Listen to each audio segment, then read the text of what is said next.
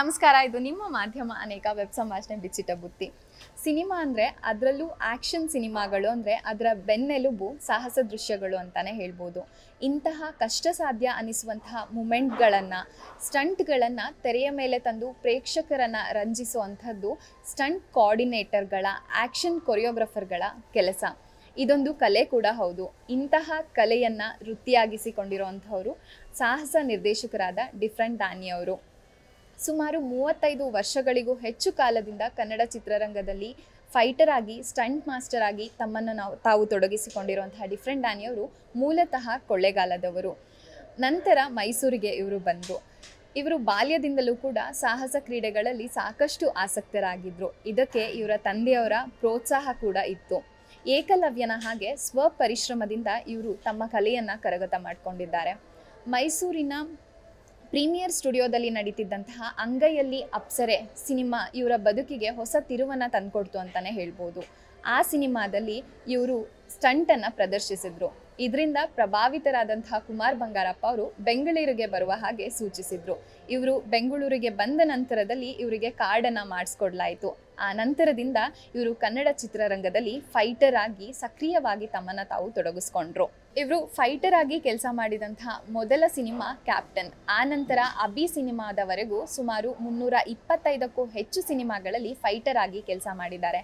ಆ ನಂತರ stunt choreographer ಆಗಿ ಇವರು ಮೊದಲ ಬಾರಿ ನಿರ್ದೇಶಿಸಿದಂತಹ ಸಿನಿಮಾ ಎಕ್ಸ್ಕ್ಯೂಸ್ ಮೀ ನಂತರದಲ್ಲಿ ಜೋಗಿ, ದುನಿಯಾ ಹೀಗೆ ಹಲವಾರು ಸಿನಿಮಾಗಳಲ್ಲಿ ಸ್ಟಂಟ್ ಕೊರಿಯೋಗ್ರಫರ್ ಆಗಿ ಕೆಲಸ ಮಾಡಿದ್ದಾರೆ. ಸಹಜವಾಗಿ ಸಾಹಸ ದೃಶ್ಯಗಳನ್ನು ಸಂಯೋಜಿಸುವಂಥದ್ದು ಇವರ ಸಿಗ್ನೇಚರ್ ಸ್ಟೈಲ್. ಹಾಗೆ ಸ್ಟಂಟ್ ಕೊರಿಯೋಗ್ರಫಿಗೆ ಸ್ಕ್ರಿಪ್ಟನ್ನು ಮಾಡುವಂತಹ ಅಪರೂಪದ ಸಾಹಸ ನಿರ್ದೇಶಕ ಅಂತಲೇ ಹೇಳಬಹುದು. ಇವರು ಇಲ್ಲಿಯವರೆಗೂ 100ಕ್ಕೂ ಹೆಚ್ಚು ಫೈಟರ್ಗಳನ್ನು ಹಾಗೆ ಸ್ಟಂಟ್ ಕೊರಿಯೋಗ್ರಫರ್ಗಳನ್ನು ತಯಾರು ಮಾಡಿದ್ದಾರೆ. ಕನ್ನಡ ಮಾತ್ರವಲ್ಲದೆ ದಕ್ಷಿಣ ಭಾರತದ ಅನೇಕ ಸಿನಿಮಾ ರಂಗಗಳಲ್ಲಿ ಫೈಟರ್ ಆಗಿ, ಸ್ಟಂಟ್ ಕೊರಿಯೋಗ್ರಫರ್ ಆಗಿ ಕೆಲಸವನ್ನು ಮಾಡಿದ್ದಾರೆ. ಸುಮಾರು 700ಕ್ಕೂ ಹೆಚ್ಚು ಸಿನಿಮಾಗಳಿಗೆ ಫೈಟರ್ ಆಗಿ, ಸ್ಟಂಟ್ ಮಾಸ್ಟರ್ ಆಗಿ ಕೆಲಸ ಮಾಡಿರುವಂತಹ ಡಿಫ್ರೆಂಟ್ ಡ್ಯಾನಿ ಅವರು ಸುಮಾರು 3 ತಲೆಮಾರುಗಳ ನಾಯಕ ನಟರಿಗೆ ಸಾಹಸ ನಿರ್ದೇಶನವನ್ನು ಮಾಡಿದ್ದಾರೆ. ಕನ್ನಡ ಚಿತ್ರರಂಗದ action choreographer, stunt coordinator, fight master Different Danny ಅವರು ಇವತ್ತಿನ ನಮ್ಮ ಮಾಧ್ಯಮ ಅನೇಕ ವೆಬ್ ಸಂಭಾಷಣೆ ಬಿಚ್ಚಿಟ ಬುತ್ತಿಯ ಅತಿಥಿ. ಅವರೊಂದಿಗಿನ ಈ ಮಾತುಕತೆಗೆ ಮೊದಲನೇದಾಗಿ ನಿಮಗೆಲ್ಲ ಪ್ರೀತಿಯ ಸ್ವಾಗತ. ಸರ್ ನಮಸ್ತೆ. ನಮಸ್ತೆ. ಹೇಗಿದ್ದೀರಾ? ಚೆನ್ನಾಗಿದ್ದೀನಿ. ಮಾಧ್ಯಮ ಅನೇಕ ವೆಬ್ ಸಂಭಾಷಣೆ ಬಿಚ್ಚಿಟ ಬುತ್ತಿಗೆ ನಿಮಗೆ ಪ್ರೀತಿಯ ಸ್ವಾಗತ ಸರ್. Thank you. ಮೊದಲನೇದಾಗಿ ನಿಮ್ಮ ಬಾಲ್ಯದಿಂದ ಮಾತುಕತೆಯನ್ನು ನಾವು ಪ್ರಾರಂಭ ಮಾಡೋಣ. ನೀವು ಹುಟ್ಟಿದ ಊರು, ಬೆಳೆದ ವಾತಾವರಣ, ನಿಮ್ಮ ಬಾಲ್ಯ ಹೇಗಿತ್ತು? ನಾನು ಹುಟ್ಟಿದ್ದು ಚಾಮರಾಜನಗರ ಕ್ವಾರ್ಟರ್ಸಲ್ಲಿ ನಾನು ಹುಟ್ಟಿದ್ದು. ಆಮೇಲೆ ಮತ್ತೆ ನಮ್ಮ ತಂದೆ ಆ್ಯಕ್ಚುಲಿ ಪೊಲೀಸ್ ಡಿಪಾರ್ಟ್ಮೆಂಟು, ಅದರಿಂದ ಮತ್ತೆ ಅಲ್ಲಿ ಕೊಳ್ಳೇಗಾಲಕ್ಕೆ ಬಂದು ಮತ್ತೆ ಅಲ್ಲಿ ಸ್ಟಡಿ ಮಾಡೋದು. ಮತ್ತು ಮುಳ್ಳೂರು ಅಂತ ಇತ್ತು, ಮತ್ತು ಲೊಕ್ಕನಹಳ್ಳಿ ಅಂತ ಇತ್ತು, ಅಲ್ಲೆಲ್ಲ ಹೋಗಿ ಲಾಸ್ಟು ಮೈಸೂರಿಗೆ ಬಂದು. ಸಾಹಸ ಪ್ರವೃತ್ತಿ ಅನ್ನೋದು ನಿಮಗೆ ಚಿಕ್ಕ ವಯಸ್ಸಲ್ಲೇ ಇತ್ತಾ, ಅಂದರೆ ಮೈಗೂಡಿತ್ತಾ, ಅಥವಾ ನಿಮಗೆ ಚಿಕ್ಕದ್ರಲ್ಲಿ ಏನಾದರೂ ಪ್ರೇರಣೆ ಸಿಕ್ಕಿತ್ತಾ ಸಾಹಸ ಪ್ರವೃತ್ತಿ? ಅಂದರೆ ನಮ್ಮ ತಂದೆ ಫಸ್ಟು ಒಂದು ಸೈಕಲಲ್ಲಿ ಅವರು ಸೈಕಲ್ ಹೊಡ್ಕೊಂಡು ಹಿಂಗೆ ಹೋಗ್ತಾ ಇದ್ದಾರೆ. ಅವ್ರ ಹಿಂದೆ ನಾವು ಹೋಗಬೇಕು. 4 ಜನ ನಾವು ಗಂಡು ಮಕ್ಕಳು, ನಾವು 4 ಜನನೂ ಓಡಬೇಕು. ಅವರು ಸೈಕಲ್ ಹೊಡ್ಕೊಂಡು ಹೋಗ್ತಾಯಿದ್ರೆ ಒಂದು 3 ಕಿಲೋಮೀಟ್ರ್ವರೆಗೂ ರನ್ನಿಂಗ್ ಓಡಬೇಕು. ಮತ್ತೆ ಹಂಗೆ ಬರ್ತಾಯಿದ್ದು. ಆಮೇಲೆ ಮನೆಯಲ್ಲೇ ಒಂದು ಚೈನ್ ಥರ ಹಾಕಿ, ಅದಕ್ಕೊಂದು ವುಡ್ ಥರ ಪೀಸ್ ಹಾಕಿ, ಅದ್ರ ಮೇಲೆಲ್ಲ ಸುಮ್ಮನೆ ಹಿಂಗೆ ಪಲ್ಟಿ ಹೊಡಿಸೋದು, ನಿಗ್ಗಿಸೋದು, ಆ ಥರ ಎಲ್ಲ ಮಾಡ್ತಾಯಿದ್ರು. ಅದನ್ನೇ ಮಾಡ್ತಾ ನಾವು ಸುಮ್ಮನೆ ಯಾವುದಾದ್ರು ಏನಾದ್ರು ಸುಮ್ಮನೆ ಒಂದು ದಿಂಬಿದ್ರೆ ಹೋಗಿ ಅಲ್ಲಿ ಬೀಳೋದು, ಆ ಥರ ಹಂಗೆ ಬಿದ್ದು ಆಮೇಲೆ ಈ ಚಿಕ್ಕ ವಯಸ್ಸಲ್ಲೇ ಒಂದು ಸ್ಪೋರ್ಟ್ಸ್ ಬಗ್ಗೆ ತುಂಬ ಇಷ್ಟ ನಮಗೆ. ಅದರಿಂದ ಹಂಗೆ ಕಲ್ತ್ಕೊಳ್ತಾ ಇದ್ದು. ಮೈಸೂರಲ್ಲಿ ನಿಮ್ಮ ಸಾಹಸ ಕಾರ್ಯಗಳಿಗೆ ಹೆಚ್ಚಿನ ಅವಕಾಶ ಸಿಕ್ತು, ಇದ್ರ ಬಗ್ಗೆ ವಿವರಿಸಬಹುದಾ? ಅಂದರೆ ನಾವು ಫಸ್ಟು ಇವಾಗ ಚಿಕ್ಕ ಹುಡುಗರು ಇರುವಾಗಲೇ ನಾವು ಎಲ್ಲ ಅಂದರೆ ನಮಗೆ ಜಿಮ್ನಾಸ್ಟಿಕ್ಸ್ ಅನ್ನೋದು ಏನೋ ಅಂದರೆ ಹೆಸರು ಗೊತ್ತಿಲ್ಲ ನಮಗೆ. ಬ್ಯಾಕ್ ಸಮ್ಮರು, ಫ್ರಂಟ್ ಸಮ್ಮರ್ ಅಂತ ನಾವು ಸುಮ್ಮನೆ ಫ್ರಂಟ್ ಯಾವ್ದಾದ್ರು ಒಂದು ಮನೆಗಿನೇ ಕಟ್ಟಿರೋ ಒಂದು ಮರಳು ಹಾಕಿದರೆ ಹೋಗಿ ದಡಾರ್ ಅಂತ ಫ್ರಂಟ್ ಡೈ ಅನ್ನೋದು, ಅಥವಾ ಬ್ಯಾಕ್ ಡೈ ಅಂತ ಅನ್ನೋದು, ಅದು ಬ್ಯಾಕ್ ಲಿಫ್ಟು, ಕಾಟ್ ವೀಲು, ಏರ್ ಕಾಟ್ ವೀಲ್ ಅದೆಲ್ಲ ಗೊತ್ತಿಲ್ಲ. ಬಟ್ ಎಲ್ಲ ಥರ ನಾವು ಮಾಡ್ತಾಯಿದ್ದು. ಹಿಂಗೆ ಪಲ್ಟಿಗಳು ಪಲ್ಟಿಗಳು ಹಿಂಗೆ ಹೊಡ್ಕೊಂಡು ಹಿಂಗೆ ಬರ್ತಿರುವಾಗ ಮೈಸೂರಲ್ಲಿ ಮೈಸೂರಲ್ಲಿ ಬಂದಾಗ ಮೈಸೂರಲ್ಲೂ ಕೂಡ ನಾವು ಅಲ್ಲಿ ತುಂಬ ಹಾರ್ಡ್ ವರ್ಕರು. ನಾವು ಅಲ್ಲಿ ಎಲ್ಲೆಲ್ಲಿ ರೋಡಲ್ಲಿ ಎಲ್ಲೆಲ್ಲಿ ಮನೆಗಳು ಕಟ್ತಾ ಇರ್ತಾರೆ, ಮರಳುಗೆಲ್ಲ ಆಗ್ತಾಯಿದ್ರೆ ಮನೆ ಮೇಲಿಂದ ಎಲ್ಲಿ ಡೈ ಹೊಡೆಯೋದು, ಅಲ್ಲಿ ಡೈ ಹೊಡೆಯೋದು, ಅದೇ ಅಭ್ಯಾಸ ಆಗಿ ನಾವು ಹಂಗೆ ಬಂದು ಆಮೇಲೆ ಹಿಂಗೆ ಮಾಡ್ಕೊತಾ ಇರುವಾಗ ಬೇರೆಯವರೆಲ್ಲ ಕೆಲವರೆಲ್ಲ ನೋಡ್ತಾ ಇದ್ರು ನಾವು ಏನೇನು ಈ ಪಲ್ಟಿಗಳೆಲ್ಲ ಹೊಡಿತೀವಿ ಅದೆಲ್ಲ ನೋಡಿದ್ರು. ನೋಡ್ಬಿಟ್ಟು ಅವಾಗ ಇವರೆಲ್ಲ ಸಿನಿಮಾಗೆ ಸೇರ್ಕೋಬೋದಲ್ಲ, ಇಷ್ಟು ಚೆನ್ನಾಗಿ ಹೊಡಿತಾರಲ್ಲ ಹಂಗೆ ಹಿಂಗೆ ಅಂತ ಓದಿದೆ. ಯಾರೋ ಒಬ್ರು ಹಿಂಗೆ ಹೇಳಿದ್ರು, ಪ್ರೀಮಿಯರ್ ಸ್ಟುಡಿಯೋ ಮೈಸೂರಲ್ಲಿ ಒಂದು ಫಿಲಮ್ ನಡೀತಾ ಇದೆ ಅಂತ. ನಾವು ಅಲ್ಲಿಗೆ ಹೋಗ್ತೀವಿ. ಅಲ್ಲಿಗೆ ಹೋದಾಗ ಅದೇ ಸೇಮ್ ಟೈಮಲ್ಲಿ ಏನಾಗುತ್ತೆ, ರಾಮ್ ಶೆಟ್ಟಿ ಫೈಟ್ ಮಾಸ್ಟ್ರು ಒಂದು ಸಾಹಸ ದೃಶ್ಯನ ಮಾಡ್ತಾ ಇರ್ತಾರೆ. ಅಂಗೈಲಿ ಅಪ್ಸರೆ ಶೂಟಿಂಗು. ಬಹುಶಃ ಅದೊಂದು ದೊಡ್ಡ ತಿರುವು ಅನ್ಸುತ್ತೆ. ಹೌದು, ಅಂಗೈಲಿ ಅಪ್ಸರೆ ಶೂಟಿಂಗ್ ನಡೀತಾ ಇರುವಾಗ ಆಗ ಒಂದು ಮೋಸ್ಟ್ಲಿ ಒಂದು 15 ಫೀಟ್ 20 ಫೀಟ್ ಅವ್ರಿಗೇನೋ ಒಂದು ಮೇಲಿಂದ ಒಂದು ಡೈ ಹೊಡಿಬೇಕು, ಅವರು ಒಂದು ಚಿಕ್ಕದು ಹೊಡಿಬೇಕು. ಅದಕ್ಕೆಲ್ಲ ಕೆಳಗಡೆ ಎಲ್ಲ ಬೆಡ್ ಹಾಕಿ ಏನೋ ಸೇಫ್ಟಿ ಮಾಡ್ಕೊಂಡು ಹಿಂಗೆ ಹೊಡಿತಾಯಿದ್ರು. ನಾವು ಏನು ಅವರು ಬೆಡ್ಡಿಗೆಲ್ಲ ನಾವು ಒಂಥರ ಆಶ್ಚರ್ಯಪಟ್ಟು, ಏನು ಇದ್ದಕ್ಕೆಲ್ಲ ಹಿಂಗೆ ಬೆಡ್ಡೆಲ್ಲ ಹಂಗೆ ಹಾಕೋತಾರಲ್ಲ, ನಾವು 40-45 ಅಡಿ ಮೇಲಿಂದೆಲ್ಲ ಸಮ್ಮರ್ಸಾಲ್ಟ್ ಎಲ್ಲ ಅಂದರೆ ಬ್ಯಾಕ್ ಡೈ ಎಲ್ಲ ಹೊಡಿತೀವಲ್ಲ, ಇದೇನು ಹಂಗೆ ಹಿಂಗೆ ಅಂದ್ಬಿಟ್ಟು ನಾವೇನು ಮಾಡಿದ್ರು, ಸೀದಾ ಹೋಗಿ ಮೇಲ್ಗಡೆ ಹತ್ಬಿಟ್ಟೆ. ಮೇಲ್ಗಡೆ ಹತ್ತಿ ಒಂದು 45 ಅಡಿ ಮೇಲಿದೆ ಪ್ರೀಮಿಯರ್ ಸ್ಟುಡಿಯೋ ಟಾಪು. ಅದು ಮೇಲ್ಗಡೆಯಿಂದ ಬ್ಯಾಕ್ ಸಮ್ಮರ್ಸಾಲ್ಟ್ ಹೊಡೆದು ಲ್ಯಾಂಡ್ ಆಗಿಬಿಟ್ಟು ನಡ್ಕೊಂಡು ಬರ್ತಾಯಿದ್ದೆ. ಕುಮಾರ್ ಬಂಗಾರಪ್ಪ ಅವ್ನು ಯಾರು ಕರಿ ಅಂತಂದ್ರು. ಅವಾಗ ನಾವು ನಾವು ಸರ್ ಹಂಗೆ ಹಿಂಗೆ ಅಂತಂದು, ಹಂಗೆಲ್ಲ ಬೀಳಬೇಡಪ್ಪ, ನೀನು ಬಿದ್ದರೆ ಕೈ ಕಾಲು ಮುರ್ಕೋತೀಯ, ನೀನು ಫೈಟ್ರ್ ಆಗ್ಬಿಡು ಅಂತ. ನಾವು ಫೈಟ್ರ್ ಆಗ್ಬಿಡು ಏನು ಅನ್ನೋದು ಗೊತ್ತಿಲ್ಲ.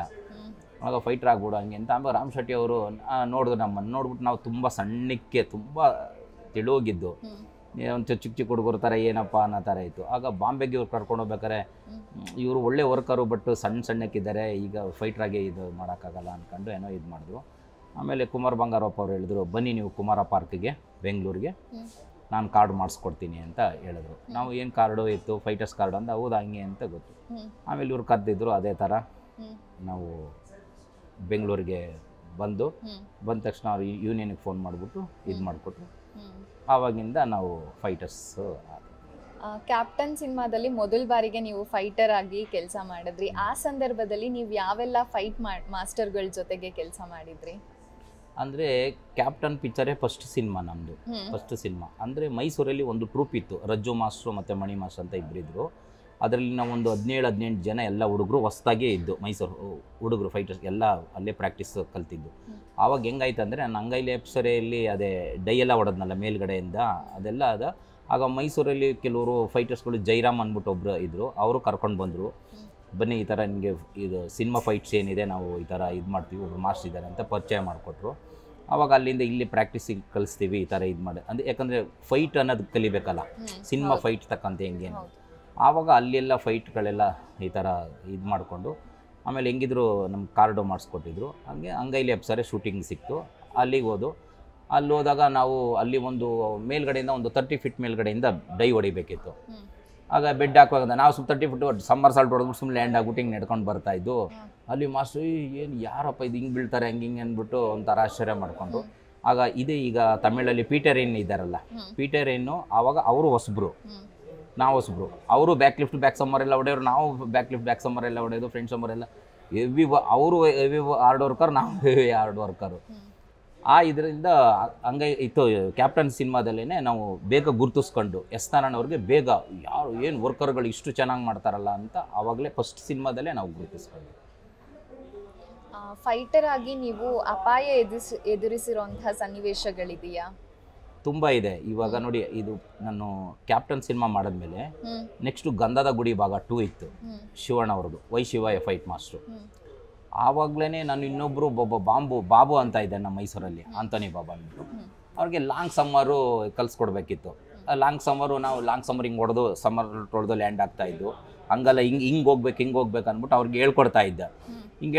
ಜೈರಾಮ್ ಅವ್ರು ಸಪೋರ್ಟ್ ಕೊಡ್ತಾಯಿದ್ರು. ನಾನು ಅವ್ನಿಗೆ ಎಷ್ಟು ಸರಿ ಹೇಳ್ಕೊಟ್ಟಿದ್ರು ಬರ್ತಾ ಇರಲಿಲ್ಲ. ನಾನು ಒಂದು 4-5 ಸರಿ ಹೇಳ್ಕೊಟ್ಟೆ. ಮತ್ತು ಸಮ್ಮರ್ಸಾಲ್ಟ್ ಹಿಂಗೆ ಕಟ್ ಮಾಡ್ಬೇಕಂತ ಹಿಂಗೆ ಕಟ್ ಮಾಡಿಬಿಟ್ಟು ಲ್ಯಾಂಡ್ ಮಾಡೋದ್ನಲ್ಲ, ಕಾಲು ಟ್ವಿಸ್ಟ್ ಆಗ್ಬಿಡ್ತು ನನಗೆ, ಹಿಂಗೆ ಈ ನೀ ಟ್ವಿಸ್ಟ್ ಆಗ್ಬಿಡ್ತು, ಹಿಂಗೆ ಆಗ್ಬಿಡ್ತು. ಆವಾಗ ತಿರ್ಗಿ ಮತ್ತೆ ಹಾಸ್ಪಿಟ್ಲಿಗೆ ಹೋಗಿ ಬ್ಯಾಂಡೇಜ್ ಎಲ್ಲ ಕಟ್ಸ್ಕೊಂಡು ಫುಲ್ ಗಾರೆ ಹಾಕ್ಬಿಟ್ಟಿದ್ದಾರೆ. 1-1.5 ವರ್ಷ ರೆಸ್ಟು. ನಾನು ಫುಲ್ ಗಾರೆನೇ ಹಂಗೇನೆ ಗೌರ್ಮೆಂಟ್ ಹಾಸ್ಪಿಟ್ಲಲ್ಲಿ ಯಾವುದೋ ಕರ್ಕೊಂಡೋಗಿ ಹಾಕ್ಬಿಟ್ಟಿದ್ದಾರೆ. ಇನ್ನು ಇದು ಮಾಡೋಂಗಿಲ್ಲ.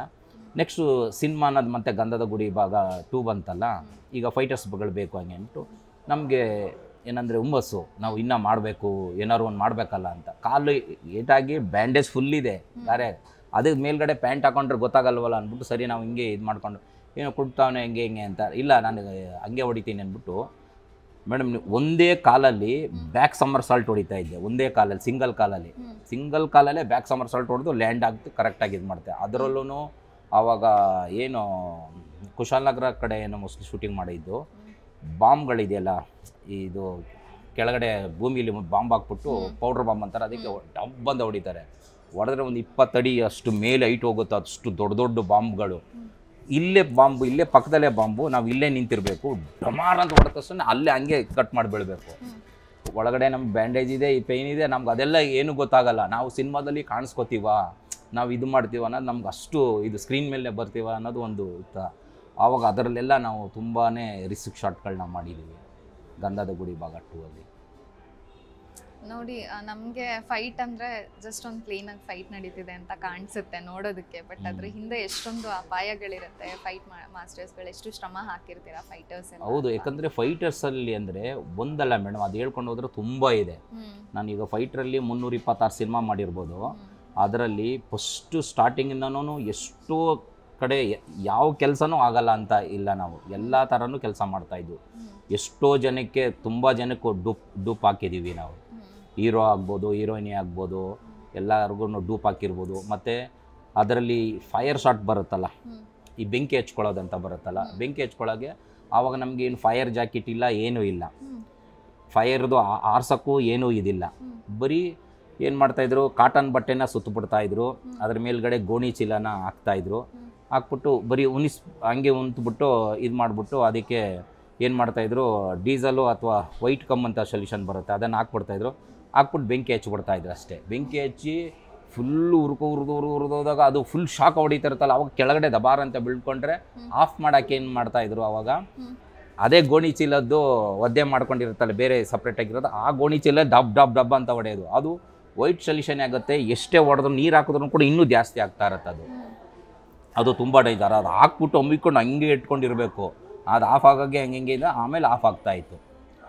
ಈ ಥರ ಫೈರ್ ಶಾಟು ಸುಮಾರು ಶಾಟ್ ಮಾಡಿದ್ದೀನಿ, ಒಂದು 8-10 ಫಿಲಮ್ಗೇನೋ ಮಾಡಿದ್ದೀನಿ ಫೈರ್ ಶಾಟ್ಗಳು. ಈ ಥರ ತುಂಬ ಡೇಂಜರ್. ತುಂಬ ಮೇಡಮ್, ಫೈಟ್ರ್ ಆಗಿದ್ದಾಗ ಎಷ್ಟು ಕಡೆ ಏಟ್ ಬಿದ್ದಿದೆಯೋ ನಮಗೆ ಗೊತ್ತಿಲ್ಲ. ಫೈಟ್ರ್ ಆಗಿದ್ದಾಗಲೇ ಒಂದು 7 ಸರಿ ಸಾಯ್ಬೇಕಿತ್ತು ನಾನು ಫೈಟ್ರ್ ಆಗಿದ್ದಾಗಲೇ. ಯಾಕಂದರೆ ಅದೊಂದು ಫೈಟ್ ಅಂದರೆ ಬೆಂಕಿ ಅದಾಗಿರ್ಬೋದು. ಈ ಗ್ಲಾಸ್ ಬ್ರೇಕ್ ಮುಗ್ತೀವಲ್ಲ ನೋಡಿ, ಇವಾಗಲೂ ಐಸ್ ಸ್ಟಿಚ್ ಇದೆ ನನಗೆ. ಯುದ್ಧ ಫಿಲಮಲ್ಲಿ ದೇವರಾಜ್ ಅವರು ಅಂಬಾಸಡರ್ ಕಾರ್ ಓಡಿಸ್ಕೊಂಡು ಹೋಗ್ತಾ ಇರ್ತಾರೆ, ನಾನು ಹೋಗಿ ಒಳಗಡೆ ಅಟ್ಯಾಕ್ ಮಾಡ್ತೀನಿ. ಅಟ್ಯಾಕ್ ಮಾಡಿ ಅವ್ರನ್ನ ಸ್ಟ್ರಗಲ್ ಮಾಡ್ತೀವಿ. ಮಾಡಿದಾಗ ಅವರು ತೆಗೆದು ಹೊಡಿತಾರೆ. ಹಿಂಗೆ ಹೊಡೆದಾಗ ನಾನೇನು ಮಾಡಬೇಕು, ಅಂಬಾಸಡರ್ ಕಾರ್ ಗೊತ್ತಲ್ಲ, ಚಿಕ್ಕ ಗ್ಲಾಸ್ ಇಷ್ಟೇ ಉದ್ದ ಇರುತ್ತೆ ಉದ್ದಕ್ಕೆ, ಅದರಲ್ಲಿ ತಲೆಲೇ ಹೊಡ್ಕೊಂಡು ಬರಬೇಕು, ನಿನ್ನ ಕೈನೇ ಕೊಡಬಾರ್ದು ಅಂದಿದ್ರು. ಯಾರು ಇದೇ KD ಮಾಸ್ಟರ್ ವೆಂಕಟೇಶ್ವರು. ನಾನು ಆಯ್ತು ಮಾಸ್ಟರ್ ಓಕೆ ಹೆಂಗೆ ಅಂತ ನಾನು ಸರಿ ಅಂದ್ಬಿಟ್ಟು, ಅದು 6 mm ಮೇಲಿರುತ್ತೆ ಅದು ದಪ್ಪ, ಯಾವುದು ಗ್ಲಾಸು. ನಾನು ತಲೆಯಲ್ಲೇ ಜೋರಾಗಿ ಹೊಡೆದು ಹಿಂಗೆ ಬಂದೆ ನೋಡಿದೆ. ಅದು ರನ್ನಿಂಗ್ ಕಾರಲ್ಲಿ ಇದು ಬೀಳ್ತು, ನನಗೆ ಮುಖಕ್ಕೆ ಕುಯ್ದುಬಿಡ್ತು 5 ಸ್ಟಿಚ್ಚು. ಈ ಥರ ಸುಮಾರು ಸಿನಿಮಾಗಳಲ್ಲಿ, ಯುದ್ಧ ಸಿನಿಮಾದಲ್ಲಿ, ಲಾಕ್ ಆಫ್ ಡೆತ್ ಸಿನಿಮಾದಲ್ಲಿ ಎಷ್ಟು ರಿಸ್ಕ್ ಅಂದರೆ ಅಷ್ಟು ರಿಸ್ಕ್ ಶಾರ್ಟ್ ಮಾಡಿದ್ವಿ. ಈಗ ಲಾಕ್ ಆಫ್ ಡೆತ್ ನೋಡಿ, ಅದರಲ್ಲಿ ಒಂದು ಇಂದಿರಾನಗರದಲ್ಲಿ ಒಂದು ಶೂಟಿಂಗ್ ನಡೀತಾ ಇತ್ತು. ಐಸ್ ಕ್ರೀಮ್ ಪಾರ್ಲರಿಂದ ಫುಲ್ ಕವರ್ ಮಾಡಿಬಿಟ್ಟಿದ್ದಾರೆ. ಹಿಂಗೆ ನಾನು ಹಿಂಗೆ ಐಸ್ ಕ್ರೀಮ್ ವ್ಯಾಪಾರ ಥರ ನಾನು ಹಿಂಗೆ ಇರ್ತೀನಿ. ಅಲ್ಲಿಂದ ಸ್ಪೀಡಾಗಿ ಓಡಿಸ್ಕೊಬರ್ತಾರೆ. ಯಾರು ಇವಾಗ ಒಬ್ಬರು ಜಾಲಿ ಬಸ್ಸಿನ್ ಅಂದ್ಬಿಟ್ಟು ಒಬ್ಬರು ತೀರ್ಕೊಬಿಟ್ರು ನೋಡಿ, ಅವರು ಒಳ್ಳೆ ವರ್ಕರು ಕಾರ್ಸಲ್ಲಿ. ಅವರು ಕಾರ್ ಸ್ಪೀಡಾಗಿ ಓಡ್ಕೊಂಡು ಬಂದು ಹಿಂಗೆ ಟರ್ನ್ ಮಾಡ್ತಾರೆ. ಹಿಂಗೆ ಟರ್ನ್ ಮಾಡಿದ್ರೇ ನಾನು ಜಂಪ್ ಮಾಡಬೇಕು ಅಷ್ಟೇ. ನನಗೆ ಇದು ಯಾವಾಗ ಟರ್ನ್ ಮಾಡ್ತಾರೆ ಆವಾಗ ನಾನು ಲೀಡ್ ತೊಗೋಬೇಕು. ಇಲ್ಲಿಂದ ಒಂದು TT ಗಾಡಿ ಬರುತ್ತೆ. TT ಗಾಡಿ ಬಂದು ಹೊಡ್ಕೊಂಡು ಐಸ್ ಕ್ರೀಮ್ ಗಾಡಿನ ಹೊಡ್ಕೊಂಡು ಹೋಗ್ತಾ ಇರುತ್ತೆ. ನನಗೆ ಇಲ್ಲಿ TT ಗಾಡಿ ಬರೋದೇ ಗೊತ್ತಾಗಲ್ವಲ್ಲ, ಕಾಣಿಸೋದೇ ಇಲ್ಲ ಅದು ನನಗೆ. ಇದು ಯಾವಾಗ ಗಾಡಿ ಹಿಂಗೆ ಕಟ್ಟಾಗುತ್ತೆ, ನಾನು ಹಿಂಗೆ ಜಂಪ್ ಮಾಡ್ತಾನೆ, ಒಂದು ಹೊಡೆದೇ ಬಿಟ್ರು. ಒಂದು ಸ್ವಲ್ಪ ಮಿಸ್ಸು, ಇಲ್ಲ ಅಂದರೆ ನಾನು ಆವಾಗಲೇ ಅಷ್ಟು ಡೇಂಜರ್ ಶಾಟ್ಸ್ ಅದು. ಆಮೇಲೆ ಇದೇ ಮಲ್ಲೇಶ್ಪುರಮಲ್ಲಿ ಆ ಕೆಳಗಡೆ ತರಕಾರಿ ಗಾಡಿಗಳೆಲ್ಲ ಇರ್ತಾರೆ. ಇವಾಗ ಅದೇನಿದೆ, ಅದೇ ಮಾಸ್ ಮಾದ ಅಂದ್ಬಿಟ್ಟು ಫೈಟ್ ಮಾಸ್ಟ್ರು ಅವರು, ನಾವೆಲ್ಲ ಅವಾಗ ಫೈಟ್ರು. ಆ ತರಕಾರಿ ಗಾಡಿಗಳೆಲ್ಲ ಹಾಕ್ಕೊಂಡು ಕಾರ್ಗಳೆಲ್ಲ ಹೊಡ್ಕೊಂಡು ಚೇಸಿಂಗಲ್ಲಿ ಹಿಂಗೆ ಬರ್ತಾ ಇರುತ್ತೆ. ಬಂದರೆ ಆ ಕೆಳಗಡೆ ಕಾರ್ಗಳೆಲ್ಲ ಬಿದ್ದು ಹಂಗೆ ಕೆನಾನ್ ಬ್ಲಾಸ್ಟ್ ಆಗ್ತಾ ಇರುತ್ತೆ, ಅಲ್ಲಿ ಬಾಂಬ್ ಬ್ಲಾಸ್ಟ್ ಆಗ್ತಾ ಇರುತ್ತೆ. ನಾವು ಅದು ಗುದ್ದ ತಕ್ಷಣ 360 ಅಂತ ಬರುತ್ತೆ ಫಾಲಿಂಗ್ಸು. ಒಂದು ಹಿಂಗೆ ಬಂದು ಒಂದು ರೊಟೇಟ್ ಆಗಿ 360 ಹಿಂಗೆ ಮತ್ತೆ ಅಲ್ಲೋಗಿ ಬಿದ್ದು ಕೆಳಗಡೆ ಉರುಳ್ಕೊಂಡು ಹೋಗಿ ಬಿಡಬೇಕು. ಈ ಉರುಳ್ತಿದ್ರೆ ತರಕಾರಿ ಗಾಡಿಗಳೆಲ್ಲ ಮೇಲೆ ಬರ್ತಾ ಇರ್ತದೆ, ಕಾರೆಲ್ಲ ಮೇಲ್ಗಡೆ ನಮ್ಗೆ ಬರ್ತಾ ಇರ್ತದೆ. ಆ ಕಾರ್ ಬಿದ್ದ ತಕ್ಷಣ ಬ್ಲಾಸ್ಟ್ ಆಗ್ತಾ ಇರುತ್ತೆ. ಹಾಗೆಲ್ಲ ಹೆವಿ ರಿಸ್ಕು. ಆವಾಗ ನಮಗೆ ಈ ಗ್ರೀನ್ ಮ್ಯಾಟು, ರೋಪ್ಸು ಅನ್ನೋದು ಆ ಥರದ್ದೆಲ್ಲ ಏನೂ ಇಲ್ಲ. ಈಗಾದರೂ ಸೇಫ್ಟಿ ಇದೆ, ಆವಾಗ ಸೇಫ್ಟಿ ಇರಲಿಲ್ಲ. ಈ ಥರ ಅನೇಕ ಸಿನಿಮಾಗಳಲ್ಲಿ, ಈಗ ವಿಷ್ಣುವರ್ಧನ್ದು ಹಿಮಪಾತ ಫಿಲಮು, ಅದರಲ್ಲಿ ಮೇಕೆದಾಟಲ್ಲಿ ಶೂಟಿಂಗು. ನಾನು ಒಳ್ಳೆ ಸಿಮ್ಮರು ಚೆನ್ನಾಗಿ ಮಾಡ್ತಾಯಿದ್ದೆ. ಆಗ ಡ್ಯಾನಿ ಬೇಕು ಡೂಪ್ಗೆ ಹೆಂಗೆ ಅಂತ ಕರೆದ್ರು. ಇದೇ KD ಮಸ್ಸು ಇವ್ರದನ್ನೇ ವಿಷ್ಣುವರ್ಧನ್ ಡೂಪ್ಗೆ ಅಂದ್ಬಿಟ್ಟು ಸರಿ ಕರ್ಕೊಂಡು ಹೋದ್ರು. ಅಲ್ಲಿ ಒಂದು ಆಳ ಕಂಡಿಡಿದಿಲ್ಲ, ಒಂದು ಏನೂ ಕಂಡಿಡಿದಿಲ್ಲ, ಯಾವುದೂ ಕಂಡಿಲ್ಲ. ನೀನು ಅದ್ರ ಮೇಲಿಂದ ಬೀಳಬೇಕು ವಿಷ್ಣುವರ್ಧನ್ ಡೂಪು. ನಾನು ಓಕೆ ಮಾಸ್ಟರ್, ಓಕೆ ರೆಡಿ ಆಯಿತು ಓಕೆ ಅಂದೆ. ಯಾಕಂದರೆ ವರ್ಕಲ್ಲಿ ಯಾವತ್ತೂ ಫೈಟರ್ಸ್ ಆಗಿದ್ದಾಗ ನಾವು ಯಾವುದಕ್ಕೂ ಹೆದರ್ಕೋತಾ ಇರಲಿಲ್ಲ. ನಮಗೆ ಹೆದರಿಕೆ ಅನ್ನೋದೇ ಇಲ್ಲ. ನಮಗೇನು ಶಾರ್ಟ್ ಮಾಡಬೇಕು, ಚೆನ್ನಾಗಿ ಬರಬೇಕಷ್ಟೇ. ಮೇಲ್ಗಡೆ ಸರಿ ಇದ್ದು ಓಕೆ ಸರ್. ಅಲ್ಲಿ ಆಕ್ಷನ್ ಏನೂ ಕೇಳಿಸಲ್ಲ, ಯಾಕಂದರೆ ಒಂದು 175-180 ಅಡಿ ಮೇಲಿದೆ ಹೈಟು. ಒಂದು ಕೆಂಪು ಟವಲ್ ಹಿಂಗೆ ಹಿಡ್ಕೊಂಡಿದ್ರು ಅಷ್ಟೇ. ಅದು ಈ ನಾವು ಇಲ್ಲಿಂದ ಫಸ್ಟು ಹತ್ಬೇಕಾದ್ರೇ ಅಲ್ಲಿ ಊರವರೆಲ್ಲ ಏನಂದಿದ್ರು, ಬೀಳಬೇಡ ನೀನು ಬಿದ್ದರೆ ಗ್ಯಾರಂಟಿ ಸತ್ತೋಗ್ತೀಯ. ಇಲ್ಲಿ ಸುರುಳಿಗಳು ತುಂಬ ಇದೆ, ಸುರುಳಿಗಳಿದೆ, ಮುಂದೆ ಮೊಸಳೆಗಳು ಇವೆ, ಎಲ್ಲಿ ಯಾವ ಟೈಮಲ್ಲಿ ಏನು ಅಂತ ಇದಾಗಲ್ಲ. ಇಲ್ಲಿ ಬಿದ್ದವರು ಯಾವತ್ತೂ ಬದುಕೂ ಇಲ್ಲ.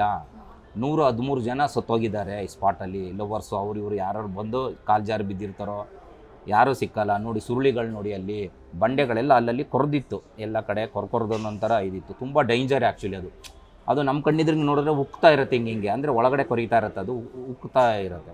ನಾವು ಇಲ್ಲಿಂದ ಹೋಗ್ಬೇಕಾದ್ರೆ ಹೆಂಗೆ ಹೋಗ್ಬೇಕಲ್ಲಿ ಒಬ್ರು ಯಾರು ಆರ್ಟ್ ಡಿಪಾರ್ಟ್ಮೆಂಟು ಗಂಗಣ್ಣ ಅಂದ್ಬಿಟ್ಟು ಒಬ್ಬರು ಅಲ್ಲಿ ಒಂದು ದಾರ ಕಟ್ಟಿದ್ರು. ಆ ದಾರ ಮುಖಾಂತರ ಹಿಂಗೆ ಇಟ್ಕೊಂಡು ಏನೋ ಹೋದು ಆ ಕಡೆ, ಮತ್ತು ಆ ದಾರ ತೆಗೆದುಬಿಡ್ಬೇಕು, ಶಾರ್ಟಾಗಿ ಕಾಣಿಸುತ್ತಲ್ಲ ಅದು ಅಂದ್ಬಿಟ್ಟು ಫುಲ್ ಮೇಲ್ಗಡೆ ಹೋದೆ. ಇನ್ನೂ ಹೋಗು ಅಂದ್ರೆ ಫುಲ್ಲು ಮೇಲ್ಗಡೆ ಟಾಪಲ್ಲಿ ಹೋಗ್ಬಿಟ್ಟು ಹಿಂಗೆ ನೋಡಿದ್ರೆ ನಾನು ಎಲ್ಲಿ ಸಣ್ಣಕ್ಕಿದ್ದು ಇವರೆಲ್ಲ ಕಾಣಿಸ್ತಾನೇ ಇಲ್ಲ. ಆಗೊಂದು ಆಕ್ಷನ್ ಎಲ್ಲ ಕೇಳಿಸೋದಿಲ್ಲ. ಒಂದು ಕೆಂಪು ಟವಲ್ ಸುಮ್ಮನೆ ಹಂಗಂದ್ರೆ ಅಷ್ಟೇ. ನಾನು ಅಲ್ಲಿಂದ ಹಿಂಗೆ ಡೈ ಹೊಡೆದ್ಬಿಟ್ಟು ಕಾಲು ಆಡಿಸ್ಕೊಂಡು ಹಿಂಗೆ ಬರ್ತಾ ಇದ್ದೀನಿ. ನೀರು ಸಿಗುತ್ತೆ ಅಂತ ಸಿಗ್ತಾನೇ ಇಲ್ಲ, ನೀರೇ ಸಿಗ್ತಾ ಇಲ್ಲ. ಅಂದ್ರೆ ಅಷ್ಟು ಟೈಟ್ ಇದೆ ಅದು. ಬಂದು ಒಳಗಡೆ ಬಿದ್ದೆ ಅಷ್ಟೇ, ಡಬ್ಬಂತ ಬಿದ್ದಿದ್ದಷ್ಟೇ. ಮತ್ತೆ ಸ್ವಿಮ್ಮಿಂಗ್ ಮಾಡೋಕ್ಕೆ ಹಿಂಗಂತೀನಿ ಸುರುಳಿಗೆ ಸಿಕ್ಕಾಕೊಂಬಿಟ್ಟೆ ಒಳಗಡೆ. ಸುರುಳಿಗೆ ಸಿಕ್ಕಾಕೊಂಡು ಏನೇನೋ ಒಳಗಡೆ ಎಲ್ಲೆಲ್ಲೋ ಕರ್ಕೊಂಡು ಹೋಗ್ತಾ ಇದೆ. ನಾನು ಎಷ್ಟು ಟ್ರೈ ಮಾಡಿದ್ರು ಏನು ಆಗ್ತಾನೆ ಇಲ್ಲ. ಒಳಗಡೆ ಎಲ್ಲೋ ನನ್ನ ಕಡೆ ಕರ್ಕೊಂಡು ಹೋಗ್ತಾ ಇದೆ. ಹಿಂಗೆ ಕಂಡುಬಿಟ್ಟು ಅಂತ ಎಲ್ಲೆಲ್ಲೋ ಹೋಗ್ತಾಯಿತ್ತು. ಆಮೇಲೆ ಫುಲ್ ಸುಸ್ತಾಗ್ಬಿಟ್ಟಿದ್ದೀನಿ, ಒಳಗಡೆ ಏನು ಮಾಡೋಕ್ಕೂ ಆಗ್ತಾಯಿಲ್ಲ. ಆಗ ಏನೋ ಗೊತ್ತಿಲ್ಲ, ಏನು ಗಾಡಿ ಗಿಫ್ಟು ಏನೋ ಗೊತ್ತಿಲ್ಲ, ಏನೋ ಮೇಲ್ಗಡೆ ನನಗೆ ಹಿಂಗೆ ಬಂದಂಗೆ ಆಯಿತು, ಏನೋ ಮೇಲ್ಗಡೆಗೆ ಅಂತ ಬಂದಂಗೆ ಹಿಂಗೆ ಬಂದ ತಕ್ಷಣ ಫುಲ್ ಟಯರ್ಡ್ ಆಗಿಬಿಟ್ಟಿದೆ. ಬಟ್ ನೀರು ಕುಡ್ದಿಲ್ಲ. ಸಿಮ್ಮರ್ಗಳು ಯಾವತ್ತು ನೀರು ಕುಡಿಯಲ್ಲ. ಬಂದ ತಕ್ಷಣ ಆವಾಗ ಫುಲ್ಲು ಟಯರ್ಡ್ ಆಗಿಬಿಟ್ಟಿದ್ದು. ಹಿಂಗೆ ನೋಡ್ರೆ ನೀರು ಕೊಚ್ಕೊಂಡು ಹೋಗ್ತಾಯಿತ್ತು. ನಾನು ಅಲ್ಲಿ ಕಲ್ಲುಗಳು ಹಿಂಗೆ ಇದು ಮಾಡ್ತೀನಿ, ಆ ಕಡೆ ಹಿಂಗೆ ಹೋಗ್ತೀನಿ, ಫುಲ್ ಫಾಸ್ಟ್ ಆಗಿತ್ತು ನೀರು. ಹಿಂಗೆ ಇಟ್ಕೊತೀನಿ, ಬಂಡೆಕಲ್ಲು ಸಿಗ್ತಾನೆ. ಆಮೇಲೆ ಹಿಂಗೆ ಹೋಗಿ ಯಾವುದೋ ಒಂದು ಕಲ್ಲನ್ನ ಭದ್ರ ಹಿಂಗೆ ಹಿಡ್ಕೊಂಡಿದ್ದೆ. ಹಿಂಗೆ ಹಿಡ್ಕೊಂಡು ಫುಲ್ಲು ಸುಸ್ತಾಗ್ಬಿಟ್ಟಿದ್ದೀನಿ.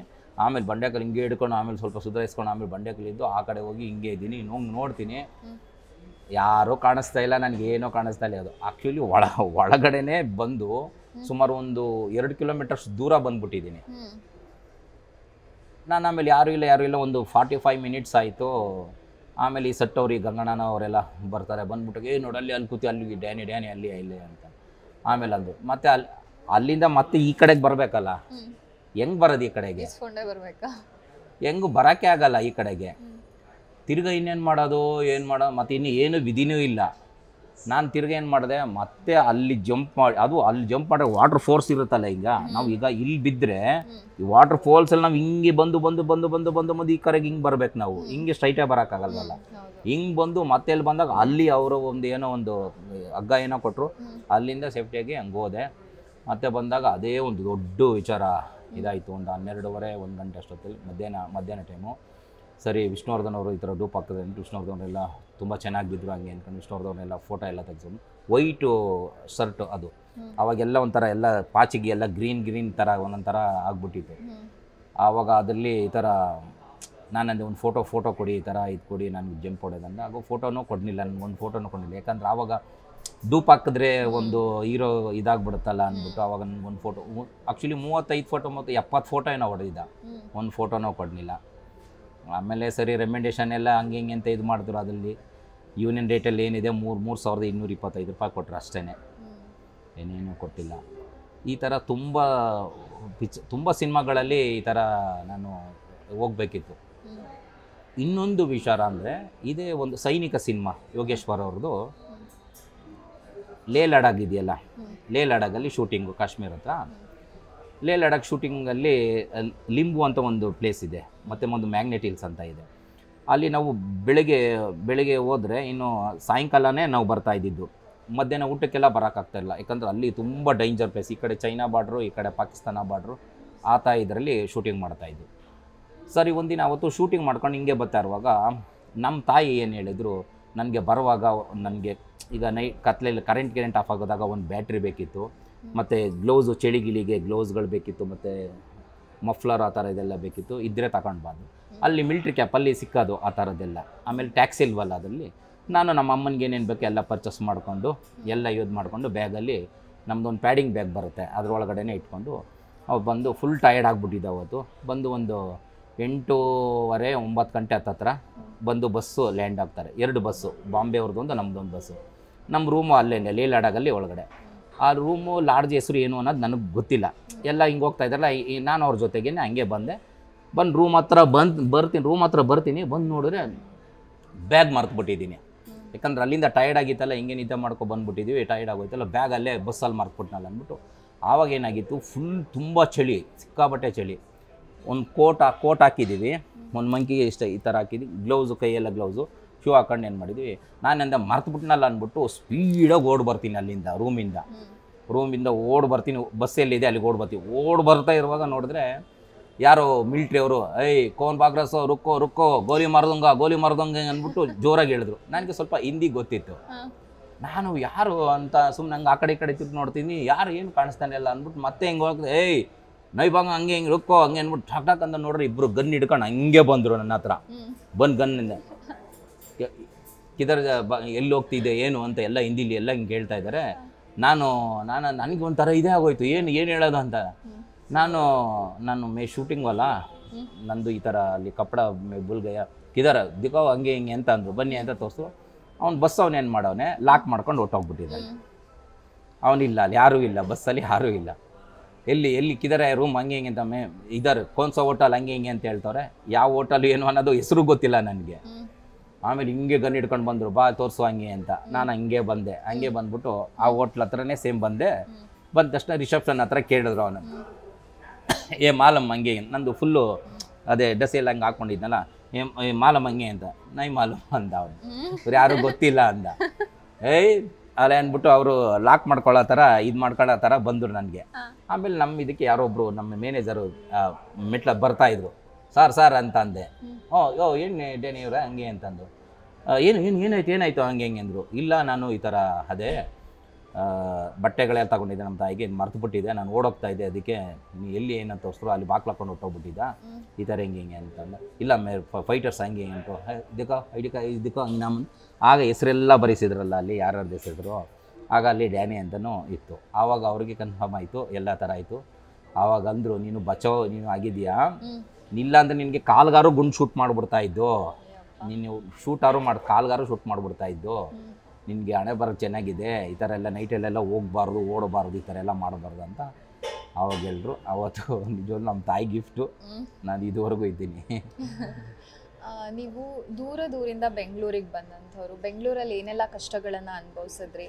ಬೆಂಗಳೂರಲ್ಲಿ ನಿಮ್ಮ ಆರಂಭದ ದಿನಗಳು ಹೇಗಿತ್ತು ಮೇಡಮ್? ಯಾಕಂದರೆ ಆವಾಗ ನಮಗೆ ತುಂಬ ಕಷ್ಟ, ತುಂಬ ಅಂದರೆ ಹೇಳ್ಕೊಳೋಕ್ಕಾಗಲ್ಲ, ಅಷ್ಟು ಕಷ್ಟ ನಮಗೆ ಆವಾಗ. ಈಗ ನೋಡಿ, ಕುಮಾರ್ ಬಂಗಾರಪ್ಪ ಅವರು ಕಾರ್ಡ್ ಮಾಡಿಸ್ಕೊಟ್ಬಿಟ್ರು, ಈ ಥರ ಇದ್ದದ್ದು. ನಾವು ಇವಾಗ ಮೈಸೂರಲ್ಲಿ ಹೆಂಗೆ ಇರೋಕ್ಕಾಗತ್ತೆ? ಆವಾಗ ಮೈಸೂರಲ್ಲಿ ನಾವು ಸ್ಟಿಕ್ಕರ್ ಕಟ್ಟಿಂಗ್ಸು, ಸ್ಟಿಕ್ಕರ್ ಆರ್ಟಿಸ್ಟ್, ನಾನು ರೇಡಿಯಂ ಸ್ಟಿಕ್ಕರ್ ಆರ್ಟಿಸ್ಟು. ನಿಮ್ಮ ಫೋಟೋ ಕೊಟ್ಟರೆ ಫೋಟೋ ಹೆಂಗಿದೆ ಹಂಗೆ ಡಿಟ್ಟಾಗಿ ಹಂಗೆ ಕಟ್ ಮಾಡಿಕೊಡ್ತಾ ಇದ್ದೆ. ಆ ಥರ ಒಂದು ಕಲೆ ಇತ್ತು. ನಾವು ಅದು ಮಾಡ್ತಾ ಇರೋವಾಗ ಏನು ಮಾಡೋದು, ಬೆಂಗಳೂರಿಗೆ ಬರಬೇಕಲ್ಲ, ಅಂದರೆ ಒಳ್ಳೆ ವರ್ಕರ್ ಅಲ್ವಾ. ಆವಾಗ ಏನು ಮಾಡಿದ್ರು, ಈ ನಮ್ಮ ಮಾಸ್ಮಾದ ಅನ್ನೋನು ಮತ್ತು ನಾನು ಲಾಕ್ ಆಫ್ ಡೆತ್ ಸಿನಿಮಾಗೆ ಕರೆದಿದ್ರು, ಅದೇ 94ಅಲ್ಲಿ ತಿರ್ಲ ಮಂಜು. ಆವಾಗ ಬಂದು ಎಲ್ಲ ವರ್ಕ್ ಇಲ್ಲೇ ಎಲ್ಲ ವರ್ಕ್ ಮಾಡ್ತಾಯಿದ್ದು. ವರ್ಕೆಲ್ಲ ಮಾಡಿದಾಗ ಮನೆ ಇಲ್ವಲ್ಲ ಇಲ್ಲಿ ಉಳ್ಕೊಳ್ಳೋಕ್ಕೆ, ನಾವೇನು ಮಾಡೋದು, ಇಲ್ಲಿ ಒಂದು ಗಾಂಧಿನಗರದಲ್ಲಿ ಒಂದು ಲಕ್ಷ್ಮೀ ಲಾಡ್ಜ್ ಅಂತಿದೆ, ಮೋತಿ ಮಾಲ್ ಹಿಂಭಾಗ, ಆ ಹೋಟ್ಲಲ್ಲಿ ಹೋಗೋದು ಇರೋದು. ಅವು ಹಂಗೆ ಏನು ಮಾಡ್ಕೊಂಡು ಬರ್ತಾಯಿದ್ದು. ಬರ್ತಾ ಇರುವಾಗ ಆಮೇಲೆ ಸರಿ ಶೂಟಿಂಗ್ಗಳು ಮಾಡ್ತಾ ಇರುವಾಗ ಒಂದೊಂದು ಟೈಮಲ್ಲಿ ನಮ್ಮ ಹತ್ರ ದುಡ್ಡು ಇರಲ್ಲ, ಊಟನೂ ಇರಲ್ಲ. ಒಂದು ಟೈಮ್ ಯಾವಾಗಲೂ ಊಟ ಸಿಕ್ಕಿದ್ರೆ ಊಟ ಮಾಡ್ತಿದ್ದು, ಇಲ್ಲಾಂದರೆ ಊಟನೂ ಮಾಡ್ತಾ ಇರಲಿಲ್ಲ. ಅಥವಾ ಲಕ್ಷ್ಮೀ ಲಾಡ್ಜ್ ಮೇಲ್ಗಡೆ ಫುಲ್ ಟಾಪ್ ಮೇಲ್ಗಡೆ ಹೊಟ್ಟೋಗ್ತಾಯಿದ್ದು, ಮೇಲ್ಗಡೆ ಟಾಪ್ ಮೇಲ್ಗಡೆ ಟೆರೆಸ್ ಮೇಲ್ಗಡೆ ಅಲ್ಲೇ ಮಲ್ಕೊಬಿಡೋದು, ಆ ಥರ ಮಾಡ್ಕೊಂಡು ಹೋಗ್ತಾಯಿದ್ದು. ಇದೇ ಒಂದು ಪಿಕ್ಚರಲ್ಲಿ ಆಲುಂಡ ತವರ್ ಅಂದ್ಬಿಟ್ಟು ಒಂದು ಮೂವಿ, ವಿಷ್ಣುವರ್ಧನ್ ಪಿಕ್ಚರು. 4 ದಿನ ನೈಟ್ ಶೂಟಿಂಗು. ಅದರಲ್ಲಿ ಹಳ್ಳಿ ಇದು ಒಂಥರ ಕಚ್ಚೆ ಆ ಥರ, ನಮಗೆ ಇದು ಕಾಲಕ್ಕೆ ಚಪ್ಪಲ್ ಹಾಕ್ಕೊಳ್ಳೋಂಗಿಲ್ಲ.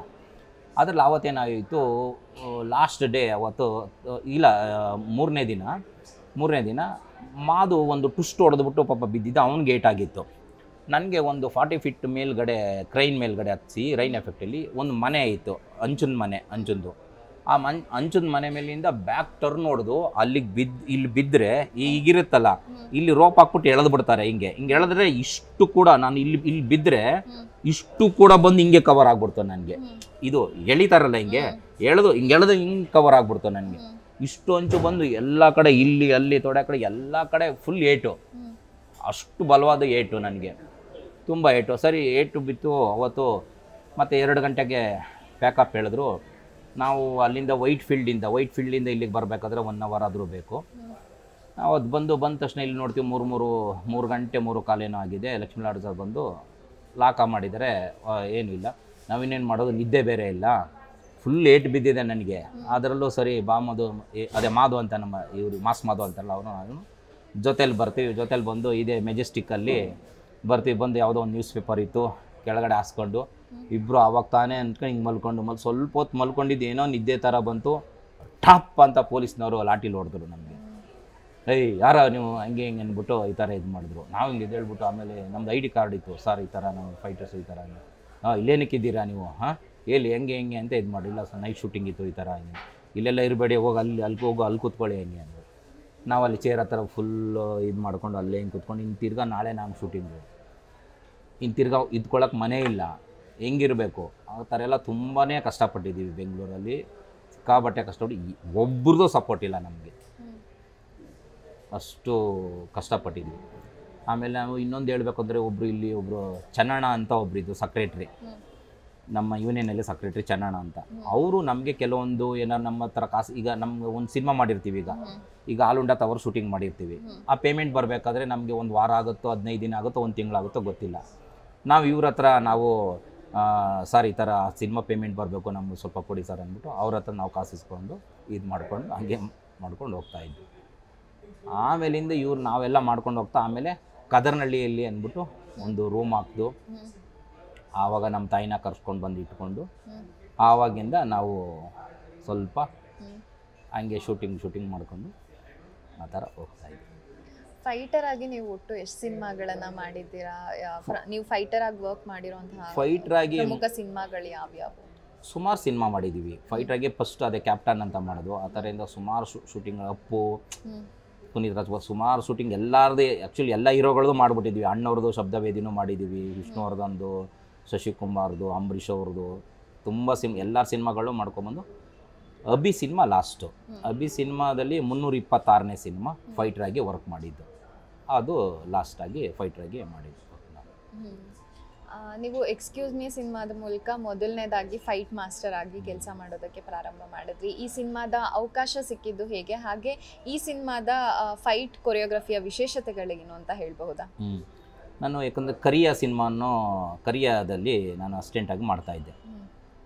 ಪ್ರೇಮ್ ಡೈರೆಕ್ಟ್ರು ನನಗೆ ತುಂಬ ಇಷ್ಟಪಡ್ತಾಯಿದ್ರು. ಅಂದರೆ ನನ್ನ ವರ್ಕಲ್ಲಿ ನೋಡ್ಬಿಟ್ಟು ಬೇಗ ಮಾಸ್ಟರ್ ಆಗ್ಬಿಡು ಡೆನಿ ಈ ಥರ ಹಿಂಗೆ. ನಾನು ಅಂದೆ ಸರ್ ಹಾಕಬೇಕು ಅಂತ. ಆವಾಗ ನಮ್ಮ ತಾಯಿಗೆ ಪಾಪ ಕ್ಯಾನ್ಸರು, ನೋಡ್ಕೊಳ್ಳೋರು ಯಾರೂ ಇರಲಿಲ್ಲ. ನಮ್ಮ ತಾಯಿ ನಾನು ಇಬ್ಬರೇ ಇದ್ದಿದ್ದು ಬೆಂಗಳೂರಲ್ಲಿ. ಅವ್ರ ಜೊತೇಲಿ ಏನಿದೆ ನಾವು ನೋಡಿಕೊಂಡು ಇದು ಮಾಡ್ಕೊಂಡಿದ್ದು. ಆಗ ಫೈಟ್ ಮಾಸ್ಟರ್ ಆಗೋಕ್ಕೆ ನನಗೆ ಅಂದರೆ ನಮ್ಮ ತಾಯಿ ನೋಡ್ಕೋಬೇಕಲ್ಲ. ಈಗ ಫೈಟ್ ಮಾಸ್ಟರ್ ಆಗಿಬಿಟ್ರೆ ಹೆಂಗೆ ನನಗೆ ಆಗ ದುಡಿಮೆ ಎಲ್ಲ ನಿಂತೋಗ್ಬಿಡುತ್ತೆ. ಫೈಟ್ರ್ ಆಗಿದ್ದಾಗ ಅಲ್ಲಿ ಸ್ವಲ್ಪ ಬರುತ್ತೆ. ಫೈಟ್ ಮಾಸ್ಟರ್ದಾಗ ಜವಾಬ್ದಾರಿ ಯಾರೊಬ್ರು ಕರೀತಾರೆ, ಆವಾಗ ಮಾತ್ರ ತಾನೆ. ಆಗ ನಾನು ಸ್ವಲ್ಪ ತುಂಬ ವೆಯ್ಟ್ ಮಾಡಿ ಆಮೇಲೆ ನಾನು ಅಂದೆ ಇದು ಪ್ರೇಮ್ ಡೈರೆಕ್ಟ್ರ್ ಹತ್ರ, ಸರ್ ಈ ಥರ ಮಾಸ್ಟರ್ ಕಾರ್ಡ್ ತಗೋತಾ ಇದ್ದೀನಿ, ತಗೊಳ್ಳಿ ಮಾಸ್ಟರ್ ನಾನು ಈ ಥರ ಇದು ಮಾಡ್ತೀನಿ ಅಂದರು. ಎಕ್ಸ್ಕ್ಯೂಸ್ ಮೀ ಅಲ್ಲಿ ನನಗೆ ಅವಕಾಶ ಮಾಡಿಕೊಟ್ರು. ಕಾಲೇಜ್ ಫೈಟಲ್ಲಿ ನ್ಯಾಚುರಲ್ ಆಗಬೇಕಂತ. ಆಗ ನ್ಯಾಚುರಲ್ ಬೇಕಂದ್ರೆ 9 ಸ್ಕ್ರಿಪ್ಟ್ ಕೊಟ್ಟೆ ಅವ್ರಿಗೆ. ಈ ಥರ ಫಸ್ಟ್ ಸ್ಟಾರ್ಟಿಂಗ್ ಹಿಂಗೆ ಹೊಡಿತಾರೆ, 2ನೇ ಟೈಮಲ್ಲಿ ಹಿಂಗೆ ಹೊಡಿತಾರೆ, ಹಿಂಗಾದ್ಮೇಲೆ ಇದೇ ಹೊಡಿತಾರೆ, ಇದಾದಮೇಲೆ ಅವ್ನು ಪೆನ್ ಎತ್ಕೋತಾನೆ, ಪೆನ್ನಲ್ಲಿ ಹಿಂಗೆ ಹೊಡಿತಾನೆ, ಇಂಕು ಬೀಳುತ್ತೆ, ಅದೇ ವೆಪನ್ಸ್ ತೆಗೆದು ಕೈ ಚುಚ್ಚಿ ಹಿಂಗೆ ಎಳಿತಾರೆ, ಇನ್ನೊಬ್ಬ ಬಂದು ಹೊಡಿತಾನೆ, ಲೆಗ್ ಹೊಡಿತಾನೆ, ಅದೇ ಶೂ ತಗೊಂಡು ಹಂಗೆ ಹೊಡಿತಾರೆ. ಏನೇನು ಸಿಗುತ್ತೆ ಅದರಲ್ಲಿ ಎಲ್ಲ ನ್ಯಾಚುರಲ್ ಕಂಪೋಸು ಎಕ್ಸ್ಕ್ಯೂಸ್ ಮೇಲೆ ಅದು ಫೈಟ್ ಮಾಡಿಕೊಟ್ಟೆ. ಅದು ತುಂಬಾ ಅದು ಮತ್ತು ಇನ್ನೊಂದು ಎಲ್ಲ ಫುಲ್ ಫಿಲ್ಮ್ ನಾನೇ ಮಾಡಿದ್ದೆ ಎಕ್ಸ್ಕ್ಯೂಸ್ ಮೇಲೆ. ಒಂದೊಂದು ಫೈಟನ್ನು ತುಂಬ ರಿಯಲಿಸ್ಟಿಕ್ಕಾಗಿ ತಕ್ಕೊಟ್ಟೆ. ಆವಾಗ ಇಡೀ ಗಾಂಧಿನಗರದವರು ಏನು ಫೈಟು ತುಂಬ ರಿಯಲಿಸ್ಟಿಕ್ಕಾಗಿ ತಕ್ಕೊಟ್ಟಿದ್ದಾರೆ ಎಕ್ಸ್ಕ್ಯೂಸ್ ಮೀ ಅಂತ. ಎಕ್ಸ್ಕ್ಯೂಸ್ ಮೀ ಕೂಡ ಒಳ್ಳೆ ಪಿಕ್ಚರು, ತುಂಬ ಸೂಪರ್ ಡೂಪರ್ ಹೋಯಿತು. ಅದು ಎಕ್ಸ್ಕ್ಯೂಸ್ ಮೀ ಅನ್ನೋದು ಒಂದು ಬೇರೆ ಥರ ನನಗೆ ಹೆಸರು ತಂದು ಕೊಡ್ತು. ಅಲ್ಲಿಂದ ನನಗೆ ಡಿಫ್ರೆಂಟ್ ಡ್ಯಾನಿ ಅನ್ನೋದು ಹೆಸರು ಸಿಕ್ಕೊಡ್ತು. ಡ್ಯಾನಿ ನಿಜವಾಗ್ಲೂ ಡಿಫ್ರೆಂಟೇ ಅಂತ ಪೇಪರ್ಲಿ ಎಲ್ಲರೂ ತುಂಬ ಬರೆದ್ರು. ಎಕ್ಸ್ಕ್ಯೂಸ್ ಮೀ ಸಿನಿಮಾ ಆದಾಗ ನಿಮಗೆ ಡಿಫ್ರೆಂಟ್ ಡ್ಯಾನಿ ಅಂತ ಹೆಸರು ಸಿಕ್ಕಿದೆ ಸರ್. ಕಾರಣಗಳೇನು? ಕಾರಣಗಳು ಅಂದರೆ ನಾನು ತುಂಬ ಡಿಫ್ರೆಂಟಾಗಿ ಕಂಪೋಸ್ ಮಾಡ್ತೀನಿ. ಈಗ ನೋಡಿ, ಒಂದು ಪೆನ್ನಲ್ಲೂ ಕೂಡ ಕಂಪೋಸ್ ಮಾಡ್ತೀವಿ ಅಂದರೆ ಏನು ಸಿಗುತ್ತೆ ಅದರಲ್ಲೇ ಕಂಪೋಸು. ಅದು ಒಂದೊಂದು ಥರ ಡಿಫ್ರೆಂಟ್ ಕಂಪೋಸ್ ಮಾಡೋದು. ನಾನು ತುಂಬ ರಿಯಲಿಸ್ಟಿಕ್ಕಾಗಿ ಡಿಫ್ರೆಂಟಾಗಿ ಕಂಪೋಸ್ ಮಾಡೋದು. ಆವಾಗ ನಾನು ಒಂದು ಡಿಫ್ರೆಂಟ್ ಡ್ಯಾನಿ ಅಂತ ಇಟ್ಕೋಬೇಕಂತ ಹಂಗೆ ಪ್ರೇಮ್ ಡೇಟ್ರು ನಾವೆಲ್ಲ ಸೇರಿ ಓಕೆ ಡಿಫ್ರೆಂಟ್ ಡ್ಯಾನಿ ಅಂತ. ನ್ಯಾಚುರಲ್ ಆಗಿ ಫೈಟ್ ಕಂಪೋಸ್ ಮಾಡೋದಂದ್ರೆ ನಿಮಗೆ ಬಹಳ ಇಷ್ಟ ಅಂತ ಹೇಳ್ಕೊಳ್ತೀರಾ. ಈ ನ್ಯಾಚುರಲ್ ಫೈಟ್ ಕಂಪೋಸಿಷನ್ ಬಗ್ಗೆ ವಿವರಿಸಬಹುದು? ನ್ಯಾಚುರಲ್ ಫೈಟ್ ಅಂದ್ರೆ ತುಂಬಾನೇ ರಿಸ್ಕ್, ಅದು ಸಿಕ್ಕಾಬಟ್ಟೆ ರಿಸ್ಕ್. ಈಗ ನಾವು ಕಮರ್ಷಿಯಲ್ ಫೈಟ್ ಮಾಡಿದ್ರೆ ನೀನೇನು ಲೆಗ್ ಹೊಡಿ, ಘಾಟ್ ಮಾಡು, ನೀನು ಮಿಸ್ ಮಾಡು, ನೀನು ಪಂಚ್ ತಗೋ, ಅದು ತಗೋ, ಇದು ತಗೋ, ಅದು ಸಿಂಪಲ್ ಈಸಿ ಮಾಡ್ಬಿಡ್ಬೋದು. ಈ ನ್ಯಾಚುರಲ್ ಫೈಟ್ ಇದೆಯಲ್ಲ, ನ್ಯಾಚುರಲ್ ಫೈಟಲ್ಲಿ ಈಗ ನ್ಯಾಚುರಲ್ ಫೈಟು ಅವ್ನು ಹಿಡ್ಕೋಬೇಕು, ಹೊಡಿಬೇಕು, ಠಾಕ್ ಠಾಟ್ ಅಂತ ಹಿಂಗೆ ಹೊಡಿಬೇಕು, ಹಿಂಗೆ ಒಳ್ಳೆ ಹೊಡಿತಾನೆ, ಒಂಥರ ರೈಟ್ ಲೆಫ್ಟು ಏನು ಹಿಂಗೆ ಹೊಡಿತಾ ಇರ್ತಾರೆ. ಅದು ಆಮೇಲೆ ರಿಯಲಿಗೂ ಕಾಣಿಸ್ಬೇಕಲ್ಲ, ರಿಯಲ್ಲೂ ಟಚ್ ಆಗಬೇಕಲ್ಲ, ಅದನ್ನೇ ತುಂಬ ರಿಸ್ಕು. ನ್ಯಾಚುರಲ್ ಫೈಟ್ ಅಂದ್ರೆ ತುಂಬ ರಿಸ್ಕು. ಅದರಲ್ಲಿ ಚೆನ್ನಾಗಿ ಬಂತು ಕಂಪೋಸಿಂಗ್ ಮಾತ್ರ. ಸರ್, ಎಕ್ಸ್ಕ್ಯೂಸ್ ಮೀ ಸಿನಿಮಾದ ನಂತರದ ಪ್ರಾಜೆಕ್ಟ್ಸ್ ಬಗ್ಗೆ ಹೇಳ್ಬೋದಾ? ಎಕ್ಸ್ಕ್ಯೂಸ್ ಮೀಲಿ ಒಂದು ಒಳ್ಳೆ ಹೆಸರು ಬಂತು ನನಗೆ. ಅದಾದಮೇಲೆ ತುಂಬ ಸಿನಿಮಾಗಳು ಬಂತು. ನಾವು 4-5 ಸಿನಿಮಾ ಆದಮೇಲೆ ನಲ್ಲ ಅಂದ್ಬಿಟ್ಟು ಒಂದು ಸಿನಿಮಾ ಮಾಡಿದೆ. ನಲ್ಲ ಅಂದ್ಬಿಟ್ಟು ಒಂದು ಸಿನಿಮಾ ಇತ್ತು. ಆ ಸಿನಿಮಾದಲ್ಲಿ ಇವರು ಯಾರು ಸುದೀಪ್ ಸಾರು ನನಗೆ ತುಂಬ ಇದು ಮಾಡಿ, ಇಲ್ಲ ಡ್ಯಾನಿ ಕೊಡಿ, ಡ್ಯಾನಿ ಮಾಡಲಿ ಅಂತ ಅವರು ಇದು ಮಾಡಿಕೊಟ್ರು. ಅವರು ಆ ಫೈಟಲ್ಲಿ ನಲ್ಲ ಸಿನಿಮಾದಲ್ಲಿ ನಾವು ಚೆನ್ನೈಲೆಲ್ಲ ಹೋಗಿ ಶೂಟ್ ಮಾಡೋದು, ಒಳ್ಳೆ ನೀಟಾಗಿ ತಗೊಟ್ಟೆ. ಸುದೀಪ್ ಸಾರ್ಗೂ ತುಂಬ ಖುಷಿ ಆಯಿತು. ಅದನ್ನು ಪಿಕ್ಚರ್ ಎಡಿಟಿಂಗ್ ಮಾಡಿಬಿಡಿ ಅಂತ ಹೇಳಿದ್ರು. ಸರಿ ಆಯಿತು, ನಾನು ಎಡಿಟಿಂಗ್ ಮಾಡ್ತೀನಿ ಅಂತ. ಆವಾಗ ನನಗೆ 2 ವೀಲರು ಕೂಡ, ಗಾಡಿನೂ ಕೂಡ ಇಲ್ಲ ಹೋಗೋದಕ್ಕೆ. ಈಗ ಅಶ್ವಿನಿ ಸ್ಟುಡಿಯೋದಲ್ಲಿ ವಿಜಯನಗರದಲ್ಲಿ ಇತ್ತು ನೈಟು ಎಡಿಟಿಂಗು. ಸರಿ ನೈಟು ಎಡಿಟಿಂಗು ನಾನು ಸರಿ ಎಡಿಟಿಂಗ್ ಅದನ್ನೆಲ್ಲ ಮುಗಿಸ್ಕೊಂಡು ಒಂದು 3 o'clock ಹತ್ತತ್ರ ಆಯಿತು. 2:45-3 ಗಂಟೆ ಹತ್ತತ್ರ ಆಯಿತು, ಮುಗೀತು. ಅಲ್ಲಿಂದ ನನ್ನ ಮನೆ ಇರೋದು ಕದರ್ನಹಳ್ಳಿ ಕ್ರಾಸ್ ಹತ್ರ. ನಾನು ಅಲ್ಲಿಗೆ ಹೋಗ್ಬೇಕಲ್ಲ ಮತ್ತೆ. ಆವಾಗ ನಾನು ಆಟೋದವ್ರನ್ನೆಲ್ಲ ಒಬ್ಬರು ಕೇಳಿದೆ, ಈ ಥರ ಸರ್ ಕದರ್ನಹಳ್ಳಿಗೆ ಹೋಗ್ಬೇಕು ಹಂಗಿಂದ. ಆವಾಗ ಏನಾಗಿತ್ತು, ಕದರ್ನಹಳ್ಳಿ ಕ್ರಾಸ್ ಹತ್ರ ಒಂದು ಶೂಟೌಟ್ ಆಗಿತ್ತು, ಯಾವುದೋ ಒಂದು ಶೂಟೌಟ್ ಆಗಿತ್ತು. ಆವಾಗ ಶೂಟೌಟ್ ಆಗಿ ಕದರ್ನಹಳ್ಳಿ ಅಂದರೆ ಯಾರೂ ಬರ್ತಾ ಇಲ್ಲ, ಕದರ್ನಹಳ್ಳಿ ಅಂದರೆ ಯಾರೂ ಬರಲ್ಲ ಕದರ್ನಹಳ್ಳಿ ಬರಲ್ಲ, ಹಂಗೆ ಹಿಂಗೆ ಅಂತ ಇದು ಮಾಡಿದ್ರು. ನಾನೇನು ಮಾಡಿದೆ, ಸರಿ ಇನ್ನೇನು ಮಾಡೋದು ಅಂದ್ಬಿಟ್ಟು ಆ ವಿಜಯನಗರದಿಂದ ನಡ್ಕೊಂಡು ಹಂಗೆ ಕದರ್ನಹಳ್ಳಿಗೆ ನಡ್ಕೊಂಡು ಬರ್ತಾಯಿದ್ದೀನಿ. ಕದರ್ನಹಳ್ಳಿ ಕ್ರಾಸ್ ಸಿಕ್ತು. ಅಲ್ಲಿ ನೋಡಿ ಯಾರು ಬೇಕು ಅಂತಿತ್ತು, ಏನು ಜನಗಳಿಲ್ಲ, ಏನಿಲ್ಲ. ಅಲ್ಲಿಂದ ಹಂಗೆ ಮುಂದೆ ನಡ್ಕೊಂಡು ಬರ್ತಿರುವಾಗ ನಾಯಿಗಳು ಅಟ್ಯಾಕ್ ಮಾಡ್ತು ನನಗೆ. ನಾಯಿಗಳು, ಒಂದು ನಾಯಿ ಬೊಗಳು ಸ್ಟಾರ್ಟ್ ಮಾಡೋದು, ಅಂದ್ಕೊಂಡು ಬೊಗಳು ಸ್ಟಾರ್ಟ್ ಮಾಡೋದು. ಎಲ್ಲ ನಾಯಿಗಳು ಏನು ಇಲ್ಲಿಂದ ಆ ಕಡೆ ಈ ಕಡೆ ನಾಯಿಗಳು, ಏನು ಅಲ್ಲಿ ಇಲ್ಲಿ ಒಂದು ಮೇಡಮ್ ಎಷ್ಟು ನಾಯಿಗಳು ಒಂದು 20-30 ನಾಯಿಗಳು, 30 ಅಂದ್ಕೊಳ್ಳಿ, ಅಷ್ಟು ನಾಯಿಗಳು ಬಂದು ಅಟ್ಯಾಕ್ ಮಾಡಿದ್ವು ನನಗೆ. ನಾನು ಅಟ್ಯಾಕ್ ಮಾಡೋದು ನಾನು ಏನು ಮಾಡೋದು? ಆವಾಗ ನಾನು ಏನು ಸಿಕ್ಕುತ್ತೋ ಅದು ಸುಮ್ಮನೆ ಹಂಗೆ ಸುಮ್ಮನೆ ಕಲ್ಲು ಯಾವುದೋ ಒಂದು ಸಿಕ್ಕೋದು, ಹಿಂಗೆ ಎದುರಿಸೋದು, ಇದು ಮಾಡೋದು, ಹಂಗೆ ಮಾಡೋದು, ಅದು ಇದು ಬಂದ್ಬಿಟ್ಟು ನಮ್ಮ ಮನೆ ಇನ್ನೂ 1 ಕಿಲೋಮೀಟರ್ ದೂರ ಇದೆ. ಅಲ್ಲಿಂದನೂ ನನಗೆ ಅಟ್ಯಾಕ್ ಮಾಡಿ ಕಚ್ಚಕ್ಕೆ ಎಲ್ಲ ಬರ್ತಾಯಿತ್ತು. ತುಂಬ ನಾನು ಅವಾಯ್ಡ್ ಮಾಡ್ಕೊಂಡು, ಅದು ಇದು ಮಾಡ್ಕೊಂಡು, ಹೆಂಗೋ ಮಾಡ್ಕೊಂಡು, ಏನೇನೋ ಸಿಕ್ಕುತ್ತೆ ಅದನ್ನೆಲ್ಲ ಮಾಡ್ಕೊಂಡು ಅವಾಯ್ಡ್ ಮಾಡ್ಕೊಂಡು ಹೆಂಗೋ ಬಂದೆ ನಾನು ಮನೆಗೆ. ಇಲ್ಲಾಂದರೆ ನಾಯಿಗಳೇ ಕಚ್ಕೊಂಡು ತಿನ್ಕೊಬಿಡ್ತಾ ಇದ್ವು. ಏನು ಅಷ್ಟು ಇದರಲ್ಲಿ ನನಗೆ ಆವತ್ತು ನಡೆದಿದ್ದು ಘಟನೆ. ನೆಕ್ಸ್ಟು ಕದರ್ನಹಳ್ಳಿಲಿ ಮತ್ತೆ ಇನ್ನೊಂದು ಶೂಟಿಂಗು, ಕಿಂಗ್ ಅಂದ್ಬಿಟ್ಟು ಒಂದು ಶೂಟಿಂಗು, ಅದು ಪ್ರಭಾಕರ್ ಅವ್ರದ್ದು. ಆ ಪ್ರಭಾಕರ್ ಅವ್ರದ್ದು ಕಂಠೀರವ ಸ್ಟುಡಿಯೋದಲ್ಲಿ ಶೂಟಿಂಗು. ಅಲ್ಲೂ ನೈಟ್ ಶೂಟಿಂಗೇನೆ. ನೈಟ್ ಶೂಟಿಂಗ್ ಮಾಡ್ಕೊಂಡು ಮತ್ತೆ ಕದರ್ನಹಳ್ಳಿಗೆ ಬರಬೇಕಲ್ಲ.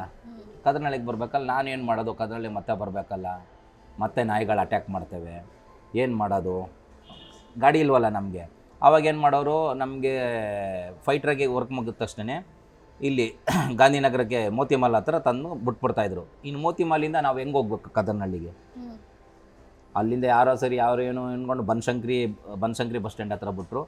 ತಿರ್ಗಿ ನಾವು ಅಲ್ಲಿಂದ ಮತ್ತೆ ಕದರ್ನಹಳ್ಳಿಗೆ ಬರಬೇಕು. ನಾನು ಆವಾಗ ಏನು ಮಾಡಿದೆ, ನಾನ್ ಚೆಕ್ ಇದೆಯಲ್ಲ, ಈ ಬ್ರೂಸ್ಲಿ ತಿರ್ಗಿಸ್ತಾರಲ್ಲ ನಾನ್ ಚೆಕ್ ಒಂದು, ಆ ನಾನ್ ಚೆಕ್ನ ಸೇಫ್ಟಿಗೆ ಬ್ಯಾಗಲ್ಲಿ ಇಟ್ಕೊಂಡಿದ್ದೆ. ಯಾಕಂದ್ರೆ ನಾಯಿಗಳು ಬರ್ತವೆ ಈ ಥರ ಅಂತ.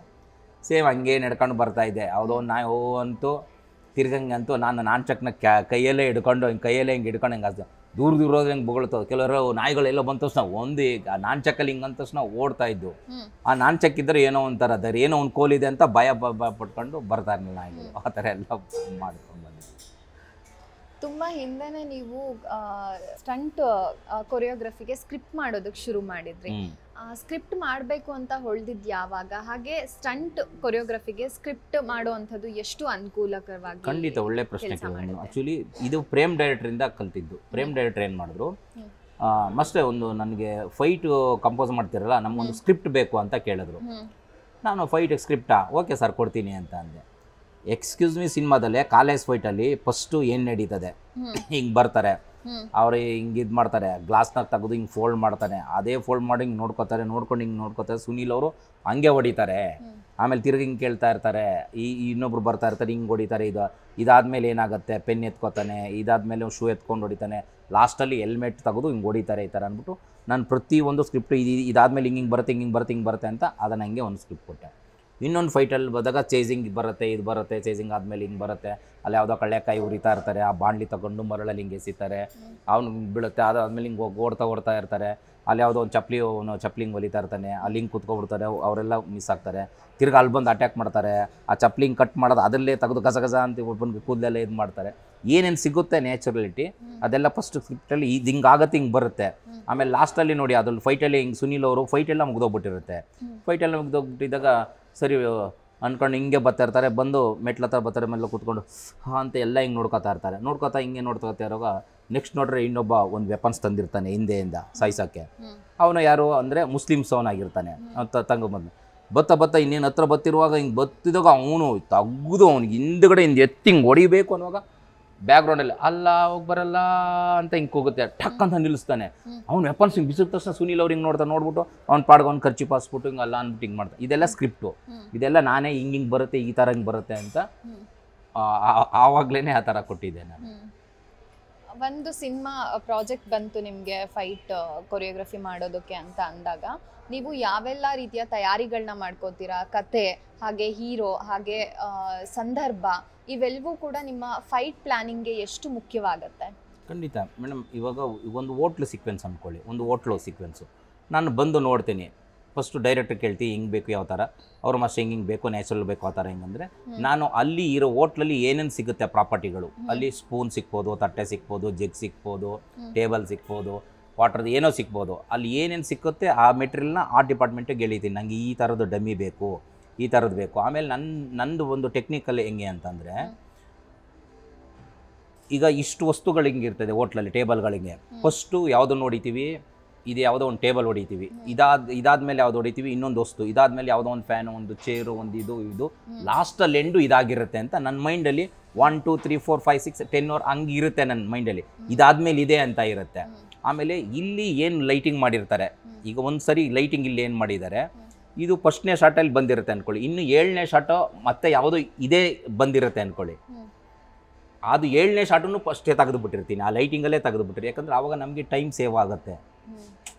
ಈಗ ಒಂದು ಲೈಟಿಂಗ್ ನೈಟಲ್ಲೂ ಆದವರು ನೈಟಲ್ಲೂ ತುಂಬ ಇಂಪಾರ್ಟೆಂಟು. ಈಗ ಒಂದು ಸರಿ ಲೈಟ್ ಮಾಡಿರ್ತಾರೆ ನೈಟಲ್ಲಿ, ತಿರ್ಗಿ ನಾವು ಈ ಶಾರ್ಟ್ ಮುಗಿದ ತಕ್ಷಣವೇ ಮತ್ತೆ ಈ ಶಾರ್ಟ್ ಅಂತೀವಿ. ಈಗ ಹೀರೋ ಇಲ್ಲಿರ್ತಾರೆ, ಹೀರೋ ವಿಲನ್ ಇಲ್ಲಿದ್ದರೆ ನಾವು ಈ ಶಾರ್ಟದ್ದು ತೆಗೆದ ತಕ್ಷಣ ಈ ಕಡೆ ಅಂದ್ಬಿಡ್ತೀವಿ, ಈ ಕಡೆನ ಮತ್ತೆ ಈ ಲೈಟೆಲ್ಲ ಚೇಂಜ್ ಮಾಡಬೇಕಲ್ಲ, ಇದೆಲ್ಲ ತುಂಬ ಟೈಮ್ ತಗೊಳುತ್ತಲ್ಲ. ಈ ಲೈಟಿಂಗಲ್ಲಿ ಏನು ಮಾಡಿರ್ತಾರೋ ಪ್ರತಿ ಶಾರ್ಟ್ನು ಅಲ್ಲಿ ಏನೇನಾಗುತ್ತೋ ಎಲ್ಲದೂ ತೆಗೆದುಬಿಟ್ಟಿರ್ತೀವಿ. ಅದು ನಂದು ಒಂದು ಟೆಕ್ನಾಲಜಿ, ನಮ್ಮದು ಟೆಕ್ನಿಕ್. ಅದು ಟೈಮ್ ಸೇವ್ ಆಗುತ್ತೆ, ಶಾರ್ಟ್ಸು ಚೆನ್ನಾಗಿ ಬರುತ್ತೆ, ಮತ್ತು ನೀಟಾಗೆ ಒಂದು ಯಾವುದು. ಆಮೇಲೆ ನಾನು ಇದುವರೆಗೂ ಕೂಡ ಏನೇ ಒಂದು ಶಾರ್ಟು ತೆಗೆದ್ರೂ ಕೂಡ ಒಂದು ಶಾರ್ಟು ಕೂಡ ವೇಸ್ಟ್ ಆಗಲ್ಲ. ಯಾಕಂದರೆ ಪಕ್ಕ ಎಡಿಟಿಂಗ್ ಸೆನ್ಸ್ ನಂದು. ಎಡಿಟಿಂಗ್ ಸೆನ್ಸು, ರೆಕಾರ್ಡಿಂಗ್ ಸೆನ್ಸು ಕರೆಕ್ಟಾಗಿ ಏನು ಲೆಫ್ಟು ರೈಟು ಲೆಫ್ಟು, ಕೆಲವರು ಫೈಟಲ್ಲಿ ಲೆಫ್ಟು ರೈಟು ಗೊತ್ತಾಗಲ್ಲ ಅಂತಾರೆ. ನಾನು ಹಂಗೆ ತೆಗೆಯೋದೇ ಇಲ್ಲ. ಎಡಿಟಿಂಗ್ ಟೇಬಲ್ ಕೂತ್ಕೊಂಡಾಗ ಗೊತ್ತಾಗುತ್ತೆ ಲೆಫ್ಟಿಂದ ರೈಟಿಂದ ಲೆಫ್ಟ್. ಈಗ ನೀವು ಇಲ್ಲಿ ಕೂತಿದ್ದೀರಾ, ನಾನು ಇಮಿಡಿಯೇಟ್ಲಿ ಆ ಕಡೆ ಹೆಂಗೆ ಬಂದ್ಬಿಡ್ತೀನಿ, ತೆಗೆಯೋದನ್ನು ನಾನು ಪರ್ಫೆಕ್ಟಾಗಿ ತೆಗೆದಿರ್ತೀನಿ. ಎಷ್ಟೋ ಜನ ಎಡಿಟರ್ ಹೇಳಿದ್ದಾರೆ ನನಗೆ, ಮಾಸ್ಟರ್ ನೀವು ತೆಗೆಯೋದು ಶಾರ್ಟ್ನಲ್ಲಿ ನಮ್ಗೆ ಒಂದು ಚೂರು ಕನ್ಫ್ಯೂಸ್ ಆಗಲ್ಲ ಮಾಸ್ಟರ್, ನೀವು ಬಂದಿಲ್ಲ ಅಂದ್ರೆ ನಾವು ನೀಟಾಗಿ ಗೊತ್ತಾಗುತ್ತೆ ನಮಗೆ ಲೆಫ್ಟು ರೈಟು, ನೀವು ಬಂದರೆ ನನಗೊಂದು ನೀಟಾಗಿ ತೆಗೆದುಬಿಟ್ಟು ನಾವು ಇದು ಮಾಡ್ಕೊಡ್ಬೋದು ಅಂದ್ಕೊಂಡು ತುಂಬ ಜನ ಎಡಿಟರ್ ಹೇಳಿದ್ದಾರೆ. ನೀವು ಸಾಮಾನ್ಯವಾಗಿ ನಿಮ್ಮ ಸ್ಟಂಟ್ ಕೊರಿಯೋಗ್ರಫಿಯಲ್ಲಿ ಬಳಸುವಂಥ ಟೆಕ್ನಿಕ್ಸ್ ಮತ್ತು ಎಕ್ವಿಪ್ಮೆಂಟ್ಸ್ ಬಗೆಗೆ ಹೇಳಬಹುದಾ? ಹಾಗೆ ಯಾವ ರೀತಿಯ ಒಂದು ಟೆಕ್ನಿಕ್ಸ್ನ ಯೂಸ್ ಮಾಡ್ತೀರಾ, ಪರಿಕರಗಳನ್ನು ಬಳಸಿದ್ದೀರಾ ಅನ್ನೋದನ್ನ ಕೆಲವು ಉದಾಹರಣೆಗಳ ಮೂಲಕ ವಿವರಿಸಬಹುದಾ? ಹೌದು ಮೇಡಮ್, ತುಂಬ ಸಿನಿಮಾಗಳು ಮಾಡಿದ್ದೀವಿ. ಇದೆ ನೋಡಿ, ಕಾಲೇಜ್ ಫೈಟು ಇನ್ನೊಂದು ಪಿಕ್ಚರಲ್ಲಿ ಕಾಲೇಜ್ ಫೈಟ್ ಆಗ್ತಾ ಇರ್ತಾರೆ. ಕಾಲೇಜ್ ಫೈಟ್ ಇದ್ದಾಗ ಇವ್ರು ಹಿಂಗೆ ಹೊಡಿತಾ ಎಲ್ಲ ಇದು ಮಾಡ್ತಾ ಇರ್ತಾರೆ. ಹೊಡಿತಾ ಒಬ್ಬನಿಗೆ ತೆಗೆದು ಬ್ಯಾಗಲ್ಲಿ ತೆಗೆದು ಟಪ್ ಏನೋ ಸಿಕ್ಕುತ್ತೆ ಬ್ಯಾಗ್ ತೆಗೆದು ರಬ್ಬ ನಂಗೆ ಹೊಡಿತಾರೆ. ಆ ಬ್ಯಾಗ್ ತೆಗೆದು ಹೊಡೆದ್ರೆ ಬ್ಯಾಗಲ್ಲಿ ಇರೋದು ಬುಕ್ಸು, ಆ ಜಾಮಿಟ್ರಿ ಬಾಕ್ಸ್ ಎಲ್ಲ ಕೆಳಗಡೆ ಬಂದು ಬಿದ್ದೋಗ್ಬಿಡುತ್ತೆ. ಹೀರೋ ಚಕ್ಕಂತ ಹಂಗೆ ನೋಡ್ತಾನೆ, ಹಿಂಗೆ ಜಾಮಿಟ್ರಿ ಬಾಕ್ಸ್ಗೆ ಒಂದು ಝೂಮ್ ಹೋಗುತ್ತೆ ಅಷ್ಟೇ. ನೆಕ್ಸ್ಟ್ ನೋಡ್ರೆ ಅವ್ನ ಕೈಯಿಂದ ಔಟ್ ಆಫ್ ಫೋಕಸಿಂದ ಫೋಕಸ್ ಶಿಫ್ಟ್ ಮಾಡ್ತೀವಿ. ಹಿಂಗೇನೆ ಶಿಫ್ಟ್ ಮಾಡ್ರೆ ಇಲ್ಲಿ ಪೆನ್ಸಿಲ್ ಇರುತ್ತೆ, ಪೆನ್ ಇರುತ್ತೆ, ಕಂಪೋಸ್ ಫೋಕಸ್ ಇದು ಅದು ಕಂಪೋಸು ಅದೆಲ್ಲ ಇರುತ್ತೆ. ಅದೆಲ್ಲ ವೆಪನ್ಸ್ ಥರ ತಾನೆ, ಅದೇ ಒಂದು ವೆಪನ್ಸು. ನೋಡಾಗ ಅದ್ರಲ್ಲಿ ಏನು ಸಿಕ್ಕುತ್ತೋ ಅದರಲ್ಲೇ ಕಂಪೋಸು, ಅದರಲ್ಲೇ ಫೈಟಿಂಗ್ ಹೊಡಿದಾಗ ಆಗ ಹಂಗೆ ಹೊಡಿತಿರುವಾಗ ಹಂಗೆ ನನಗೆ ಯಾರೋ ಒಂದು ಹುಡುಗಿ ಹಿಂಗೆ ಕೂದಲೆಲ್ಲ ಇದು ಮಾಡ್ಕೊಂಡು ಒಂದು ಈ ಥರ ಒಂದು ಕಡ್ಡಿ ಥರ ಚೂಪಕ್ಕೆ ಹಿಂಗೆ ಹಾಕೊಂಡಿರ್ತಾರೆ. ಅದು ನೋಡ್ತಷ್ಟು ಅದನ್ನ ಕಿತ್ಕೋತಾನೆ, ಅದು ಕಿತ್ಕೊಂಡು ಅದು ಚೂಪುತ್ತೆ, ಅದು ಒಂದು ವೆಪನ್ಸ್ ಥರ ತಾನೆ, ಅದರಲ್ಲೇ ಚುಸ್ತಾರೆ. ಈ ಥರ ಏನೇನು ಸಿಕ್ಕುತ್ತೋ ಅದರಲ್ಲಿ ತುಂಬ ನ್ಯಾಚುರಲಾಗಿ ಇದು ಮಾಡಿದ್ವಿ. ಆಮೇಲೆ ಇನ್ನೊಂದು ಸಿನಿಮಾದಲ್ಲಿ ಅಗ್ರಹಾರ ಅಂತ ಒಂದು ಮೂವಿ, ಅಗ್ರಹಾರ ಸಿನಿಮಾದಲ್ಲಿ ಒಂದು ಕ್ಲೈಮ್ಯಾಕ್ಸ್ ಫೈಟು, ಹೀರೋಗೆ ಚೆನ್ನಾಗಿ ಹೊಡೆದು ಒಂದು ಗಾಡೀಲಿ ತಂದು ಬಿಸಾಕ್ಬಿಡ್ತಾರೆ ಆಚೆ. ಬೈಲು ಎಲ್ಲೂ ಯಾವುದೂ ಒಂದು ಮರ ಇಲ್ಲ, ಗಿಡ ಇಲ್ಲ, ಏನೂ ಇಲ್ಲ, ಆ ಥರ ಡ್ರೈ ಪ್ಲೇಸಲ್ಲಿ ತೆಗೆದು ಬಿಸಾಕ್ಬಿಡ್ತಾರೆ. ಶಾರ್ಟ್ ಹಿಂಗಿಟ್ರೆ ದೂರದಲ್ಲಿ ಎಲ್ಲೋ ಒಂದು ವಾಟ್ರು ದೂರದಲ್ಲಿ, ಅಲ್ಲಿ ಯಾವುದೋ ಹಸುಗಳು ಹಿಂಗೆ ಹೋಗ್ತಾ ಇರ್ತದೆ. ಇವರು ಹೊಡೆದ್ಬಿಟ್ಟು ಎತ್ಬಿಟ್ಟು ತಗೊಂಡ್ಬಿಟ್ಟು ಇವ್ರು ಬಿಯರ್ ಎಲ್ಲ ಏನೋ ಕೊಡ್ಕೊಂಡು ಜಾಲಿ ಏನು ಮಾಡ್ತಾ ಇರ್ತಾರೆ. ಹೀರೋ ಏನು ಮಾಡ್ತಾನೆ, ಫುಲ್ ಲೇಟ್ ತಿಳ್ಕೊಂಡು ಹಿಂಗೆ ನೋಡ್ತಾ ಇರ್ತಾನೆ. ನೋಡ್ಬಿಟ್ಟು ಏನೋ ಒಂದು ಡೌಟ್ ತೋರಿಸ್ತೀವಿ ಕಣ್ಣಿಗೆ, ಸುಮ್ಮನೆ ಕೈನೇ ಹಿಂಗಂತಾನೆ, ಹಿಂಗೆ ಅಂದ್ಬಿಟ್ಟು ಮಣ್ಣನ್ನೇ ಏನೋ ಹಿಂಗಾಗಿತಾನೆ. ಇವರೆಲ್ಲ ನೋಡ್ಬಿಟ್ಟು ಇವನು ಯಾರೋ ಇವನಿಗೆ 6 ಅಡಿ 3 ಅಡಿ ತೊಡ್ಕೊತಾನೆ, ಇವನಿಗೆ ತೋಡ್ಕೊ ನನ್ನ ಮಗನೇ ಅಂದ್ಕೊಂಡು ಇವರೆಲ್ಲ ವಿಲನ್ಗಳೆಲ್ಲ ರೇಗಿಸ್ತಾರೆ. ನೆಕ್ಸ್ಟ್ ಏನು ಮಾಡ್ತೀವಿ, ಬರೀ ಹ್ಯಾಂಡ್ ಮಾತ್ರ ಕೈ ಹಿಂಗೆ ಬರುತ್ತೆ ಅಷ್ಟೇ, ಅಂದರೆ ಆಡಿಯನ್ಸ್ ಸ್ಕ್ರೀನ್ ಮಾತ್ರ ಹಿಂಗೆ ಬರುತ್ತೆ ಹ್ಯಾಂಡ್ ಹಿಂಗೆ ಬಂದ ತಕ್ಷಣ ಏನು ಅಂತ ಹಿಂಗೆ ನೋಡಿದ ತಕ್ಷಣ ತಿರ್ಗಾ ಮತ್ತೆ ವೈಟ್ ಶರ್ಟ್ ಕಟ್ ಮಾಡಿ ಎತ್ತಿ ಬಾಗ್ ಅಂತ ಹಿಂಗೆ ಮೇಲೆ ಎತ್ತಿದ್ರೆ ಹಸುದು ಸ್ಕೆಲಿಟನ್ ಕೊಂಬು, ಅದು ಮುಖ. ನಾವು ಫಸ್ಟೇ ಶಾರ್ಟಿಂಗ್ ತೋರಿಸ್ತೀವಿ ನೋಡಿ, ಎಲ್ಲೋ ನೀರು ದೂರದಲ್ಲಿರುತ್ತೆ, ಹಸುಗಳೆಲ್ಲೋ ಹೋಗ್ತಾ ಇರುತ್ತೆ, ಅಲ್ಲಿ ಯಾವುದೋ ಒಂದು ಹಸುದು ವೆಪನ್ಸ್ ಅಲ್ಲಿ ಸಿಕ್ತು ಅವ್ರಿಗೆ. ಇದೆಲ್ಲ ನಮ್ಮ ಸ್ಕ್ರಿಪ್ಟ್ ವರ್ಕು. ಅದಕ್ಕೆ ಸ್ಕ್ರಿಪ್ಟ್ ವರ್ಕ್ ಪ್ರತಿಯೊಂದು ನಾವು ಕಾನ್ಸೆಪ್ಟ್ ಡೈರೆಕ್ಟ್ ಹೇಳುವಾಗಲೇ ನಮ್ಮ ತಲೆಯಲ್ಲಿ ಓಡಿರುತ್ತೆ, ಈ ಥರ ಹಿಂಗೆ ಮಾಡೋಣ, ಹಿಂಗೆ ಹೊಸ ಥರ ಹಿಂಗೆ ಮಾಡಿ, ಅಲ್ಲಿ ಯಾರು ಥಿಂಕು ಮಾಡೋಕ್ಕಾಗಲ್ಲ ಅದು ವೆಪನ್ ಸಿಗುತ್ತೆ ಅಂತ. ಆವಾಗ ಎತ್ತಿಂಗ್ ನಿಂತ್ಕೋತಷ್ಟು ಹೋಗ್ರೋ ಅಂತಂದು ಎಲ್ಲ ಲಾಂಗ್ಗಳು ಹಿಡ್ಕೊಬರ್ತಾರೆ. ಆ ಹಿಡ್ಕೊಂಡು ಬಂದಾಗ ಒಬ್ಬನಿಗೆ ತಲೆ ಹೊಡಿತಾನೆ, ಅದು 2 ಹೋಳಾಗುತ್ತೆ, ಅದೇ ವೆಪನ್ಸು. ಆ ಕೊಂಬಲ್ಲಿ ಆಗದು ಎಲ್ಲರಿಗೂ ಚುಚ್ಚಿ ಎಲ್ಲರಿಗೂ ಇಸಾಕ್ಬಿಡ್ತಾನೆ. ಒಂದು ಬೇರೆ ಥರ ಅದು ನನ್ನ ಕೋರಿಯೋಗ್ರಫಿ ಅಂದರೆ ತುಂಬ ನ್ಯಾಚುರಲಿಟಿಗೆ ಇರುತ್ತೆ. ಇವಾಗ ನೋಡಿ, ಇದು ಯಾವುದು ಜಾಕಿ ಫಿಲಮಲ್ಲಿ ನೋಡಿ, ಜಾಕಿ ಫಿಲಮಲ್ಲಿ ಅಲ್ಲಿ ಏನಾಗಿತ್ತು, ರಂಗಾಯಣವ್ರಿಗೂ ಅಪ್ಪು ಸಾರು ಫೈರಲ್ಲಿ ಬೆಂಕಿ ಕಾಯ್ತಾ ಇರ್ತಾರೆ. ಇದು ನನಗೇನು ಅನ್ನಿಸ್ತು, ಬೆಂಕಿ ಕಾಯ್ತಾ ಇರ್ತಾರೆ, ಇದು ಮಾಡ್ತಾ ಇರ್ತಾರೆ, ಅಲ್ಲಿ ಏನು ಬೇರೆ ಇನ್ನೇನು ಸಿಕ್ಕಲ್ಲ, ಇದರಲ್ಲಿ ಬೇರೆ ಇನ್ನೇನು ಸಿಕ್ಕಲ್ಲ. ನನ್ನ ಸಿಕ್ಕದೇ ಬೆಂಕಿನೇ ಒಂದು ವೆಪನ್ಸ್ ಆಗಿ ಇಟ್ಕೊಂಡು ಬೆಂಕಿಲಿ ಯಾಕೆ ಮಾಡಬಾರ್ದು ಫೈಟ್ನ ಅಂದ್ಬಿಟ್ಟು ಥಿಂಕ್ ಮಾಡಿ ಆ ಜಾಕಿ ಫಿಲಮಲ್ಲಿ ಅದೇ ಬೆಂಕಿ ಫೈಟ್ನ ಬೇರೆ ಥರ ತೋರಿಸ್ಕೊಟ್ಟೆ ನೋಡಿ. ಎಲ್ಲ ರಿಯಲಾಗಿ ಬೆಂಕಿ ಕಿಡಿಗಳು ಆರೋದು, ಅದಾಗೋದು ಇದಾಗೋದು, ಅದು ತುಂಬ ಡೇಂಜರ್ ಶಾರ್ಟ್ಸ್ಗಳು. ಪುನೀತ್ ಅವರು ತುಂಬ ಗ್ರೇಟ್ ಆ್ಯಕ್ಚುಲಿ. ಅಷ್ಟು ರಿಯಾಲಿಟಿಗೆ ಅಂಥ ಸೂಪರ್ ಸ್ಟಾರ್, ದೊಡ್ಡ ಸ್ಟಾರು ಆ ಥರ ನಮಗೆ ಅಷ್ಟು ರಿಸ್ಕ್ ತಗೊಂಡು ಪಾಪ ಮಾಡಿದವರು ಆ ಫೈಟ್. ನನಗೆ ತುಂಬ ಖುಷಿ ಆಗುತ್ತೆ. ಆಮೇಲೆ ಅಣ್ಣ ನಾನು ಈ ಥರದ ಮಾಸ್ಟರ್ ಅವ್ರಿಗೆ ಒಂದು ಎಲ್ಲ ಕಡೆ ಪಾಪ ಸುಟ್ಟೋಗ್ಬಿಡ್ತು, ಇಲ್ಲಿ ಐಬ್ರೋ ಇದೆಲ್ಲ ಕೈಯೆಲ್ಲ ಸುಟ್ಟೋಗ್ಬಿಡ್ತು ಪುನೀತ್ ಸಾರಿಗೆ. ಆವಾಗ ನಾನು ಅಣ್ಣ ಸಾರಿ ಅಣ್ಣ ಆಯ್ತಾನೆ, ಯಾಕೆ ಮಾಸ್ಟರ್ ಸಾರಿ ಕೇಳ್ತೀರಾ, ಸುಮ್ಮನೆ ಮಾಸ್ಟರ್ ತುಂಬ ಚೆನ್ನಾಗಿ ಮಾಡ್ತಾ ಇದ್ದೀರಣ್ಣ, ಮಾಡಿ ಅಣ್ಣ ನೀವು ಏನು ಮೈಂಡಲ್ಲಿ ಅಂದ್ಕೊಂಡಿದ್ದೀರ ಅದು ಮಾಡಿ ಅಣ್ಣ ಅಂತಿದ್ರು ಪಾಪ. ಅಷ್ಟು ಕೋಪ್ರೇಟ್. ಅಂದರೆ ಅವ್ರಿಗೆ ಸ್ಕ್ರೀನಲ್ಲಿ ಶಾರ್ಟ್ಗಳು ಚೆನ್ನಾಗಿ ಬರ್ತಾ ಇದೆಯಾ, ನಾನು ಏನು ಬೇಕಾದ್ರೂ ಮಾಡ್ತೀನಿ ಅನ್ನೋ ಥರ ಇದು ಮಾಡಿದ್ರು. ಅದರಲ್ಲೂ ಅವ್ರಿಗೆ ಆ ಟೈಮಲ್ಲಿ ಏನಾಗಿತ್ತು, ಒಂದು ಬ್ಯಾಕ್ ಲಿಫ್ಟ್ ಹೊಡಿಬೇಕಿತ್ತು ನನಗೆ. ಅಣ್ಣ ಒಂದು ಬ್ಯಾಕ್ ಲಿಫ್ಟ್ ಹೊಡಿಬೇಕಲ್ಲ ಅಣ್ಣ ಅಂತಂದು. ಮಾಸ್ಟರ್ ನಾನು ಬ್ಯಾಕ್ ಲಿಫ್ಟ್ ಹೊಡೆದು ತುಂಬ ದಿನ ಆಗ್ಬಿಟ್ಟಿದೆ ಅಣ್ಣ ಹಂಗೆ ಅಂದರು. ಬಣ್ಣ ನಾನು ಎಲ್ಪ್ ಕೊಡ್ತೀನಿ, ನೀವೇನಣ್ಣ ಹೊಡಿತೀರಾ ಬನ್ನಿ ಅಂತ ಸುಮ್ಮನೆ ಹಿಂಗಂದ್ರೆ ಅವರೇ ಹೊಡೆದ್ಬಿಟ್ರು. ಬ್ಯಾಕ್ ಲಿಫ್ಟು ಹೊಡಿತೀರಲ್ಲಣ್ಣ ನೀವು ಚೆನ್ನಾಗೇನೆ, ಏನಣ್ಣ ಹಿಂಗೆ ಅಂತ. ಆಮೇಲೆ ನೋಡ್ರಿ ಇನ್ನೊಂದು ಗೋಡೆ ಎತ್ತು ಬ್ಯಾಕ್ ಸಮ್ಮರ್ ಹೊಡಿಬೇಕಿತ್ತು, ಅದನ್ನು ಸಮ್ಮರ್ ಸಾಲ್ಟ್ ಟ್ರಾಪ್ ಅಂತ ಹೊಡೆದೇ ಬಿಟ್ರು. ಸಮ್ಮರ್ ಸಾಲ್ಟ್ ಹಂಗೆ ಹೊಡೆದು ಲ್ಯಾಂಡ್ ಆದರು. ಅಂದರೆ ಪ್ರಾಕ್ಟೀಸ್ ಎಲ್ಲೋ ಬಿಟ್ಬಿಟ್ಟಿರ್ತಾರೆ, ಬಟ್ ಅಷ್ಟು ನೀಟಾಗಿ ಮಾಡಿದ್ರು ನಾವು. ಆಮೇಲೆ ಅದೇ ಸಿನಿಮಾದಲ್ಲಿ ಒಂದು ಕೋಳಿಗೂಡು ಫೈಟ್ ಇದೆ ನೋಡಿ, ಒಂದು ಕೋಳಿಗೂಡು ತೋರಿಸಿದ್ರು ನನಗೆ ಸೂರ್ಯ ಡೈರೆಕ್ಟ್ರು. ಒಂದು ಕೋಳಿಗೂಡು ತೋರಿಸಿದ್ರು. ಅಲ್ಲಿ ಕೋಳಿಗೂಡಲ್ಲಿ ಏನು ಸಿಗುತ್ತೆ, ಕೋಳಿಗಳಿಲ್ಲ, ಎಲ್ಲ ಪಾಳಾಗಿ ಬಿದ್ದಿರೋ ಥರದ ಒಂದು ಕೋಳಿಗೂಡು ತೋರಿಸಿದ್ರು. ಆ ಕೋಳಿಗೂಡಲ್ಲಿ ಫೈಟು. ನಾನು ಬಂದೆ, ನೋಡಿದೆ, ಹಿಂಗೆಲ್ಲ ಥರ ಎಲ್ಲ ನೋಡಿದೆ. ಓಕೆ ಸರ್ ಅಂದ್ಬಿಟ್ಟು ಆವಾಗಲೇ ಸ್ಕ್ರಿಪ್ಟೇ ಆವಾಗಲೇ ಕೊಟ್ಬಿಟ್ಟೆ. ಸರ್ ಇದು ಬೇಕು ನಂಗೆ, ಡಮ್ಮಿ ಇದು ಬೇಕು, ಇದಾದ್ಮೇಲೆ ಇದು, ಅದಾದ್ಮೇಲೆ ಇದು ಹಿಂಗೆ ಅಂತ ಐಡಿಯಾ ಟಗಡಗ ಅಂತ ಬಂದು.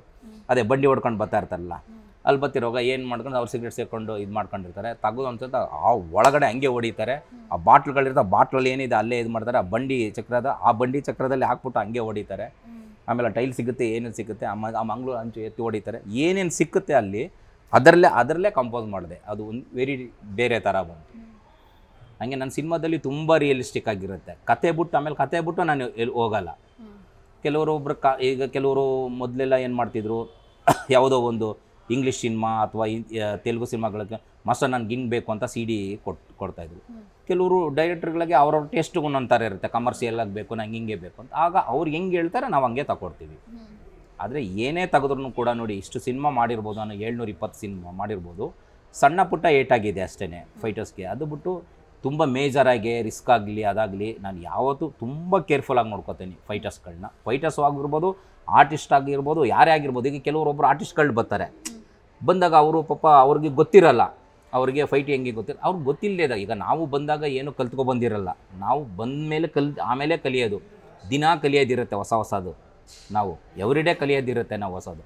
ಅವ್ರಿಗೆ ಗೊತ್ತಿಲ್ಲದವ್ರಿಗೆ ನಾವು ಹೆಂಗೆ ಹೇಳ್ಕೊಡ್ಬೇಕು, ಅವ್ರಿಗೆ ಏನು ಮಾಡ್ತಾರೆ, ಏನು ಕಂಪೋಸ್ ಮಾಡಬೇಕು. ಅವ್ರಿಗೆ ಗೊತ್ತಿರೋರಿಗೆ ಬೇರೆ ಥರ ಕಂಪೋಸ್ ಮಾಡ್ತೀವಿ, ಗೊತ್ತಿಲ್ಲದವ್ರಿಗೂ ಕೂಡ ಅವ್ರು ಹೆಂಗೆ ಮಾಡ್ತಾರೆ ಆ ಥರದ್ದು ಹೆಂಗೆ ಕೆಲಸ ತೊಗೋಬೇಕು ಆ ಥರ ನಾವು ತೊಗೋತೀವಿ. ನೀವು ಪ್ರಾರಂಭದಲ್ಲಿ ಹೇಳಿದ್ರಿ, ನೀವು ಫೈಟರ್ ಆಗಿದ್ದಾಗ ನಡೆದಂಥ ಒಂದಷ್ಟು ಘಟನೆಗಳ ಬಗ್ಗೆ. ಒಬ್ಬ ಫೈಟರ್ಗಳಿಗೆ ಆ ರೀತಿ ಇಂಜುರೀಸ್ ಆದಾಗ ಯಾವ ರೀತಿಯ ಪರಿಹಾರಗಳನ್ನು ಕೊಡ್ತಾರೆ, ಅವರ ಜೀವನಾಧಾರ ಅಂತ ಜೀವನಕ್ಕೆ ಬೇಕಾಗಿರುವಂಥ ಮೂಲಭೂತ ಅವಶ್ಯಕತೆಗಳ ಪರಿಸ್ಥಿತಿ ಏನು ಆ ರೀತಿ ಇಂಜುರೀಸ್ ಆದಾಗ? ಇಲ್ಲ ಮೇಡಮ್, ತುಂಬ ನೀವು ಯಾಕಂದರೆ ಇದು ನೋಡಿದ್ರೆ ನಮಗೆ ತುಂಬ ನೋವಾಗುತ್ತೆ. ಯಾಕಂದರೆ ಫಸ್ಟು ನಾವು ಫೈಟರ್ ಆಗಿದ್ದಾಗ ಯಾರಿಗೆ ಏನು ಇಂಜುರಿ ಆದ್ರೂ, ಇವತ್ತು ಶೂಟಿಂಗಲ್ಲಿ ನಾವು ಹೋಗ್ತೀವಿ, ಏನಾರು ಏಟಾಗೋಯ್ತು ಅಂದ್ಕೊಳ್ಳಿ.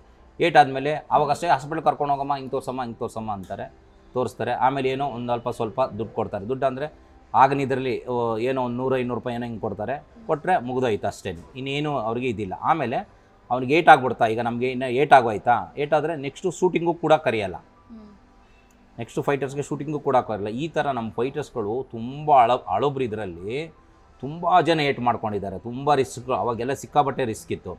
ತುಂಬ ಜನ ಏಟ್ ಮಾಡ್ಕೊಂಡು, ತುಂಬ ಜನ ಪಾಪ ಅದರಿಂದ ಏನು ಮಾಡ್ತಾರೆ, ಆ ನೋವು ತಡೆಯೋಕ್ಕಾಗಲಿಲ್ಲ ಅಂದ್ಬಿಟ್ಟು ಕೆಲವೊಂದು ಬ್ಯಾಡ್ ಹ್ಯಾಬಿಟ್ಗೆ ಹೋಗ್ತಾರೆ. ಡ್ರಿಂಕ್ಸ್ ಮಾಡೋದು, ನೋವು ತಡೆಯೋಕ್ಕಾಗಲ್ಲ, ಅಯ್ಯೋ ಹಂಗೆ ಅಂದ್ಕೊಂಡು ಅಂತಾರೆ. ಸುಮಾರು ಜನ ಫೈಟರ್ಸ್ಗಳು ಹಳಬ್ರು ಪಾಪ ತುಂಬ ನೋವುಗಳು ತಿಂದಿದ್ದಾರೆ.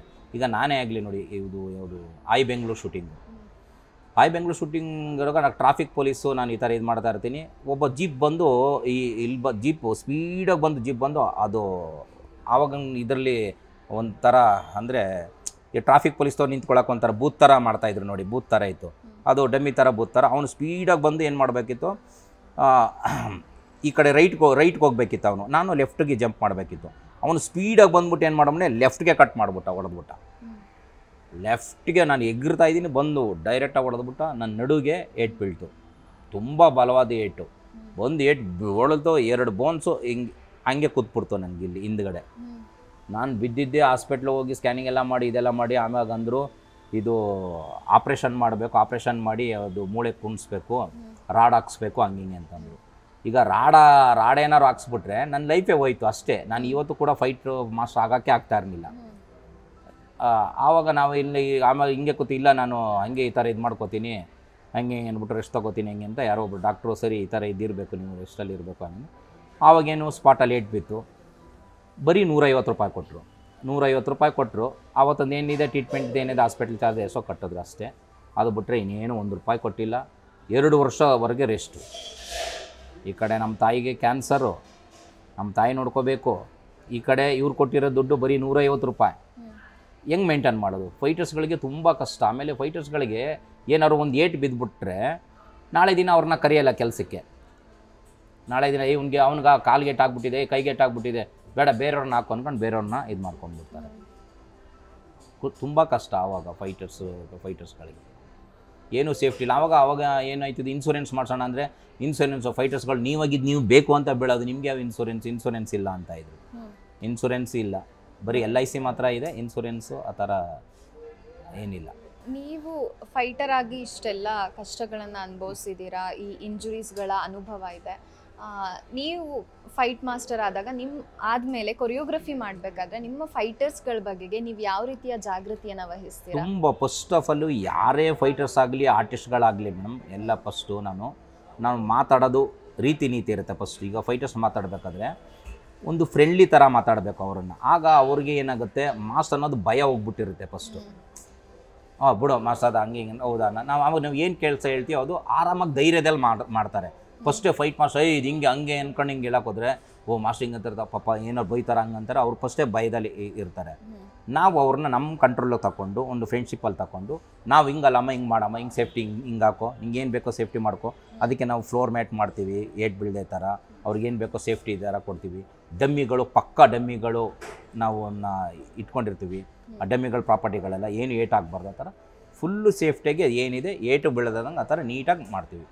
ಆಮೇಲೆ ಇದುವರೆಗೂ ನಾನು ಯಾರಿಗೂ ಆಗಲಿ ಒಬ್ರಿಗೂ ಕೂಡ ನೀನು ಹಂಗೆ ಹಿಂಗೆ ಅಂತ ನಾನು ಬೈದವನೂ ಅಲ್ಲ. ಯಾವ ಆರ್ಟಿಸ್ಟ್ ಯಾರಿಗೂ ಬೈಯಲ್ಲ. ನಾನು ತುಂಬ ಪ್ರೀತಿಸ್ಗೆ ಹಿಂಗಲ್ಲ ಹಿಂಗೆ ಅಂತ ಇದು ಮಾಡ್ತೀನಿ. ಈ ಥರದಲ್ಲಿ ತುಂಬ ಜನ ಹೀರೋಯಿನಿಗಳಿಗೇ ನಾನು ಮಾಡಿರೋ ಸಿನಿಮಾಗಳು ಪಾಪ ಒಂದು ಕಾರ್ ಆಕ್ಸಿಡೆಂಟ್ ಆಗಬೇಕು, ಒಂದು ಪಾಪು ಅಂದ್ಬಿಟ್ಟು ಒಂದು ಸಿನಿಮಾ ಇನ್ನೂ ರಿಲೀಸ್ ಆಗಿಲ್ಲ. ಅದರಲ್ಲಿ ಹೀರೋಯಿನಿ ಬರ್ತಾ ಇದ್ದಾಗ ಮಕ್ಕಳನ್ನ ಕರ್ಕೊಂಡು ಬರ್ತಾ ಇರ್ತಾರೆ. ಒಂದು ಬಲೂನ್ ಹಿಂಗೆ ಆಡೋಗ್ತಾ ಇರುತ್ತೆ. ಆ ಪಾಪ ಹಿಂಗೆ ಎತ್ಕೊಳಕ್ಕೆ ಹೋಗ್ತಾರೆ. ಈ ಪಾಪ ಅಂದ್ಬಿಟ್ಟು ಇವ್ರು ಹಿಂಗೆ ಓಡೋಗ್ತಾ ಒಂದು ಕಾರ್ ಬಂದು ಹೊಡಿತದೆ ಆ ಹೀರೋಯಿನಿಗೆ. ಹೊಡೆದ್ರೆ ಹೀರೋಯಿನಿಗೆ ಹೋಗಿ ಬಿದ್ದು ಮೇಲ್ಗಡೆ ಬಿದ್ದು ಹಿಂಗೆ ಉರುಳ್ತಿರೋವಾಗ ಇನ್ನೊಂದು ಕಾರ್ ಬಂದು ಈ ಕಾರ್ಗೆ ಹೊಡಿತದೆ. ಈ ಕಾರಿಂದ ಇನ್ನೊಂದು ಕಾರ್ಗೆ ಹೋಗಿ ಮುಖಕ್ಕೆ ಬಿದ್ದು ಅಲ್ಲಿಂದ ಬಂದು ಕೆಳಗಡೆ ಬಿದ್ದು ಉಜ್ಜಿಕೊಂಡು ಹೋಗಿ ಬೀಳಬೇಕು. ಈ ಶಾಟ್ನ ಹೆಂಗೆ ಮಾಡಬೇಕು ಮೇಡಮ್? ಈಗ ಹೀರೋಯಿನಿಗೆ ಏನು ಹೇಳಬೇಕು, ಡೂಪ್ ಹಾಕಬೇಕು. ಈಗ ನಾನು ಸಿನಿಮಾದಲ್ಲಿ 100ಕ್ಕೆ 99% ಡೂಪೇ ಹಾಕಲ್ಲ. ನಾನು ಯಾವುದೇ ಸಿನಿಮಾ ನೋಡಿ ತುಂಬ ರಿಯಲಿಸ್ಟಿಕ್ ನ್ಯಾಚುರಲಾಗಿ ಅವ್ರಿಗೆ ಹೇಳೋ ಥರ ಹೇಳಬೇಕು. ನಾನು ಮೇಡಮ್ ಈ ಥರ ಬನ್ನಿ, ನೀವು ಬಂದ ತಕ್ಷಣ ನಿಮ್ಗೆ ರೋಪ್ ಹಾಕಿರ್ತೀವಿ, ನಿಧಾನಕ್ಕೆ ಬರುತ್ತೆ ಕಾರು. ಬಂದ ತಕ್ಷಣ ಈಗ ಮತ್ತೆ ನಾವು ರೋಪಲ್ಲಿ ಎಳಿತೀವಿ, ನೀವು ಇಲ್ಲಿ ಮೇಲ್ಗಡೆ ಬನ್ನಿ. ಹಂಗೆ ನಾವು ನಿಧಾನಾಗಿ ಎಳಿತಾ ಇರ್ತೀವಿ, ಟಾಪಲ್ಲಿ ಬರ್ತೀರಾ ಮೇಡಮ್. ಇನ್ನೊಂದು ಕಾರು ಬಂದು ಗುದ್ದುತ್ತೆ, ಆಗ ರೋಪ್ ಎಳ್ಕೊತೀವಿ, ಈ ಕಾರಿಗೆ ಬಂದು ಬೀಳುತ್ತೆ. ಬಂದಾಗ ಹಂಗೆ ನಿಧಾನಕ್ಕೆ ಬಂದು ಇಷ್ಟಕ್ಕೆ ಬನ್ನಿ ಮೇಡಮ್, ನೆಕ್ಸ್ಟ್ ಶಾಟು ನಾವು ಕೆಳಗಡೆ ಬಿತ್ಕೋತೀವಿ ನೋಡಿ ಮೇಡಮ್ ಅಂದ್ಬಿಟ್ಟು ನಾವು ಮಾನಿಟ್ರ್ ನಿಧಾನಾಗಿ ಅವ್ರಿಗೆ ತೋರಿಸ್ತೀವಿ. ಇದು ಹಿಂಗೆ ಅಂತ ನಾವು ಹೇಳ್ತೀವಿ. ಬಿಡಿ ಮಾಸ್ಟರ್ ನಾವು ಮಾಡ್ತೀವಿ ಓಕೆ ಅಂತ. ಯಾಕಂದ್ರೆ ಅವ್ರಿಗೆ ಮಾಡ್ಕೊಡೋದು ಫಸ್ಟೇ ಕಾರ್ ಬಂದು ಗುದ್ದುತ್ತೆ, ನೀವು ಬಿದ್ದು ಹಿಂಗೆ ಬೀಳಬೇಕು ಅಂತ ಫಸ್ಟೇ ಭಯ ಹುಟ್ಟಿಸ್ಬಿಟ್ರೆ ಅವ್ರು ಮಾಡಲ್ಲ. ನಾವು ಹೇಳೋ ರೀತಿಯಲ್ಲಿ ಹೇಳಿದ್ರೆ ಖಂಡಿತ ಮಾಡ್ತೀವಿ. ಎಂತೆಂಥ ಶಾಟ್ಗಳು ಮೇಡಮ್. ದೊಡ್ಡ ಮನೆ ಹುಡುಗದಲ್ಲಿ ಅಂಬರೀಷ್ ಅವರು ಪಾಪ ಸಿಂಗಾಪುರದಿಂದ ಬಂದು ಪಾಪ ಪ್ರೆಸಿಡೆಂಟ್ ಬಂದಿದ್ದಾರೆ. ನಾವು ಜೈಲ್ ಫೈಟಲ್ಲಿ ಏನೇನು ಬೇಕೋ ಎಲ್ಲ ತೆಗೆದುಬಿಟ್ಟಿದ್ದೀನಿ ಪುನೀತ್ ಸರ್ದು. ಆಮೇಲೆ ಅಂಬರೀಷ್ ಅಣ್ಣವರು ಚಿಕ್ಕ ಹುಡುಗರಾಗಿದ್ದಾಗ ಇವರು ಪುನೀತ್ ಅವರು ಮತ್ತು ಇನ್ನೊಬ್ಬರು ಡಾರ್ಲಿಂಗ್ ಕೃಷ್ಣ ಚಿಕ್ಕ ಹುಡುಗರಾಗಿದ್ದಾಗ ಅವರು ಯಾರು ಅಂತ ಒಂದು ಕೆರೆಗೆ ಅಂಬಾಸಡರ್ ಕಾರ್ ಬಿದ್ದೋಗುತ್ತೆ. ಆಗ ಬಿದ್ದಾಗ ಅಂಬರೀಷ್ ಅಣ್ಣ ಸ್ವಿಮ್ಮಿಂಗ್ ಮಾಡ್ಕೊಂಡು ಬಂದು ಇವ್ರನ್ನ ಕಾಪಾಡಲ್ಲ ಅವ್ರನ್ನ ಕಾಪಾಡಲ್ಲ ಅಂತ ಕಾಪಾಡ್ಬಿಟ್ಟು ಹಿಂಗೆ ಹೋಗಬೇಕು. ಅವ್ರನ್ನ ಕೆರೆಗೆ ಬೀಳ್ಸೋಕ್ಕಾಗತ್ತಾ? ಅಂಬರೀಷ್ ಅಣ್ಣನ ಸ್ವಿಮ್ಮಿಂಗ್ ಮಾಡ್ಸೋಕ್ಕಾಗತ್ತಾ? ಆಗಲ್ಲ ತಾನೇ. ಇದೆಲ್ಲ ಟೆಕ್ನಿಕಲ್ಲಿ ತೆಗಿಬೇಕು. ವರ್ಕ್ ಅನ್ನೋದು ಏನೋ ಟೆಕ್ನಿಕ್ ಅದು. ಇದನ್ನು ನಾವೇನು ಮಾಡೋದು, ಅವ್ರನ್ನ ಸ್ಟ್ರೆಚ್ಚರಲ್ಲಿ ಒಂದು ಸ್ಟ್ರೆಚ್ಚರ್ ಹಾಕಿ ಆ ಸ್ಟ್ರೆಚ್ಚರ್ಲಿ ಹಿಂಗೆ ಮಲಗಿಸಿ ಈ ಫೇಸ್ ಅಷ್ಟೇ ಓಪನ್ ಆಗಿರಬೇಕು. ಆಗ ನಾವು ಅಣ್ಣ ಇದು ವಾಟ್ರೋನ ನೀರಲ್ಲಿ ಸುಮ್ಮನೆ ಕೈ ಹಿಂಗೆ ಅಣ್ಣ ಅಂತ ಅಂದ್ಬಿಟ್ಟು ಕೈಯಲ್ಲಿ ಹಿಂಗೆ ಅಂದ್ಬಿಟ್ಟು ಅಣ್ಣ ಈ ಕಡೆ ನೋಡಿ ಅಂದ್ಬಿಟ್ಟು ಆಗ ನೋಡ್ಬಿಟ್ಟು ಅಣ್ಣ ಹ್ಯಾಂಡ್ ಹಿಂಗೆ ಬರಲಿ ಅಣ್ಣ ಅಂತ ಹಿಂಗೆ ಹ್ಯಾಂಡು. ಆಗ ಆ ಇದರಲ್ಲಿ ಇನ್ನೊಬ್ಬನ ಏನು ಬೇಕು ಅವನಿಗೆ CG ವರ್ಕ್ಗೆ ಅವ್ನದು ಏನೇನು ಬೇಕು ವರ್ಕು ಅವನು ಆ ಥರ ಇದು ಮಾಡಿ ವರ್ಕ್ ಮಾಡ್ಕೊಂಡು ಹಿಂಗೆ ಎತ್ಕೊಂಡು ಆ ರೋಪಲ್ಲಿ ಬ್ಯಾಕ್ಗ್ರೌಂಡ್ ಎಲ್ಲ ಗ್ರೀನ್ ಮ್ಯಾಟ್ ಹಾಕ್ಕೊಂಡು ಅವನು ಹೆಂಗೆ ಹೋಗ್ಬೇಕು ಸ್ವಿಮ್ಮಿಂಗ್ ಮಾಡ್ಬೇಕು ಆ ಥರದಲ್ಲಿ ಇದು ಮಾಡಿ ಅವ್ರಿಗೆಲ್ಲ ಫ್ಯಾನ್ ಇಟ್ಬಿಟ್ಟು ಅದರ ಟೆಕ್ನಿಕ್ ಇದೆ. ತುಂಬ ಗ್ರೀನ್ ಮ್ಯಾಟಲ್ಲಿ ತುಂಬ ಟೆಕ್ನಿಕ್ ಇದೆ. ಆ ಟೆಕ್ನಿಕಲ್ಲಿ ಏನು ಬೇಕೋ ವರ್ಕ್ನ ತಗೊಂಡು ಒಂದು ಕಾಲದಲ್ಲಿ ನೀವು ಸುಮಾರು 6-7 ಸಿನಿಮಾಗಳನ್ನ ಒಟ್ಟಿಗೆ ಒಪ್ಕೊಳ್ತಾ ಹೌದು. ಈ ಒತ್ತಡನ ಹೇಗೆ ನಿಭಾಯಿಸ್ತಾ? ಅಯ್ಯೋ ಮೇಡಮ್, ಅದು ನಿಜವಾಗ್ಲೂ ಜೋಗಿ ಫಿಲಮಲ್ಲಿ ಒಳ್ಳೆ ಹೆಸರು ಬಂತು ನನಗೆ. ಜೋಗಿ ಪಿಕ್ಚರಲ್ಲಿ ಒಳ್ಳೆ ಹೆಸರು ಬಂತು. ದುನಿಯಾ ಅಂತ ಬಂತು. ಮುಂಗಾರು ಮಳೆ ಸಾಗರ್ ಥಿಯೇಟರ್ ತುಂಬ ಸೂಪರ್ ಹೋಗ್ತದೆ. ಮೆಜೆಸ್ಟಿಕ್ಕಲ್ಲಿ ದುನಿಯಾ ಅಂತ ಬಂತು. ದುನಿಯಾ ಬಂದ ತಕ್ಷಣ ಫೈಟು ಯಾರೋ ಮಗ ಫೈಟ್ ಮಾಡಿರೋದು ಇವರು ಅಂತ ಏನೋ ಅವತ್ತು ಮಾರ್ನಿಂಗ್ ಶೋಲ್ಲಿ ನಾನಿದ್ದೀನಿ, ಫೈಟು ನಡೀತಾ ಇದೆ. ಲೋ ಮಗ ಅವನಮ್ಮನ ಯಾರೋ ಅನ್ಕೊಂಡು ಬೈತಾವನೆ, ಯಾರೋ ಒಬ್ಬ ಲೋ ಯಾವನೋ ಫೈಟ್ ಮಾಸ್ಟ್ರು ಇವನು ಎಲ್ಲೋ ಇದ್ದ ಅವನು ಹಂಗೆ ಅಂತ. ನಾನು ಇಲ್ಲೇ ಇದ್ದೀನಿ ಅಂದರೆ ಅವರು ಹೊಗಳ್ತಾವ್ರೆ. ಈ ಥರ ಫೈಟೇ ನೋಡಿಲ್ಲ ಮಗ ನಾವು, ಈ ಥರ ಬಂದೇ ಇಲ್ಲ, ಕನ್ನಡ ಹಿಂಗೋ ಫೈಟ್ ಮಾಡ್ತಾರೆ ಅಂದ್ಬಿಟ್ಟು ಇದೇನೋಗಿದೆ. ಹೋಗಿ ಅಪ್ಪು ಸಾರಿಗೆ ಹೋಗಿ ವಿಷಯ ಮುಳಿಸಿದ್ದಾರೆ. ನಾನು ಅಲ್ಲಿ ಆಫೀಸಿಗೆ ಕರೆಸ್ತಾರೆ. ಆಗ ನಾನು ಹೋಗ್ಬಿಟ್ಟು ಈ ಥರ ಹಿಂಗೆ ಅಂತ ಇದು ಮಾಡಿದೆ. ಆಗ ಬಿಂದಾಸ್ ಅಂದ್ಬಿಟ್ಟು ನನಗೆ ಪುನೀತ್ ಸಾರು ಚಾನ್ಸ್ ಕೊಟ್ಟು. ಈ ದುನಿಯಾ ಸಿನಿಮಾ ಆದಮೇಲೆ ನನ್ನ ಡೇಟ್ ಸಿಗೋದೇ ತುಂಬ ಕಷ್ಟ. ಆಗ ನೋಡಿ ಎಲ್ಲ ರಿಯಲ್ ಎಸ್ಟೇಟ್ ಅವ್ರು ಬಂದ್ಬಿಟ್ರು. ಒಂದು ದಿನಕ್ಕೆ 45ರಿಂದ 46 ಸಿನಿಮಾ, ಹೊಸ ಸಿನಿಮಾ ನಡೀತಾ ಇದೆ ಒಂದು ದಿನದಲ್ಲಿ. ಇವ್ರ ಡೇಟ್ ಕೇಳ್ತಾರೆ, ಅವ್ರ ಡೇಟ್ ಕೇಳ್ತಾರೆ, ಎಲ್ಲ ಕೇಳ್ತಾರೆ, ಇದು ಕೇಳ್ತಾರೆ. ಯಾರು ಡೇಟ್ ಅಂತ ಕೊಡೋಕ್ಕಾಗೋದು? ನಾನು ಆವಾಗ ಏನಾದರೂ ಮನಸ್ಸು ಮಾಡಿ ದುಡ್ಡಿಗೆ ಆಸೆ ಪಟ್ಟಿದ್ರೆ ಮಾಡಿದ್ರೆ ಎಷ್ಟೋ ಕೋಟಿ ಮಾಡ್ಬೋದಾಗಿತ್ತು. ನನಗೆ ದುಡ್ಡಿಗೆ ಆಸೆ ಇಲ್ಲ. ನನಗೇನು ಈ ವರ್ಕ್ ಮಾಡ್ತೀವಾ, ಇದಕ್ಕಿಂತ ವರ್ಕ್ ಇನ್ನೊಂದು ಪಿಕ್ಚರ್ ಚೆನ್ನಾಗಿ ತೋರಿಸ್ಬೇಕು, ಇದಕ್ಕಿಂತ ಇನ್ನೊಂದು ವರ್ಕಲ್ಲಿ ಚೆನ್ನಾಗಿ ತೋರಿಸ್ಬೇಕು. ವರ್ಕ್ ಅಂತ ತುಂಬ ಬ್ಯುಸಿ ಇದೆ. ನಾನು ಹಂಗೂ ಒಂದೊಂದು ದಿನಕ್ಕೆ 7 ಸಿನಿಮಾ ಬರೋದು ನನಗೆ, ಮಾಸ್ಟರ್ ಮಾಡಿಕೊಡಿ ಅಂತ. ನಾನು ಹಂಗೂ 3 ಸಿನಿಮಾ ಮಾಡಿಕೊಟ್ಟಿದ್ದೀನಿ ಒಂದು ದಿನಕ್ಕೆ. ಹೆಂಗೆ ಅಂದರೆ ಒಂದೇ ಕಡೆ ಕಾಲ್ ಸೀಟ್ ಹಾಕೋಬೇಕು, ನನ್ನ ಡೇಟ್ ಇಲ್ವಲ್ಲ. ಈಗ ಒಂದು ಎಚ್ ಎಮ್ ಟಿ ಲೊಕೇಶನ್ ಅಂತಂದರೆ ಎಚ್ ಎಮ್ ಟಿಲೇ 3 ಪಿಕ್ಚರೂ 2 ಗಂಟೆವರೆಗೆ ಒಂದು ಕಾಲ್ ಶೀಟ್ ಕೊಡ್ತಾಯಿದ್ದೆ, 2 ಗಂಟೆವರೆಗೆ ಒಂದು ಫೈಟ್ ಮುಗಿಸ್ಬಿಡ್ತಾಯಿದ್ದೆ, 2 ರಿಂದ 6 ಗಂಟೆಗೆ ಇನ್ನೊಂದು ಫೈಟ್ ಮುಗಿಸ್ಬಿಡ್ತಾಯಿದ್ದೆ, ತಿರ್ಗಿ 6 ರಿಂದ 2 ಗಂಟೆವರೆಗೆ ಇನ್ನೊಂದು ಶೂಟಿಂಗ್ ಮುಗಿಸ್ಬಿಡ್ತಾಯಿದ್ದೆ. ಬರೀ ಹಾಫ್ ಡೇಲಿ 3 ಸಿನಿಮಾ ಮಾಡಿದ್ದೀನಿ. ಯಾಕಂದರೆ ನನಗೆ ಈ ದುನಿಯಾ ಸಿನಿಮಾದಲ್ಲಿ ಟಾಕಿ ಸೇರಿ ಒಂದು ದಿನ, ಒಂದೊಂದು ಸರಿ ಟಾಕಿ ಸೇರಿ 1.5 ದಿನ, ಇವರು ದುನಿಯಾ ಪಿಕ್ಚರ್ಲಿ ಇವು ಹೊಡಿಸ್ಕೊಳ್ಳೋದು ಹಾಫ್ ಡೇ, ಬರೀ ಅರ್ಧ ದಿನ ತೆಗ್ದಿರೋದು ಅದು. ಈ ಮಧ್ಯೆ ನೀವು 2 ವರ್ಷ ಮಲಯಾಳಂ ಸಿನಿಮಾ ರಂಗದಲ್ಲೂ ಕೆಲಸ ಮಾಡಿದ್ರಿ. ಆ ಒಂದು ಮಲಯಾಳಂ ಸಿನಿಮಾ ರಂಗದ ಒಂದು ವರ್ಕ್ ಎನ್ವಿರಾನ್ಮೆಂಟ್ ಹೇಗಿರ್ತಾ ಇತ್ತು? ಇಲ್ಲ ಮೇಡಮ್, ಮಲಯಾಳ ಸಿನಿಮಾದಲ್ಲಿ ಸಿಟಿ ಆಫ್ ಗಾಡ್ ಅಂದ್ಬಿಟ್ಟು ಪೃಥ್ವಿರಾಜದು ಸಿನಿಮಾ ಮಾಡಿದೆ. ಆಗ ದುನಿಯಾ ಫಿಲಮ್ ನೋಡ್ಬಿಟ್ಟು ಡೈರೆಕ್ಟ್ರು ಲಿಜೋ ಅವರು ನನ್ನ ಕರೆದಾಗ ಮಲಯಾಳಂ ಇಂಡಸ್ಟ್ರಿ ಈ ಥರ ಹಿಂಗೆ ಅಂತ. ಆಗ ಮಲಯಾಳದ ಪೃಥ್ವಿರಾಜ್ ಈಗ ಪುನೀತ್ ಸರ್ ಹೆಂಗಿದ್ದಾರೆ ಅಲ್ಲಿ ಮಲಯಾಳ ಇಂಡಸ್ಟ್ರಿಲಿ, ಪೃಥ್ವಿರಾಜು ಅಂದರೆ ಅಷ್ಟು ಅವರು ಅದೇ ಥರ ಒಂದು ಫೈಟಲ್ಲಿ ಒಂದು ಒಳ್ಳೆಯ ಇದು. ಆಗ ನಾನು ಫೈಟ್ ಕಂಪೋಸ್ ಮಾಡ್ತಾ ಈ ಥರ ಎಲ್ಲ ಥರ ಶಾರ್ಟಿಂಗ್ ಮಾಡ್ತಾ ನಲ್ಲ ಪಟ್ರಂಗ ಮಾಸ್ಟರ್ ಹಂಗೆ ಹಿಂಗೆ ಅಂದ್ಬಿಟ್ಟು ಇದು ಮಾಡಿದ್ರು. ಆಗ ಮಲಯಾಳ ಇಂಡಸ್ಟ್ರಿಲೂ ತುಂಬ ಬ್ಯುಸಿ ನಾನು. ಈ ಕಡೆ ಮಲಯಾಳನೂ ಬ್ಯುಸಿ, ಈ ಕಡೆ ಕನ್ನಡ ಬ್ಯುಸಿ, ಆ ಕಡೆ ತೆಲುಗು ಕರೀತಾರೆ, ಈ ಕಡೆ ಬೇರೆ ಭಾಷೆಗೆ ಯಾವುದಂತ ಡೇಟ್ ಕೊಡೋದು. ಆಮೇಲೆ ನಾನು ಚಿಕ್ಕದಾಗಲಿ ದೊಡ್ಡದಾಗಲಿ ಯಾರು ಫಸ್ಟು ಡೇಟ್ ಕೊಡ್ತಾರೆ ಅವ್ರ ಡೇಟಿಗೆ ನಾನು ಇದು ಹೋಗ್ತಾಯಿದ್ದೆ.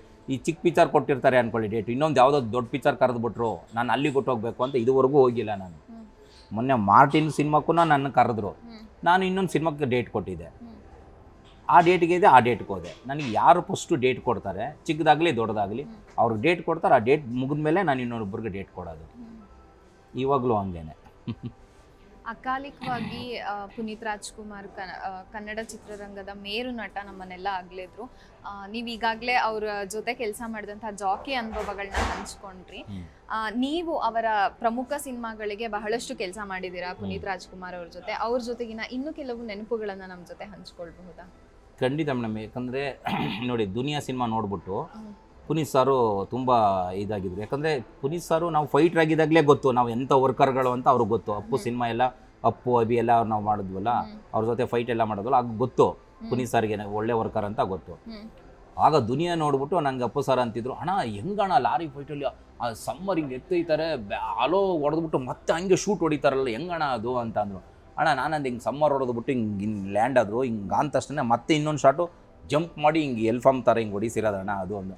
ಅಯ್ಯೋ ಗೊತ್ತೇ ಆಗಲ್ಲ ಅಣ್ಣ ಶಾರ್ಟ್ಸ್ಗಳು, ಅದು ಏನಣ್ಣ ರಿಯಲಿಸ್ಟಿಕ್ಕಾಗಿ ಹೆಂಗಣ್ಣ ತೆಗೆದು ಸೂಪರಾಗಿ ತೆಗ್ದಿದ್ದೀರಣ್ಣ, ಬಿಡೋಣ ಎಕ್ಸ್ಟ್ರಾರ್ಡ್ನರಿ ಅಣ್ಣ ಫೈಟು ನಿಜವಲ್ಲೂ ನನಗೆ.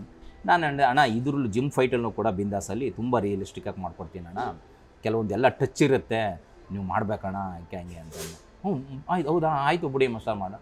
ಇವತ್ತು ಕೂಡ ಬಿಂದಾಸ್ ಸಿನಿಮಾನ ನೋಡಿ, ಜಿಮ್ ಫೈಟು ಪ್ರತಿಯೊಂದು ಶಾಟೂ ಕೂಡ ಎಲ್ಲರಿಗೂ ತಲೆಗೆ ಏಟ್ಗಳೇ, ರಿಯಲ್ ಏಟ್ಗಳೇ. ಅದರಲ್ಲಿ 360 ಹೊಡೆದಿದ್ದಾರೆ, ಬ್ಯಾಕ್ ಲಿಫ್ಟಲ್ಲಿ ಬಂದು ಹಿಂಗೆ ಹೊಡೆದಿದ್ದಾರೆ, ಏರ್ ಕಾಟ್ವಿಲ್ ಬಂದು ಹಿಂಗೆ ಹೊಡೆದಿದ್ದಾರೆ. ಕೆಲವೊಂದು ಜಿಮ್ ಫೈಟ್ ಎಲ್ಲ ರಿಯಲ್ಸ್ಟಿಕ್ಕೇ ಅದರಲ್ಲಿ. ಯಾವುದು ಹಿಂಗೆ ಮಾಡಿ ಹಿಂಗೆ ಕಟ್ ಶಾಟ್, ಈಗ ಕೆಲವೊಂದು ನಾವು ಹಿಂಗೆ ಮಾಡಿದ ತಕ್ಷಣ ಓವರ್ಲಾಪ್ ಆಗಿಬಿಡುತ್ತೆ ಅಂದ್ಕೊಳ್ಳಿ, ಟಚ್ ಆಗಲ್ಲ, ನೆಕ್ಸ್ಟ್ ಕಟ್ ಶಾಟು ಅಲ್ಲಿ ಟಕ್ಕಂತ ಹೊಟ್ಟೋಗ್ತೀವಿ. ಇದು ಹಂಗಲ್ಲ, ಶಾರ್ಟ್ ಹಿಂಗೆ ಇಟ್ಟರೆ ಡೈರೆಕ್ಟ್ ಲೈವಾಗೆ ಟಚ್ಚು. ಫೈಟರ್ಸು ಕೂಡ ಅಷ್ಟು ರಿಸ್ಕ್ ತಗೊಂಡಿದ್ದಾರೆ ಆ ಸಿನಿಮಾದಲ್ಲಿ ಬಿಂದಾಸಲ್ಲಿ. ಆ ಜಿಮ್ ಫೈಟಲ್ಲಂತೂ ಸಿಕ್ಕಾಬಟ್ಟೆ ರಿಸ್ಕು. ಆಮೇಲೆ ಥಿಯೇಟ್ರ್ ಫೈಟ್ ಅನ್ನೋದು ಒಂದು ಥಿಯೇಟ್ರ್ ಫೈಟನ್ನು ಕೂಡ ಮಾಡಿಕೊಟ್ಟೆ. ಆಗ ಅಪ್ಪು ಸರ್ಗೆ ತುಂಬ ಇಷ್ಟ. ನನಗೆ ಯಾವಾಗ ಕೆಲವೊಂದು ಹೇಳ್ತಿರ್ತಾರೆ, ಅಣ್ಣ ಜಿಮ್ ಫೈಟು ಎಕ್ಸ್ಟ್ರಾರ್ಡ್ನರಿ ಅಣ್ಣ, ಈ ಕಡೆ ಜಿಮ್ಮು ಪ್ರಾಕ್ಟೀಸು ಆಗಬೇಕು, ಎಲ್ಲ ಥರ ಆಗಬೇಕು, ಫೈಟು ಆಗಬೇಕು, ಲಾಸ್ಟಲ್ಲಿ ಇವರು ವೆಯ್ಟ್ ನೋಡ್ಕೊಂಡು ಹಿಂಗೆ ಹೋಗ್ತಾ ಇರ್ತಾರೆ. ಆ ಥರದ್ದು ಒಂದು. ವಿಷ್ಣುವರ್ಧನ್ ಅವರು ಹಾಗೆ ಪುನೀತ್ ರಾಜ್ಕುಮಾರ್ ಅವರ ತಲೆಮಾರಿನ ನಟರು, ಹಾಗೆ ಈಗಿನ ತಲೆಮಾರಿನ ನಟರು, ಇವರೆಲ್ರಿಗೂ ಕೂಡ ನೀವು ಫೈಟನ್ನ ಕಂಪೋಸ್ ಮಾಡಿದ್ದೀರಾ. ಅಂದರೆ 3 ತಲೆಮಾರಿನ ನಟರುಗಳಿಗೆ ನೀವು ಫೈಟ್ ಕಂಪೋಸ್ ಮಾಡಿದ್ದೀರಾ. ಸಿನಿಮಾ ರಂಗದಲ್ಲಿ ಬದಲಾಗ್ತಾ ಇರುವಂತಹ ತಂತ್ರಜ್ಞಾನ, ವರ್ಕಿಂಗ್ ಸ್ಟೈಲ್, ಈ ಹಿನ್ನೆಲೆಯಲ್ಲಿ ಸಾಹಸ ಸಂಯೋಜನೆಯನ್ನು ಕುರಿತು ವಿವರಣೆ ನೀಡೋದಾದರೆ ಏನು ಹೇಳ್ತೀರಾ? ಇಲ್ಲ, ಯಾಕಂದರೆ ನೋಡಿ, ಇವಾಗ ಸೀನಿಯರ್ಸ್ಗಳು ಇವಾಗಿದ್ದರೆ ಅವ್ರ ಹತ್ರ ನಾವು ಹೆಂಗೆ ಕೆಲಸ ತೊಗೋಬೇಕು ಅನ್ನೋದು ನಮ್ಮ ಈಗ ದೊಡ್ಡವರಲ್ವಾ, ಅವ್ರಿಗೆ ಬಂದಾಗ ಟೈಮ್ ವೇಸ್ಟ್ ಮಾಡಬಾರ್ದು ನಾವು. ನೋಡಿ, ವೀರ ಪರಂಪರೆ ಮಾಡ್ತಾ ಇದ್ದೆ, ಅಂಬರೀಷ್ ಅಣ್ಣ ಮತ್ತು ಸುದೀಪ್ ಅವರು ಎಲ್ಲ ದೊಡ್ಡ ದೊಡ್ಡ ಸ್ಟಾರ್ಗಳು. ನಾನೇನು ಮಾಡ್ತಾಯಿದ್ದೆ, ಫಸ್ಟ್ ಬೆಳಗ್ಗೆ ಬಂದ ತಕ್ಷಣನೇ ಸುಮ್ಮನೆ ಇರಬಾರ್ದಲ್ಲ, ಸುದೀಪ್ ಸಾರು ಬರ್ತಾರೆ, ಎಷ್ಟು ಗಂಟೆಗೆ ಬರ್ತಾರೆ, 10 ಗಂಟೆಗೆ ಬರ್ತಾರೆ, 9:15ಗೆ ಬರ್ತಾರೆ, ಅವ್ರ ಶಾರ್ಟದೆಲ್ಲ ಬಿಟ್ಬಿಟ್ಟು ಫೈಟರ್ಸ್ದೇನಿದೆ ಆ ಶಾರ್ಟ್ಗಳೆಲ್ಲ ತಗೋತಾ ಇದ್ದೆ ನಾನು.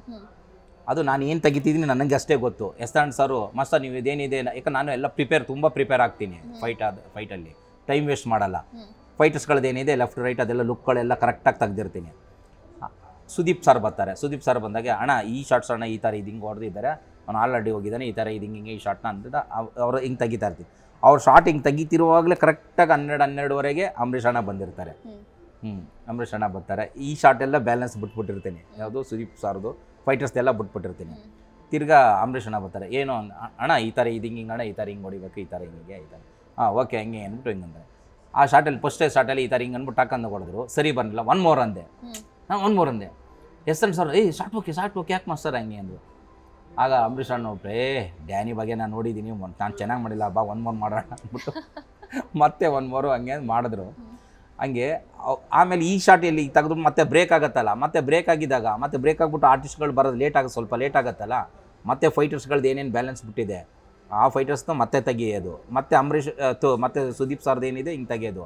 ಮತ್ತೆ ಅಂಬರೀಷ್ ಅಣ್ಣ ಬಂದ ತಕ್ಷಣ ಹಿಂಗೆ ಆಗೋಯ್ತು, ಆಯಿತು ನಂಗೆ ಟೈಮ್ ಆಯಿತು 4:30-5 ಗಂಟೆಗೆಲ್ಲ ಹೊಟ್ಟೋಗ್ಬೇಕು ನಾನು ಮಾಸ್ಟರ್ಗೆ ಹೇಳು ಅಂತ ಅಂಬರೀಷ್ ಅಣ್ಣ ಅನ್ನೋರು. ಆಯ್ತಣ್ಣ ಅಂದ್ಬಿಟ್ಟು ಅಂಬರೀಷ್ ಅವ್ರದ್ದು ಬಗ್ಗೆ ಏನು ಬೇಕು ಅಂತ ತಗೊಳ್ತಾ.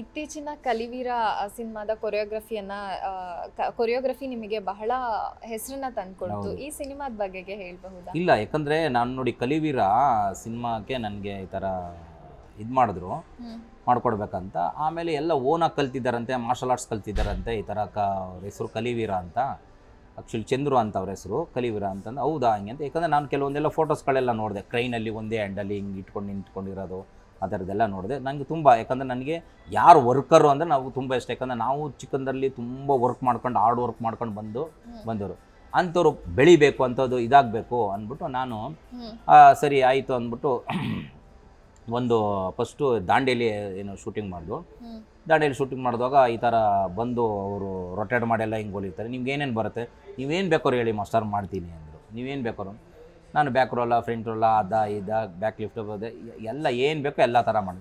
ಅವರು ಒಂದು ಸರಿ ವರ್ಕ್ ನೋಡೋ ತಕ್ಷಣ ಗೊತ್ತಾಗೋಯ್ತು, ಇವರು ಒಳ್ಳೆ ವರ್ಕರು, ಇವ್ರ ಹತ್ರ ಏನು ಬೇಕಾದ್ರು ನಾನು ಕೆಲಸ ತೊಗೋಬೋದು ಅಂತ. ಆಗ ಅದರಲ್ಲಿ ಏನು ಬೇಕೋ ನಾನು ವರ್ಕೆಲ್ಲ ತಗೊಂಡೆ. ಆಮೇಲೆ ಅವ್ರನ್ನ ಕೇಳಿದೆ, ಏಕಲವ್ಯವ್ರನ್ನ ನಾನು ಕೇಳಿದೆ, ನಿಮ್ಗೇನೇನು ಗೊತ್ತು ಹೇಳಿ, ನೀವು ಮಾಸ್ಟ್ರು ಅಂತ ಏನು ನೀವು ಇದು ಮಾಡ್ಕೊಳ್ಳೋಬೇಡಿ, ನಾನು ಆ ಥರ ಮಾಸ್ಟರ್ ಅಲ್ಲ, ನಿಮ್ಗೇನು ಗೊತ್ತು ಅದನ್ನು ಹೇಳಿ, ಆ ಶಾರ್ಟ್ನೇ ನಾನು ಕಂಪೋಸ್ ಮಾಡಿ ಅದಕ್ಕೆ ಹೆಂಗೆ ಬೇಕೋ ನಾನು ಮಾಡ್ತೀನಿ ಅಂದೆ. ಅಷ್ಟು ಫ್ರೀಡಮ್ ಕೊಟ್ಬಿಟ್ಟೆ ಅವ್ರಿಗೆ ನಾನು. ಆಗ ಅವ್ರ ಕಲೆ ಏನಿದೆ ಈಚೆ ಬರಬೇಕಲ್ಲ, ಆವಾಗ ಮಾಸ್ಟರ್ ನಾನು ಇದು ಮಾಡ್ತೀನಿ ಮಾಸ್ಟರ್ ಅದು ಮಾಡ್ತೀನಿ ಹೆಂಗೆ ಥರ ಎಲ್ಲ ಹೇಳಿದ್ರು. ಆಗ ನಾನು ಅವ್ರು ಹೆಂಗೆ ಮಾಡ್ತಾರೆ ಅದ್ರ ತಕ್ಕಂತೆ ನಾನು ಯಾವ ಶಾರ್ಟ್ ಎಲ್ಲೆಲ್ಲಿ ಹೈಲೈಟ್ ಕೊಡಬೇಕು, ಎಲ್ಲೆಲ್ಲಿ ಇದು ಮಾಡಬೇಕು ಆ ಥರದ್ದೆಲ್ಲ ಶಾರ್ಟ್ಗಳನ್ನ ಕಲಿವೀರದಲ್ಲಿ ತುಂಬ ರಿಯಲಿಸ್ಟಿಕ್ಕಾಗಿ ಮತ್ತು ಎಲ್ಲ ರಿಯಲಿಸ್ಟಿಕ್ಕಾಗೆ ಮಾಡಿರೋದು ಅವರು, ನೋ ಡೂಪು. ಆ ಶಾರ್ಟ್ ನೋಡಿ, ಒಂದೊಂದು ಬಾಳೆ ಮಂಡಿಲಿ ಆಗ್ಬೋದು, ರನ್ನಿಂಗ್ ಹೋಗ್ತಾರೆ, ರನ್ನಿಂಗ್ ಹೋದಾಗ ಒಬ್ಬ ಮೋಟ್ರ್ ಬೈಕಲ್ಲಿ ಹಿಂಗೆ ಬರ್ತಾನೆ, ಅದೇ ಲಾರಿ ಎತ್ಬಿಟ್ಟು ಸಮ್ಮರ್ ಸಾಲ್ಟ್ ಹೊಡಿತಾರೆ, ಲ್ಯಾಂಡ್ ಆಗ್ತಾರೆ, ಹಿಂಗೆ ನೋಡ್ತಾರೆ, ಇನ್ನೊಂದು ಕಾರ್ ಬರ್ತಾಯಿರತ್ತೆ, ಅಲ್ಲಿ ಕಾರಲ್ಲಿ ಹೋಗ್ಬಿಟ್ಟು ಅಲ್ಲಿ ಒಂದು ಮುಂದೆ ಹೋಗ್ಬಿಟ್ಟು ಫ್ರೆಂಡ್ ಸಮ್ಮರ್ ಹೊಡೆದ್ಬಿಟ್ಟು ಹಿಂಗೆ ಲ್ಯಾಂಡ್ ಆಗ್ತಾರೆ. ಕೆಲವೊಂದು ಗಾಡೀಲಿ ಬಂದು ಹಿಂಗೆ ಒಂಥರ ಇದು ಮಾಡ್ಕೊಂಡು ಅವ್ರ ಸ್ಟೈಲ್ಗಳು ಒಂಥರ ಬೇರೆ ಥರ ಸ್ಟೈಲ್ಗಳು ಮಾಡ್ತಾಯಿದ್ರು. ತುಂಬ ಖುಷಿ ಆಗೋದು. ಅವ್ರ ವರ್ಕು ವೆರಿ ಹಾರ್ಡ್ ವರ್ಕರ್. ಆಮೇಲೆ ಅವರು 1500 ಯೋಗಾಭ್ಯಾಸನ ಕಲ್ತಿದ್ದಾರೆ, ಮಾರ್ಷಲ್ ಆರ್ಟ್ಸ್ ಕಲ್ತಿದ್ದಾರೆ. ಇಂಥದ್ದು ಗೊತ್ತಿಲ್ಲ ಅನ್ನಂಗಿಲ್ಲ, ಆ ಥರ ವರ್ಕ್ಗಳು ಸಿಕ್ಬಿಟ್ರೆ ನಮಗೆ ನಾವು ಏನು ಬೇಕಾದ್ರೂ ಆಟ ಆಡ್ತೀವಿ. ಅದೇ ಥರ ಅವರು ನೀಟಾಗಿ ಬಂದರು. ಅದಕ್ಕೆ ಕಲಿವೀರ ತುಂಬ ಚೆನ್ನಾಗಿ ಬಂತು. ಅಲ್ಟಿಮೇಟ್ ಫೈಟ್ಸ್ ಮಾತ್ರ ಕಲಿವೀರ. 90ರ ದಶಕದಲ್ಲಿ ಆಕ್ಷನ್ ಹೀರೋಯಿನ್ ಆಗಿ ಮಾಲಾಶ್ರೀ ಅವರು ಬಹಳ ಹೆಸರು ಮಾಡಿದ್ರು. ಅವರಿಗೆ ಡೂಪ್ ಆಗಿ ನೀವು ಸಾಹಸ ಮಾಡಿದ್ದೀರಾ, ಈ ಅನುಭವಗಳನ್ನು ಹಂಚ್ಕೊಳ್ಬಹುದಾ? ಮೇಡಮ್, ಅದು ಒಂದು ಕಾಮಿಡಿ ಥರ. ನನಗೆ ಅವತ್ತೊಂದು ಅನುಭವ ಹೆಂಗಿತ್ತು ಅಂದರೆ, ವಿಜಯನಗರದಲ್ಲಿ ಈ ಕಡೆ ಒಂದು ಟೆಂಟ್ ಒಳಗಡೆ ಫೈಟ್ಸು. ಇವರು ಇನ್ಸ್ಪೆಕ್ಟ್ರು ಯಾರು ಮಾಲಾಶ್ರೀ ಅವರು, ಇವರು ಡ್ರೆಸ್ಸು ನಾನು ಸೇಮ್ ಡೂಪ್ ಡ್ರೆಸ್ ಹಾಕಿ ನಾನು ಸೇಮ್ ಹಂಗೆ ಮೇಕಪ್ ಮಾಡಿ ಲಿಫ್ಟಿಗೆಲ್ಲ ಹಾಕಿ ಡಿಟ್ಟು ಅವ್ರು ಹೆಂಗಿದೆ ಹಂಗೆ ಮಾಡಿದ್ದಾರೆ ನಾನು ಮಾಡಿದಾಗ ಮಂಜು ಮಾಸ್ಟರ್ ಏನಂದರು, ಮಾಸ್ಟರ್ ನೀವು ಹಿಂಗೆ ಬಿದ್ದು ಡೈರೋಲ್ ಹಿಂಗೆ ಹೋಗಬೇಕು ಅಂತಂದರು. ನಾನು ಮಾಡಿದೆ ಹೈಟಾಗಿ ಹಿಂಗೆ ಕಟ್ ಮಾಡಿ ಡೈರೋಲಾಗಿ ಹಿಂಗೆ ಹೋಗ್ಬಿಟ್ಟು ಇಲ್ಲಿ ಬೆನ್ನಿಗೆ ಏಟ್ ಬಿದ್ದುಬಿಡ್ತು. ನನಗೆ ಫುಲ್ ತುಂಬ ಏಟ್ ಬಿತ್ತು. ಕೈ ಹಿಂಗೆ ಎತ್ತಕ್ಕೂ ಆಗ್ತಾಯಿಲ್ಲ, ಏನೂ ಮಾಡೋಕ್ಕಾಗ್ತಾಯಿಲ್ಲ, ತುಂಬ ಏಟ್ ಬಿತ್ತು. ನಾನು ಏಟ್ ಬಿತ್ತಲ್ಲ, ಏನು ಅಯ್ಯೋ ಈ ಥರ ಹಾಸ್ಪಿಟ್ಲಿಗೆ ಕರ್ಕೊಂಡೋಗಿ ಹಿಂಗೆ ಅಂದರು. ನಾನೇನು ಮಾಡಿದೆ, ಅದೇ ಸೇಮ್ ಡ್ರೆಸ್ಸಲ್ಲಿ ಹೋದೆ. ಹಾಸ್ಪಿಟ್ಲಿಗೆ ಹೋದೆ. ಯಾವುದೋ ಹಾಸ್ಪಿಟ್ಲ್ ನೆನಪಿಲ್ಲ, ಹೋದರು. ಹೋದ ತಕ್ಷಣ ಎಲ್ಲ ಮಲಯಾಳೀಸು ನರ್ಸ್ಗಳು ಇವಡೆ ಹಂಗೆ ಅಂತ ಏನೋ ಅಂದರು. ಸರಿ ಆಯಿತು ಅಂತ ಒಳಗಡೆ ಹೋಗ್ಬಿಟ್ಟು ಆಮೇಲೆ ಹೆಂಗಂದ್ರು ಎಲ್ಲ ಸ್ಕ್ರೀನ್ ಎಲ್ಲ ಟಕ್ ಟಕ್ ಅಂತ ಸ್ಕ್ರೀನ್ ಹಾಕಿದ್ರು. ಸ್ಕ್ರೀನ್ ಹಾಕ್ಬಿಟ್ಟು ಎಲ್ಲಿದೆ ಏನೇ ತೋರಿಸಿ ಅಂದು ನಾನು ಬಟನ್ ಹಿಂಗೆ ಬೀಸಿದೆ. ಅವ್ರು ಏನು ಮಾಡಿದ್ದಾರೆ, ಒಳಗಡೆ ಬ್ರಾ ಎಲ್ಲ ಕರೆಕ್ಟಾಗಿ ಲೇಡೀಸ್ ಹೆಂಗಿದ್ದಾರೆ ಹಂಗೆ ಮಾಡಿಬಿಟ್ಟಿದ್ದಾರೆ. ಅವ್ರು ಹಿಂಗೆ ಅಂದ್ಬಿಟ್ಟು ಸರಿ ಹಂಗೆ ಎಲ್ಲಿ ಹಿಂಗೆ ಇಲ್ಲ ಅಂದ್ಬಿಟ್ಟು ಸರಿ ಅವ್ರು ಹಿಂದ್ಗಡೆ ಏನು ಮಾಡಿದ್ರು, ಬ್ರಾನ ಅಂದ್ಬಿಟ್ಟು ಹಿಂಗೆ ತೆಗೆದ್ರು. ತಕ್ಷಣ ಎಂದ ಇದು ಪೊಣ್ಣಿಲೆ ಪಯ್ಯೆ ಅಂದರೆ ಅವರು ಏನಿದು ಹುಡುಗಿ ಎಲ್ಲ ಹುಡುಗನ, ಅಯ್ಯೋ ನಾವು ಹುಡುಗಿ ಅಂತ ತಿಳ್ಕೊಂಡು ಅಂತ ಅವರು ಬಿದ್ದು ನಗಾಡ್ತಾವ್ರೆ. ನನಗಿಲ್ಲಿ ತುಂಬ ನೋವಾಗ್ತಾ ಇದೆ. ಅಯ್ಯೋ ಅವರು ಇಂಜೆಕ್ಷನ್ ಕೊಡೋರು ಕೊಡ್ಲಾರ್ದ ನಗಾಡ್ತಾ ಅಷ್ಟು ಒಂಥರ ಫನ್ನಿ ಥರ ಅವತ್ತು ಹೆಂಗೆ ನಡೀತು ಅಂದರೆ ಒಂಥ ಬೇರೆ ಥರ ನಡೀತದೆ. ಇಲ್ಲಿವರೆಗೆ ಸುಮಾರು 700ಕ್ಕೂ ಹೆಚ್ಚು ಸಿನಿಮಾಗಳಿಗೆ ನೀವು ಸಾಹಸ ಕೊರಿಯೋಗ್ರಫಿ ಮಾಡಿದ್ದೀರಾ, ಕೆಲಸ ಮಾಡಿದ್ದೀರಾ ಸಿನಿಮಾಗಳಲ್ಲಿ. ಇದರಲ್ಲಿ ನಿಮಗೆ ಬಹಳ ಇಷ್ಟವಾದಂತಹ ಸ್ಟಂಟ್ ಕೊರಿಯೋಗ್ರಫಿ ಯಾವುದು? ತುಂಬ ಮೇಡಮ್, ಆ ಥರದ್ದು ಸುಮಾರು ಸಿನಿಮಾಗಳಿದೆ. ಆ್ಯಕ್ಚುಲಿ ನಾನು ಫಸ್ಟ್ ಸಿನಿಮಾ ಮಾಡಿದ್ದು ಎಕ್ಸ್ಕ್ಯೂಸ್ ಮೀನೇ ಒಂದು ಬೇರೆ ಥರ ನನಗೆ ತುಂಬ ಇಷ್ಟವಾದ ಆಗಿತ್ತು. ಆಮೇಲೆ ಹಂಗೆ ಜಾಕಿ ಫಿಲಮ್ಮು ಫೈರ್ ಫೈಟ್ ಆಗ್ಬೋದು, ಅದರಲ್ಲೂ ತುಂಬ ಇಷ್ಟ. ದುನಿಯಾ ಸಿನಿಮಾದಲ್ಲಿ ತುಂಬ ರಿಯಲಿಸ್ಟಿಕ್ ಆಗಿ ಮಾಡಿದೆ. ಪ್ರೀತಿ ಏಕೆ ಭೂಮಿಯಲ್ಲಿದೆ ಒಂದೇ ಶಾಟು, ಕಟ್ ಶಾಟೇ ಇಲ್ಲ. ಅದು ರೈನ್ ಎಫೆಕ್ಟಲ್ಲಿ ಕ್ಯಾಮ್ರಾ ಕ್ಯಾನ್ ಮುಗಿಯೋವರೆಗೂ ಒಂದೇ ಶಾಟ್, ಅದು ಎಲ್ಲೂ ಕಟ್ಟಿಲ್ಲ. ಕ್ಯಾಮ್ರಾ ಹೆಂಗೆ ಹೋಗ್ತಿರೋದು, ಅದು ತುಂಬಾ ರಿಸ್ಕ್. ಅದು ಆ ಥರದ್ದು ತುಂಬ ಸಿನಿಮಾಗಳು ಡಿಫ್ರೆಂಟ್ ತುಂಬ ಸಿನಿಮಾಗಳು ಮಾಡಿಕೊಟ್ಟಿದ್ದೀನಿ. ಈಗ ಕಲಿವೀರ ಆಗಿರ್ಬೋದು, ಆ ಥರ ಸುಮಾರು ಸಿನಿಮಾಗಳಿವೆ. ಈಗ ಏನೇ ಅಂದರೆ ನಾವು ಏನೇ ಸಿನಿಮಾಗಳನ್ನು ಬೇರೆ ಥರ ವರ್ಕ್ಗಳನ್ನ ಮಾಡಿ ತೋರಿಸಿರ್ತೀವಿ ಆ ಸಿನಿಮಾದಲ್ಲಿ, ಆ ಸಿನಿಮಾ ಓಡಿರಲ್ಲ, ಆಗ ಆ ಸಿನಿಮಾದಲ್ಲಿ ಹೆಸರು ಬಂದಿರಲ್ಲ. ನಾವು ತುಂಬ ಚೆನ್ನಾಗಿ ತೆಗ್ದಿರ್ತೀವಿ ನಾವು ಫೈಟ್ಗಳು. ಆಮೇಲೆ ಇನ್ನೊಂದು ಏನು ಹೇಳಬೇಕು ಅನ್ನೋದು ಇಷ್ಟಪಡ್ತೀನಿ ನಾನಂದರೆ, ಯಾರೇ ಡೈರೆಕ್ಟ್ರುಗಳು ಈಗ ನಾವು ಫೈಟ್ ಮಾಡಿಕೊಡ್ತೀವಿ, ಫೈಟ್ ಮಾಡಿಕೊಟ್ರೆ ರೀ ರೆಕಾರ್ಡಿಂಗ್ ಗೊತ್ತಿರಬೇಕು, ರೀ ರೆಕಾರ್ಡಿಂಗ್ ಸೆನ್ಸ್ ಇರಬೇಕು ಪ್ರತಿಯೊಂದು. ಯಾರೇ ಆಗಲಿ, ಈಗ ನಾವು ಫೈಟ್ ಕಂಪೋಸ್ ಮಾಡ್ತೀವಿ ನೋಡಿ, ಫೈಟ್ ಕಂಪೋಸ್ ಮಾಡಿದಾಗ ಬ್ಯಾಕ್ಗ್ರೌಂಡ್ ಮ್ಯೂಸಿಕ್ಕು ಡಿಸ್ಟರ್ಬ್ ಮಾಡಿಬಿಡ್ತಾರೆ. ಬ್ಯಾಕ್ಗ್ರೌಂಡಲ್ಲಿ ಯಾವುದು ಜಜೆ ಅದು ಏನೋ ಬ್ಯಾಕ್ಗ್ರೌಂಡ್ ಸೌಂಡನ್ನು ಡಿಸ್ಟರ್ಬ್ ಮಾಡಿ ಫೈಟು ಹಾಳಾಗ್ಬಿಡುತ್ತೆ ಅಲ್ಲಿ. ನಾನು ಕೆಲವೊಬ್ರಿಗೆಲ್ಲ ಹೇಳಿದ್ದೀನಿ, ಸರ್ ಈಗಲ್ಲ 1970ನೇ ಇಸ್ವಿದು ನೋಡಿ ಬ್ರೂಸ್ಲಿ ಸಿನಿಮಾಗಳು ಫೈಟು ಅವ್ರು ಹೊಡೆದ್ರೆ ಎಷ್ಟು ಫೋರ್ಸಾಗಿ ಹೊಡೆದ್ರೆ ಬ್ರೂಸ್ಲಿ ಅಷ್ಟು ಪಂಚಿಂಗ್ ಸೌಂಡ್ ಹಂಗೆ ಇರುತ್ತೆ, ಎಫೆಕ್ಟು ಅಷ್ಟು ಭಯ ಹುಟ್ಟಿಸುತ್ತೆ ಆ ಫೈಟು ನೋಡಿದ್ರೆ. ಇವ್ರು ಏನು ಮಾಡ್ತಾರೆ, ಈ ಫೈಟು ಸೌಂಡ್ ಹೆಂಗೆ ಬೇಕಾದ್ರೂ ಕೊಡಲಿ, ಬ್ಯಾಕ್ಗ್ರೌಂಡ್ ಮ್ಯೂಸಿಕ್ ಯಾಕೆ ಸೌಂಡನ್ನ ಡಿಸ್ಟರ್ಬ್ ಮಾಡ್ತೀರಾ ನೀವು? ಬ್ಯಾಕ್ಗ್ರೌಂಡು ಡಿಸ್ಟರ್ಬ್ ಮಾಡಬಾರ್ದು ನಾವು. ಈ ಪಂಚ್ ಸೌಂಡ್ಗೆ ಏನಿದೆ ಅದು ಮಾತ್ರ ಕೊಟ್ಟಿರಬೇಕು. ಆಮೇಲೆ ಕೆಲವೊಂದು ನಾವೇನು ಮಾಡಿರ್ತೀವಿ, ಎಲ್ಲ ರೀ ರೆಕಾರ್ಡಿಂಗ್ ತಗೊಟ್ಟಿರ್ತೀವಿ. ಕ್ಯಾಮ್ರಾ ಮೂಮೆಂಟು, ಸ್ಲೋ ಮೂಮೆಂಟು ಅಥವಾ ಟ್ರಾಲಿ ಮೂಮೆಂಟ್ ಎಲ್ಲ ತೆಗೆದು ಅದು ರೀ ರೆಕಾರ್ಡಿಂಗ್ ಅಂತ ತೆಗೆದಿರ್ತೀವಿ.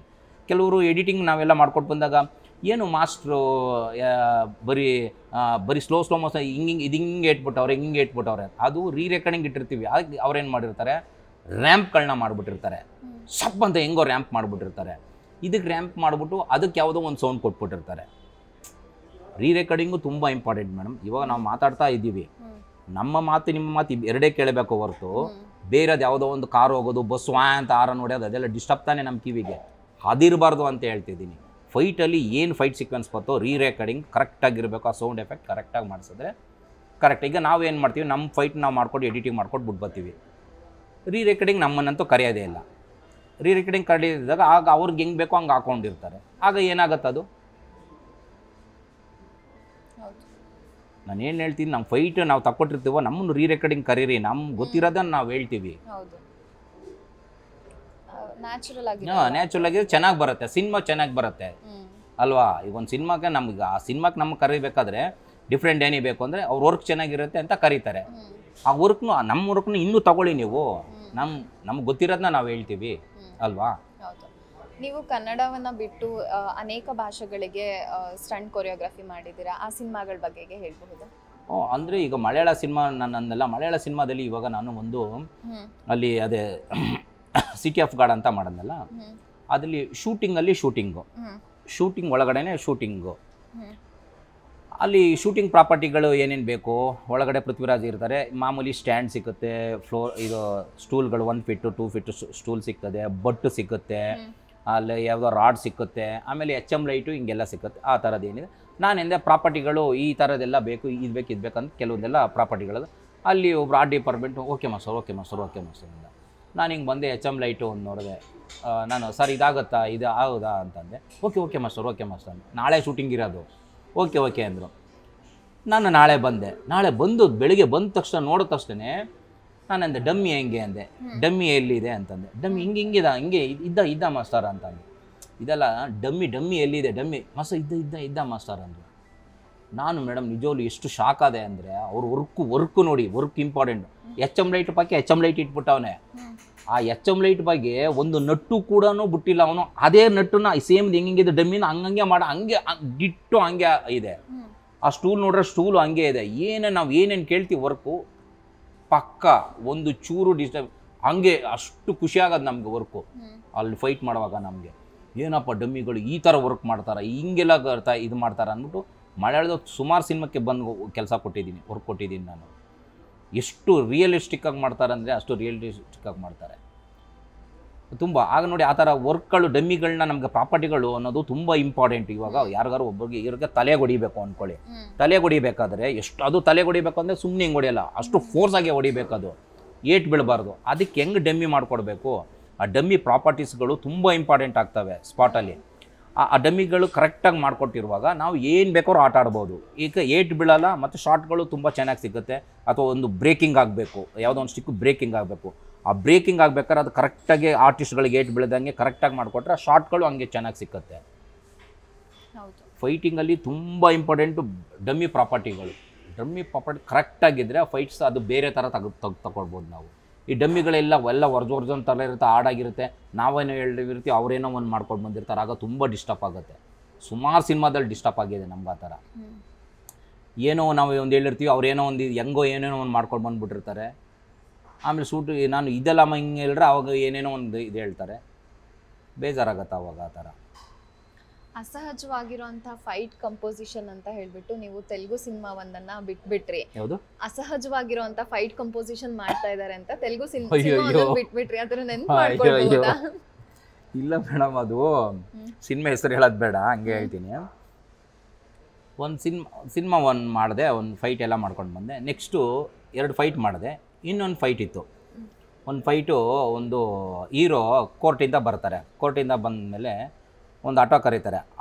ಆಟೋಗೆ ಹಿಂಗೆ ಏರಬೇಕು ಅಂತಷ್ಟೇ ಅವ್ರು ಹೇಳ್ತಿರೋದು ಕತೆ. ಇನ್ನು ತೆಲುಗು ಸಿನಿಮಾದು ಒಂದು ಅವ್ರು ಹೇಳ್ತಾ ಇರೋದು. ಹಿಂಗೆ ಬಂದು ಹೀರೋ ಬಂದು ಆಟೋ ಹಿಂಗೆ ಹತ್ತುತ್ತಾರೆ. ಆಟೋ ಹತ್ತಿದ್ಬಿಟ್ಟು ಹಿಂಗೆ ತಿರುಗಿದ ತಕ್ಷಣ 500 ಕ್ವಾಲಿಸು ಬರುತ್ತಂತೆ. 500 ಕ್ವಾಲಿಸು ಅಟ್ಯಾಕ್ ಬರ್ತಾ ಇರುತ್ತೆ. ಹಿಂಗೆ ತಿರುಗ್ತಾರೆ. 500 ಟಾಟಾ ಸುಮಾ ಹಿಂಗೆ ಬರ್ತಾ ಇರುತ್ತೆ. ಹಿಂಗೆ ಮೇಲ್ಗಡೆ ನೋಡ್ತಾರೆ, 25 ಹೆಲಿಕಾಪ್ಟರ್ ಬರ್ತಾ ಇರುತ್ತೆ ಅಂತಂದರು. ನಾನಂದೆ ಆಮೇಲೆ ಇದೆಲ್ಲ ಕೇಳ್ಬಿಟ್ಟು, ಸರ್ ನಿಜವೂ ಚೆನ್ನಾಗಿಲ್ಲ ಸರ್, ಇದು ಚೆನ್ನಾಗಿಲ್ಲ, ಇದು ಬೇಡ ಸರ್, ಇದು ಹೆಂಗೆ ಸರ್ ಬರುತ್ತೆ? ಹಿಂಗೆ ತಿರುಗಿ ನೋಡಿದ್ರೆ 500 ಕ್ವಾಲಿಸ್ ಬರುತ್ತೆ, ಹಿಂಗೆ ತಿರುಗಿ ನೋಡಿದ್ರೆ 500 ಟಾಟಾ ಸುಮಾ ಬರುತ್ತೆ, ಆಮೇಲೆ ಹಿಂಗೆ ತಿರುಗಿ ನೋಡಿದ್ರೆ 1000 ಬೈಕ್ಗಳು ಬರ್ತಾ ಇರುತ್ತೆ ಅಂದರು. ನಾನು ಸರ್ ಇದೆಲ್ಲ ಹೆಂಗೆ ಸರ್ ಈ ಥರ ಇದಾಗುತ್ತೆ, ಇದು ಒಂಚೂರು ನ್ಯಾಚುರಲ್ ಇಲ್ವಲ್ಲ ಸರ್? ಆ್ಯಕ್ಚುಲಿ ನಾನು ನ್ಯಾಚುರಲ್ ಮಾಡೋದೀನಿ. ಆಮೇಲೆ ಅವರು ತಿಳ್ಕೊಂಡು ಏನಂದರು, ಮಾಸ್ಟ್ರಿಗೆ ಇಷ್ಟೊಂದು ವೆಹಿಕಲ್ಸ್ಗಳು ಇಷ್ಟೆಲ್ಲ ಕೊಟ್ಟರೆ ಇವ್ರಿಗೆ ತೆಗೆಯೋದು ಗೊತ್ತಿಲ್ವೇನೋ ಅದಕ್ಕೇನೋ ಹಿಂಗೆ ಹೇಳ್ತಾರೆ ಅಂದ್ಕೊಂಡು ತಿಳ್ಕೊಂಡ್ರು ಅವರು. ಆಮೇಲೆ ನೆಕ್ಸ್ಟ್ ನೋಡ್ರೆ ನನ್ನ ಕರಿನೇ ಇಲ್ಲ. ನಾನಂದೆ ಸರ್ ಚೆನ್ನಾಗೇ ಇಲ್ಲ ಸರ್, ಹೆಂಗೆ ಎಪ್ಪಡಿ ಸರ್ ಹಂಗೆ ಅಂತ ತಮಿಳಲ್ಲಿ ಮಾತಾಡೋದು. ಹೆಂಗೆ ಸರ್ ಈ ಥರ ಇದಾಗುತ್ತೆ? ಹಿಂಗೆ ತಿರುಗಿ ನೋಡಿದ್ರೆ 500 ಹಂಗೆ 500 ಬರುತ್ತೆ, ಇದು ನೋಡಿದ್ರೆ 25 ಹೆಲಿಕಾಪ್ಟರ್ ಬರುತ್ತೆ ಅಂದರೆ ಹೆಂಗೆ ಸರ್ ಇದಾಗುತ್ತೆ? ರಿಯಲಿಸ್ಟಿಕ್ಕಾಗಿ ಹೆಂಗೆ? ಇವರೊಬ್ಬರು ಆಟೋದಲ್ಲಿ ಬರ್ತಾ ಇರೋದು, ಈ ಆಟೋನ ಚೇಂಜ್ ಮಾಡ್ಕೊಂಡು ಬರ್ತಾರಂತೆ. ಆಟೋ ಬರ್ತಾ ಇರುವಾಗ ಇಷ್ಟು ಗಾಡಿಗಳು ಚೇಂಜ್ ಮಾಡ್ಕೊಂಡು, ಆ ಹೆಲಿಕಾಪ್ಟರ್ ಚೇಂಜ್ ಮಾಡ್ಕೊಂಡು, ಬೈಕ್ ಒಂದು ಚೂರಾರು ಸ್ವಲ್ಪನಾರು ಥಿಂಕ್ ಮಾಡ್ಬೇಕು ತಾನೆ, ಕಾಮನ್ ಸೆನ್ಸ್. ಹೆಂಗೆ ಒಂದು ರಿಯಾಲಿಟಿ ಅನ್ನೋದು ತುಂಬ ಇಂಪಾರ್ಟೆಂಟ್ ಅಲ್ವಾ? ನಾನಂದೆ ಸರ್ ಇದು ರಿಯಾಲಿಟಿ ಇಲ್ಲ ಸರ್, ಇಲ್ಲ ನಾನು ಮಾಡೋಕ್ಕಾಗಲ್ಲ ಸರ್ ಅಂತ ಬಿಟ್ಬಿಟ್ಟೆ. ಅದು ಸರ್, ಸ್ಟಂಟ್ ಕೊರಿಯೋಗ್ರಾಫರ್ ಆಗಿ, ಫೈಟರ್ ಆಗಿ ನೀವು ಅನೇಕ ಸಿನಿಮಾಗಳಿಗೆ ವಿದೇಶಗಳಲ್ಲೂ ಕೂಡ ಕೆಲಸ ಮಾಡಿದ್ದೀರಾ. ವಿದೇಶಗಳಲ್ಲಿ ಕೆಲಸ ಮಾಡುವಂತಹ ಸಂದರ್ಭದಲ್ಲಿ ಪರಿಸ್ಥಿತಿ ಬೇರೆ ರೀತಿಯಾಗಿರುತ್ತೆ. ಅಲ್ಲಿ ನೀವು ಎದುರಿಸಿದಂತಹ ಚಾಲೆಂಜಸ್ ಬಗ್ಗೆ ಅನುಭವಗಳನ್ನು ಹೇಳಬಹುದಾ? ಇಲ್ಲ, ನಿಜವಾಗ್ಲೂ ಇತ್ತೀಚೆಗೆ ಒಂದು ರೆಮೋ ಸಿನಿಮಾ ಅಂತ ಒಂದು ಸೌತ್ ಆಫ್ರಿಕಾದಲ್ಲಿ ಮಾಡಿದೆ. ಸೌತ್ ಆಫ್ರಿಕಾದಲ್ಲೇ ಮಾಡಬೇಕಾದ್ರೆ ಇವಾಗ ನೋಡಿ 7 ಡೇಸ್ ಇದ್ದೀನಿ, ಬಟ್ ಅಲ್ಲಿ ನಮಗೆ ಟೈಮ್ ಕೊಟ್ಟೋದು 1-2 ಅವರ್ಸ್ ಅಷ್ಟೇ. ಯಾಕಂದರೆ ಅರ್ಜೆಂಟು ಇವಾಗ ಅದು ಅವ್ರದ್ದು ಏನೇನೋ ವರ್ಕ್ಗಳು ಇರ್ತದೆ, ಇದು ಅಂತ. ಯಾಕಂದರೆ ಅವ್ರು ಕೇಳೋ ಟೈಮಲ್ಲಿ ಕೆಲವೊಂದು ಮಳೆ ಎಫೆಕ್ಟ್, ಮಳೆ ಬಂದುಬಿಟ್ಟಿರುತ್ತೆ.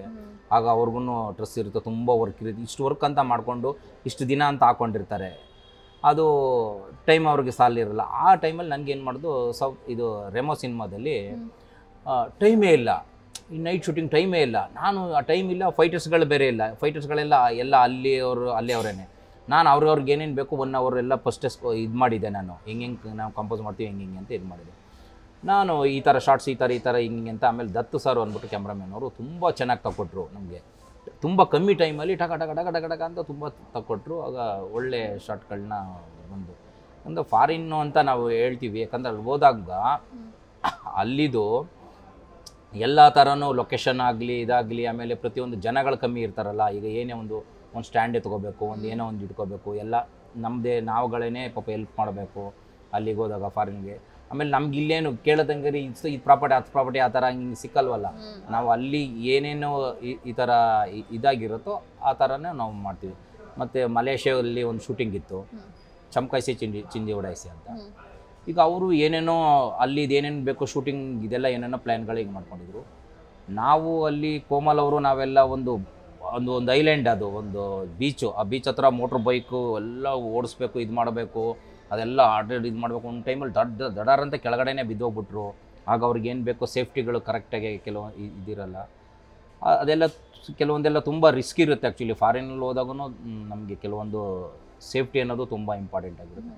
ಆದರೂ ಕೂಡ ಅಲ್ಲೆಲ್ಲ ನಾವು ಶೂಟಿಂಗ್ಗಳೆಲ್ಲ ಮಾಡ್ಕೊಂಡು ಬಂದು ಸಿಂಗಾಪುರದಲ್ಲಿ ಮಾಡಿದ್ದೀವಿ, ಸುಮಾರು ಇದರಲ್ಲಿ ಮಾಡಿದ್ದೀವಿ. ನೀವು ಕಂಡ ಹಾಗೆ ಹಾಲಿವುಡ್, ಬಾಲಿವುಡ್ ಮತ್ತು ದಕ್ಷಿಣ ಭಾರತದ ಸಿನಿಮಾಗಳ ಸ್ಟಂಟ್ ಕೊರಿಯೋಗ್ರಫಿ, ಹಾಗೆ ಇವುಗಳ ನಡುವೆ ನೀವು ಹೋಲಿಕೆ ಮಾಡೋದಾದರೆ?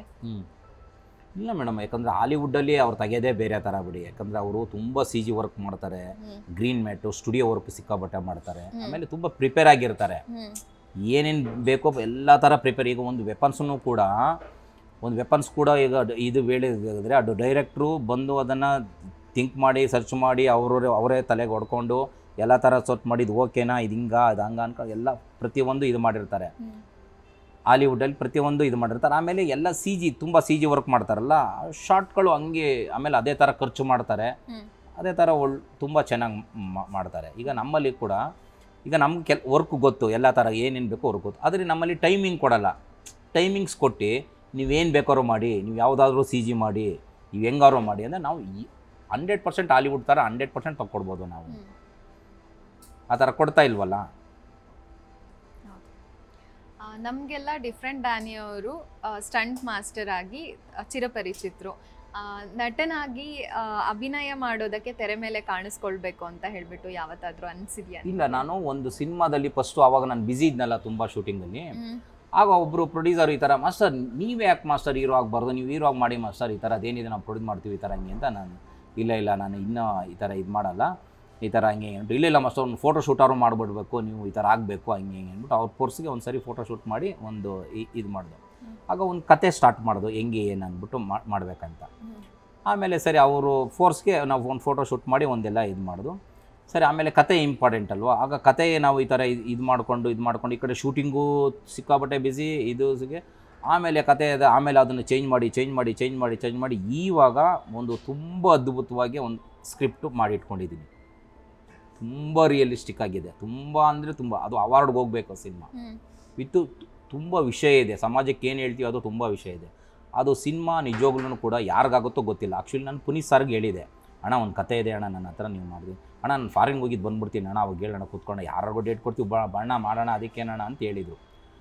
ಆ ಕತೆ ಹಂಗೆ ಇದೆ. ಬಟ್ ಇದುವರೆಗೂ ಯಾರಿಗಾಗುತ್ತೋ ಏನೋ ಗಂತೂ ಅದಂತೂ ಗೊತ್ತಿಲ್ಲ ಮೇಡಮ್ ನಿಜವಾಗ್ಲೂ. ಯಾಕಂದರೆ ತುಂಬ ರಿಯಲಿಸ್ಟಿಕ್ ಇದೆ ಅದು ಸಿನಿಮಾ. ಹೆಂಗಿದೆ ಅಂದರೆ ರಿಯಲಿಸ್ಟಿಕ್ ಅಂದರೆ ಸಿನಿಮಾ ನೋಡಿ ಇದು ಅಂತ ಹೇಳಬೇಕು. 35% 40% ಯಾರಿಗೂ ಮೇಕಪ್ ಇಲ್ಲ, ನೋ ಮೇಕಪ್. ತುಂಬ ಯಾಕಂದರೆ ಕತೆ ಹಂಗೆ ಕೇಳ್ತಾ ಇದೆ, ಕತೆ ಹಂಗಿದೆ. ಆಮೇಲೆ ಹೀರೋ ಅನ್ನೋದು ತುಂಬ ಇಂಪಾರ್ಟೆಂಟು. ಅದರಲ್ಲಿ ಹೀರೋ ಪ್ರತಿಯೊಂದು ಶಾಟು ನನಗೆ ಹಂಗೆ ಮಾಡಬೇಕು, ಅದು ಹಂಗೆ ಆಗಬೇಕು. ಸಿನಿಮಾ ಯಾವುದಕ್ಕೂ ರಾಜಿ ಆಗಲ್ಲ, ನೋ ರಾಜಿ ಆ ಸಿನಿಮಾ. ಯಾಕಂದರೆ ಕತೆ ಹಂಗೆ ಕೇಳತ್ತೆ, ಅದು ಹಂಗೆ ಇದೆ, ಅದು ಹಂಗೆ ಇದೆ.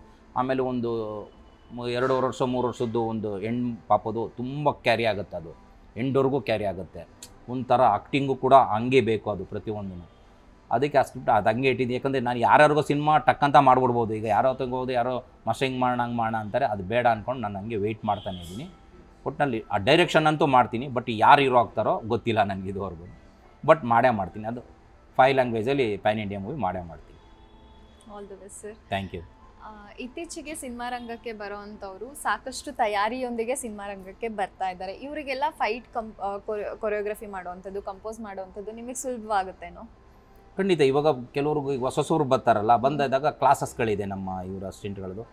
ಅವ್ರಿಗೆ ನಾವು ಏನೇನು ಮಾಡಬೇಕು ಸರ್, ಈ ಥರ ಹಿಂಗಲ್ಲ, ಈಗ ಕತೆ ಫಸ್ಟ್ ಕೇಳಿರ್ತೀವಲ್ಲ, ಈ ಕತೆಗೆ ಏನು ಸೂಟ್ ಆಗುತ್ತೆ ಈ ಥರ ಹಂಗೆ ಅಂತ ನಮ್ಮ ಅಸಿಸ್ಟೆಂಟ್ ಕೇಳ್ಬಿಟ್ಟು ಈ ಥರ ಫೈಟಿಂಗ್ ಈ ಥರ ಇದು ಮಾಡಿಕೊಡು, ಈ ಥರ ಇದು ಮಾಡಿಕೊಡು. ಆವಾಗ ನಾವೇನಿದೆ ಸ್ಪಾಟಲ್ಲಿ ನಾವು ಏನೇನು ಬೇಕೋ ಅವ್ರಿಗೆ ಒಂದೆರಡು ದಿನ ಮೊದಲೇ ಅವ್ರಿಗೆ ಏನೇನು ಪ್ರಿಪೇರ್ ಮಾಡಬೇಕೋ ಮಾಡಿಬಿಟ್ಟು ಏನು ವರ್ಕ್ ತೊಗೋಬೇಕೋ ಅದನ್ನು ವರ್ಕ್ನ ನಾವು ತಗೋತೀವಿ.